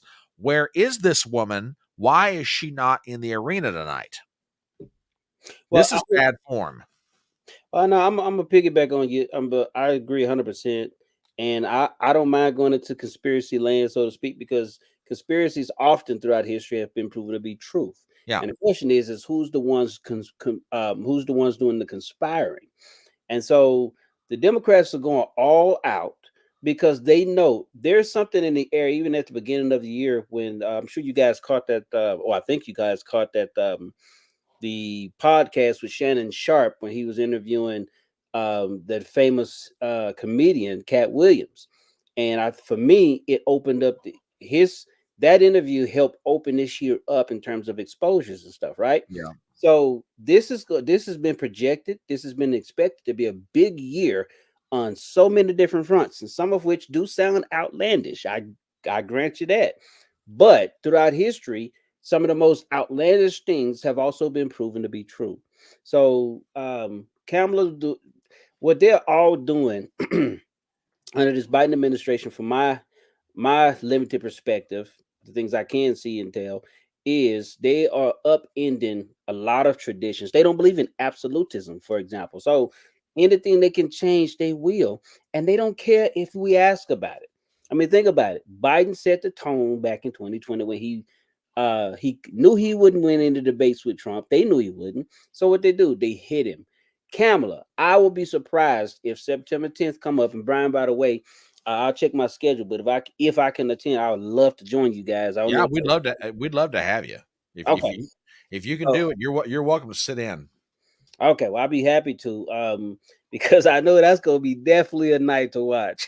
So, but I will personally be surprised if they even have a debate. Why do I say that? It's because they set Joe Biden up. They knew they was going to remove him. They knew they was going to replace him. So they had to provide a template for the people, an example for the people, so that they will basically be on board with the idea too. Showing that Joe's a decrepit old man, memory loss issues, he slurs his speech, etc., etc.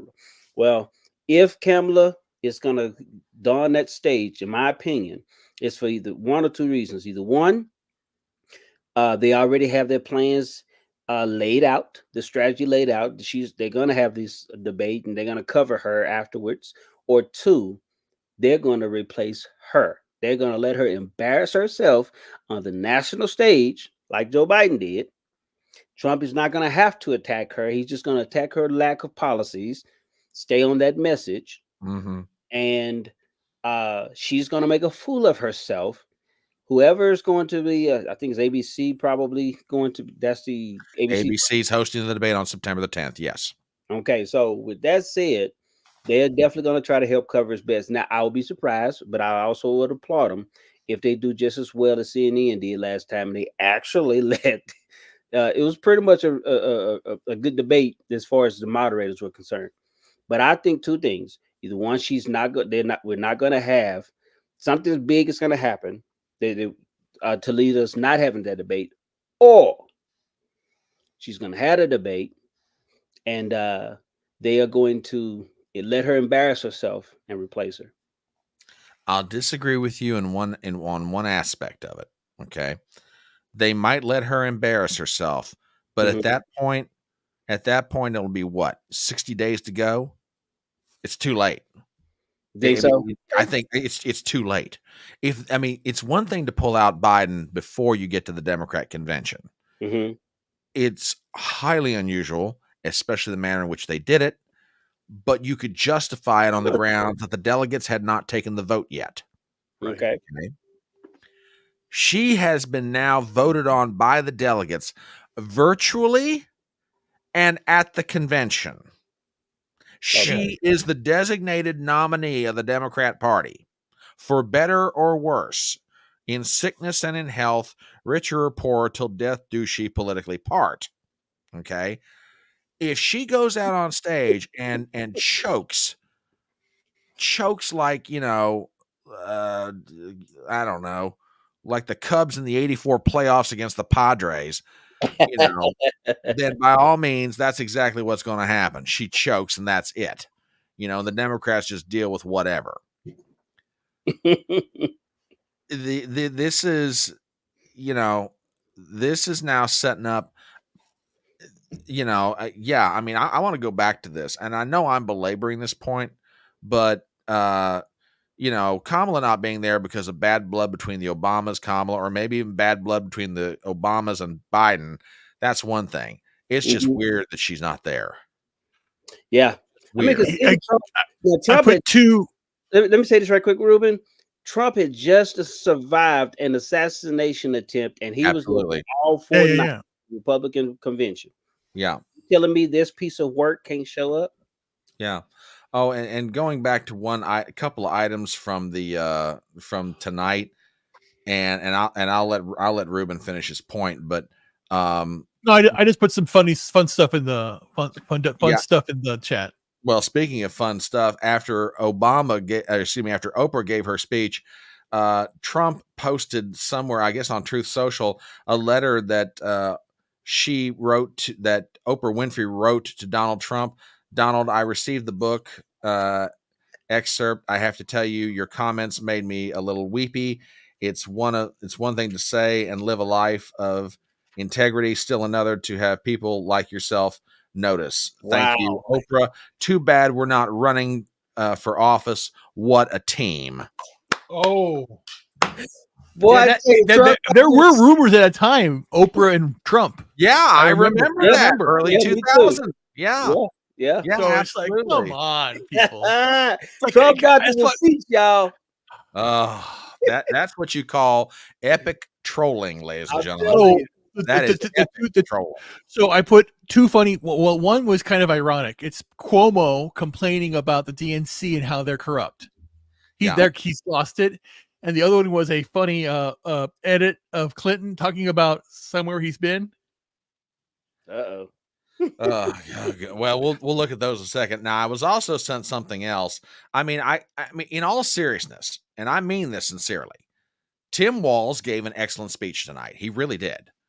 It didn't even feel like it didn't even feel like a political speech as much as it was a pep talk. Now, it's very possible that the guy knows how to psych himself up, and apparently video has been found of Tim Walz kind of psyching himself up for the speech tonight.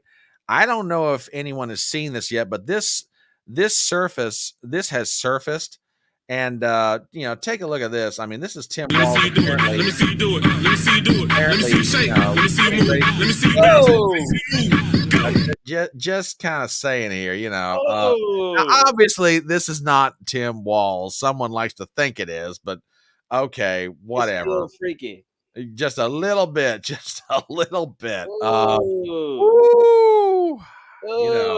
Yeah, baby.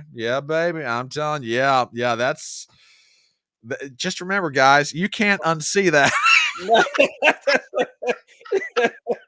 Bro, you cannot unsee that. I'm just saying. Woo, baby. I got a lot of praying to do.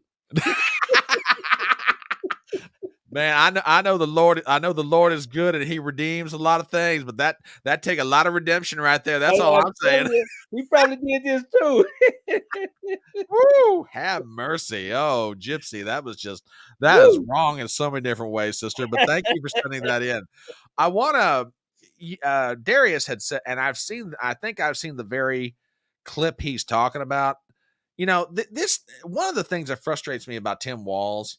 Like most Democrats, you know, the old joke is, how can you tell when a Democrat's lying? Their lips are moving. Mm-hmm. Tim Walz, you know, everybody remembers Gretchen Whitmer. Everybody remembers Cuomo, Phil Murphy of New Jersey, the governor, the lockdown governors, for lack of a better way of saying it. But a lot of people don't remember that Tim Walz was one of the most notorious lockdown governors. This is a video of cops enforcing curfew that Tim Walz put in Minnesota by shooting paintball at residents in the in certain cities. Watch this. Go inside now! Get in the house!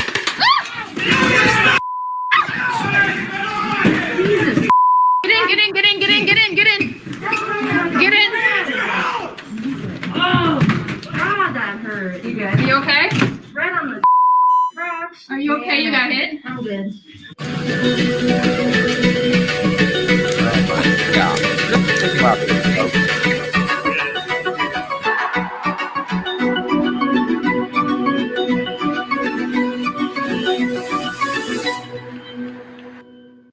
Yeah, this is the man who says, you know, mind your own damn business, and is setting up snitch lines for people to rat out their neighbors if they don't think that their neighbors are following the COVID protocols that the state government lays down. And he's got cops walking around in Minnesota cities shooting people with paintball guns. Yeah.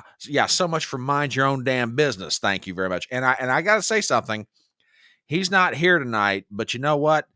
Christian Watson's admonition about the defense of the concept of freedom, you know, I'm getting sick and tired of watching Democrats tell me what freedom is, taking a word that I've understood for for the better part of 5 decades of my life and trying to tell me what freedom is. And I'm getting sick and tired of this. I think don't get me wrong. Most everything Christian Watson says, I'll absolutely agree with very rare exception will I ever disagree with him. But on that point last night, every time you turn around, they're trying to tell you what freedom is. And I'm sorry, what they're advocating is not freedom, it's license. Exactly. That's all it is. It's license. It's not freedom. Those are two different concepts. The same word, two different definitions. And that's what the Democrats are trying to do. Once again, take a word that everyone generally understands and totally redefine it to mean something it was never intended, to let them put a policy prescription in that they want to push. Right. I'm getting sick and tired of this. Ruben dropped in a couple things. Oh, wait. I got one more here from Darius. Yeah, we're going to try in the closing moments of our nightly coverage to drop in some things. Darius just sent me something. I think this is from Instagram. Oh, this is from last night. We didn't get a chance to play this one, but this is definitely worth putting up there. Yeah, this is Kamala telling you, let me see. How do I get this thing to start from the beginning? Yeah, okay, we'll just pop this up here. But yeah, this is worth it. Here's what Kamala thinks about parenting, that sort of thing.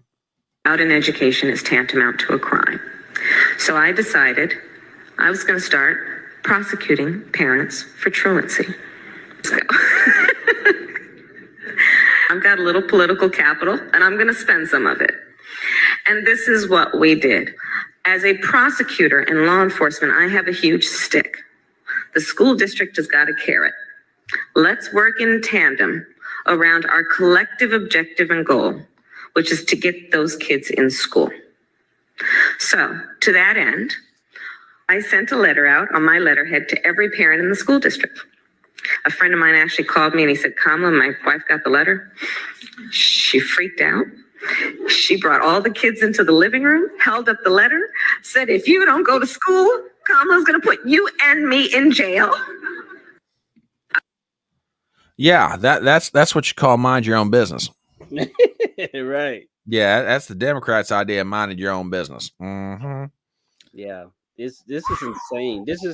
These are the people trying to that asking for us to vote them in. Just like we saw Kamala get voted in or selected in by a soft coup. What do you think they're gonna do if people like her and Tim Walz get in power? This is gonna be it would be scary. It really Yeah. would. Oh, I wholeheartedly agree. And hey, Ruben, on that clip from Chris Cuomo, is there any point that I should start it at? Or you want me to play the whole thing? You can play the whole thing. It's just very short. Okay. Not too long. Tell you what. Let me run this one. Let me run this one of Bubba. Yeah, Darius, I know you didn't get to see it earlier, but former President Bill Clinton gave a speech tonight, and I think there's been some. I don't think some of his audio came through as cleanly as it should have. But tell you what. I think there's been some correction to the audio. We've got the remarks as they should have been heard from former President Bill Clinton. And sure, I went to Jeffrey Epstein Island 27 times. It was fun as hell. And Hillary killed him, and I couldn't go anymore. So now I'm such a big bitch, you know? Yeah, like I said, I think some of the audio didn't come through tonight, and but somebody, thank God, cleaned it up. Now we know what really was going on. And Professor, good evening to you, sir. Good evening. And we were just talking about your comments yesterday evening upon the definition of freedom. And boy, if ever you were right, you were right.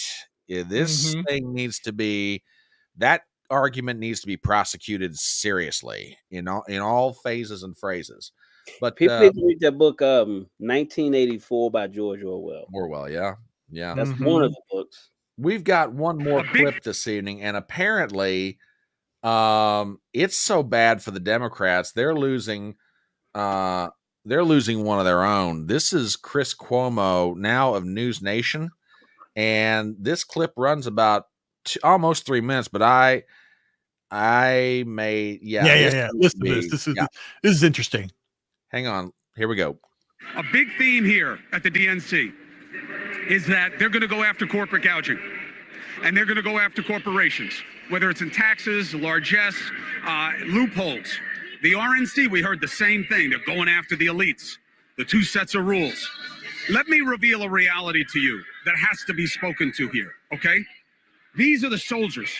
These are the men and the women that go back to their constituencies and their communities, and they fight. They take time from their jobs. They take time from their families. Republicans and Democrats alike, that's what they do. They need to charge these people up. They need to be able to get them on board.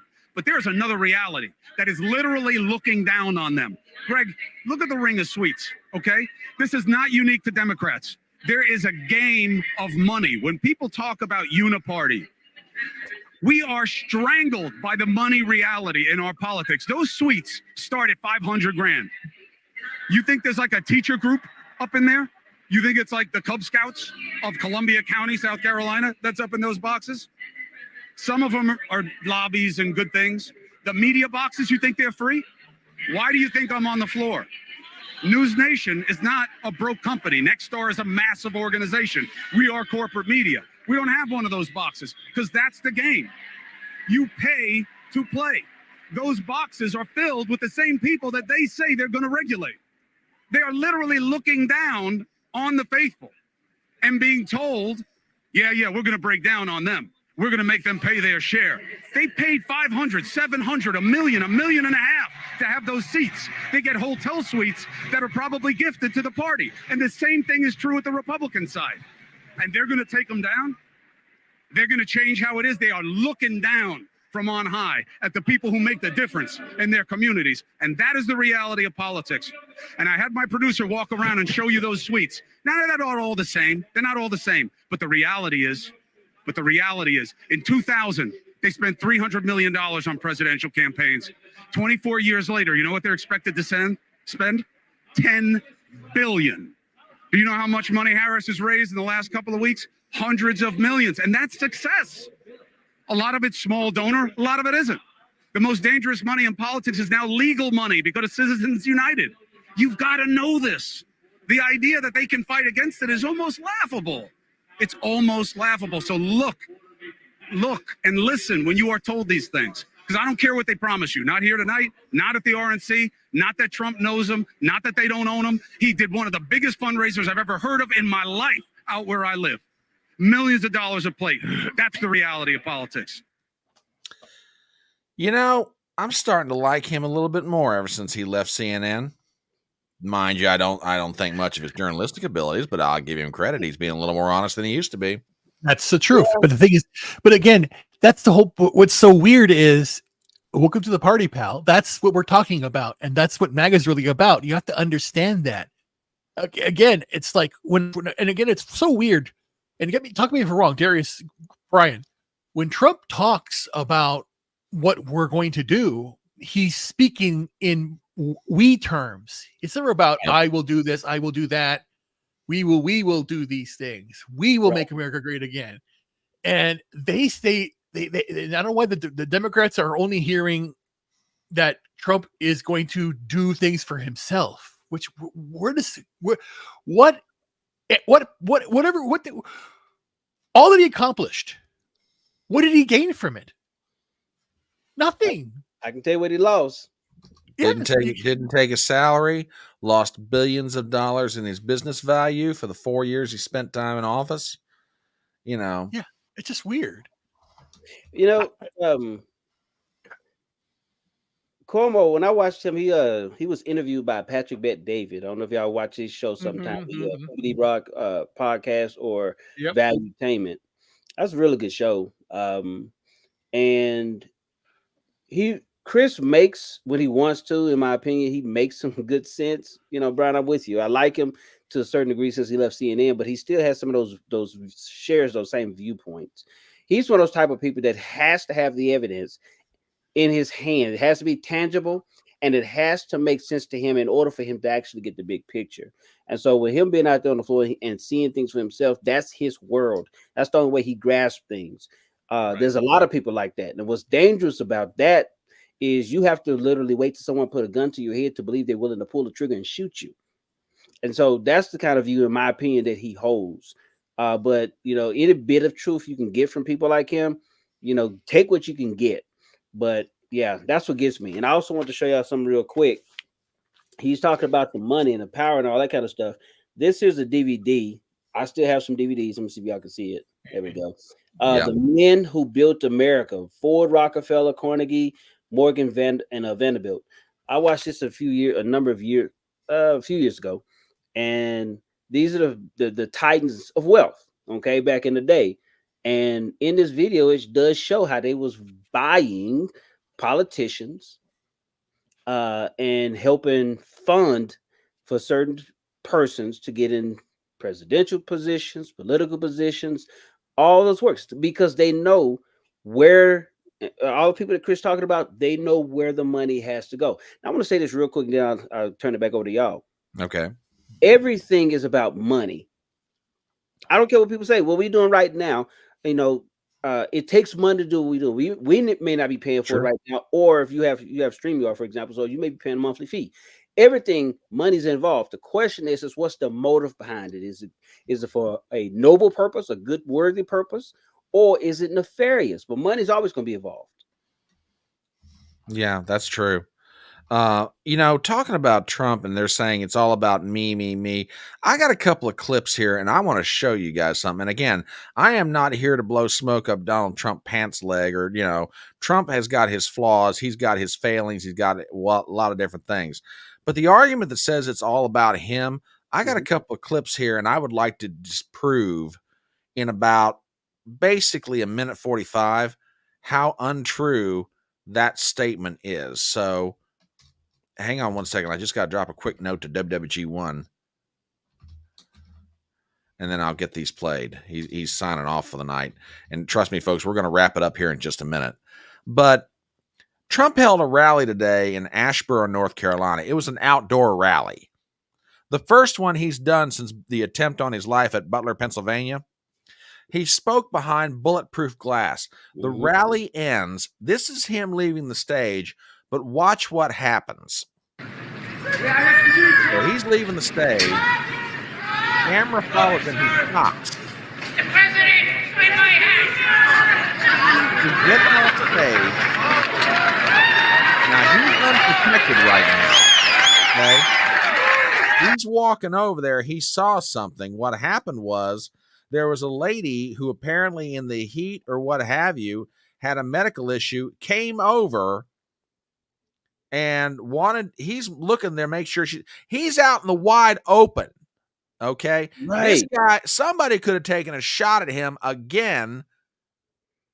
All things being equal, the lady in that hat is the lady who had trouble. He's reaching out, make sure she's okay. He's giving her a hug. Okay. Just to make sure she's all right. Checks on her, steps off, and then starts to leave. Okay, that's one angle on it. I'll stop it right there. The other one is from the other side of it. This runs about 8 seconds, okay? Thank you so much. Thank you, baby. I love you, Chuck. Does anybody see Kamala Harris doing that? Oh no. I could maybe see Tim Walz doing it. I get some context. And I'm being fair here. I can see Tim Walz doing it. Ain't no way in the world Kamala Harris does that. No. I'll let some context in here. I'll let some context. He was giving the speech, and then the medical emergency happened. He stopped the speech, called for a doctor. Then there was a big crowd, so he then walked outside the bulletproof glass to her. Right. Yeah, man, I saw that too, and that bothered me.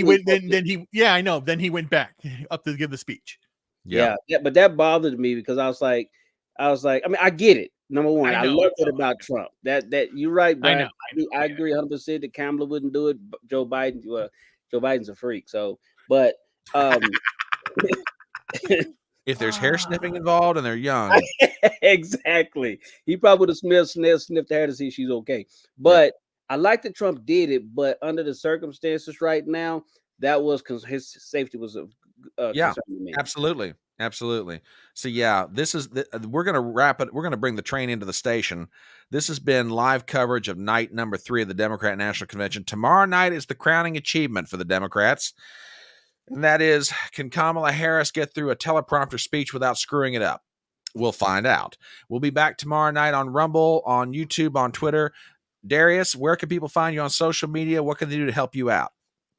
Please subscribe. I'm on YouTube, Rumble. I have a Twitter, and I'm on Instagram. And it's all about real talk, y'all. Real talk with Darius. We're just having open conversations about real life issues. Absolutely. Glad you're able to join us tonight.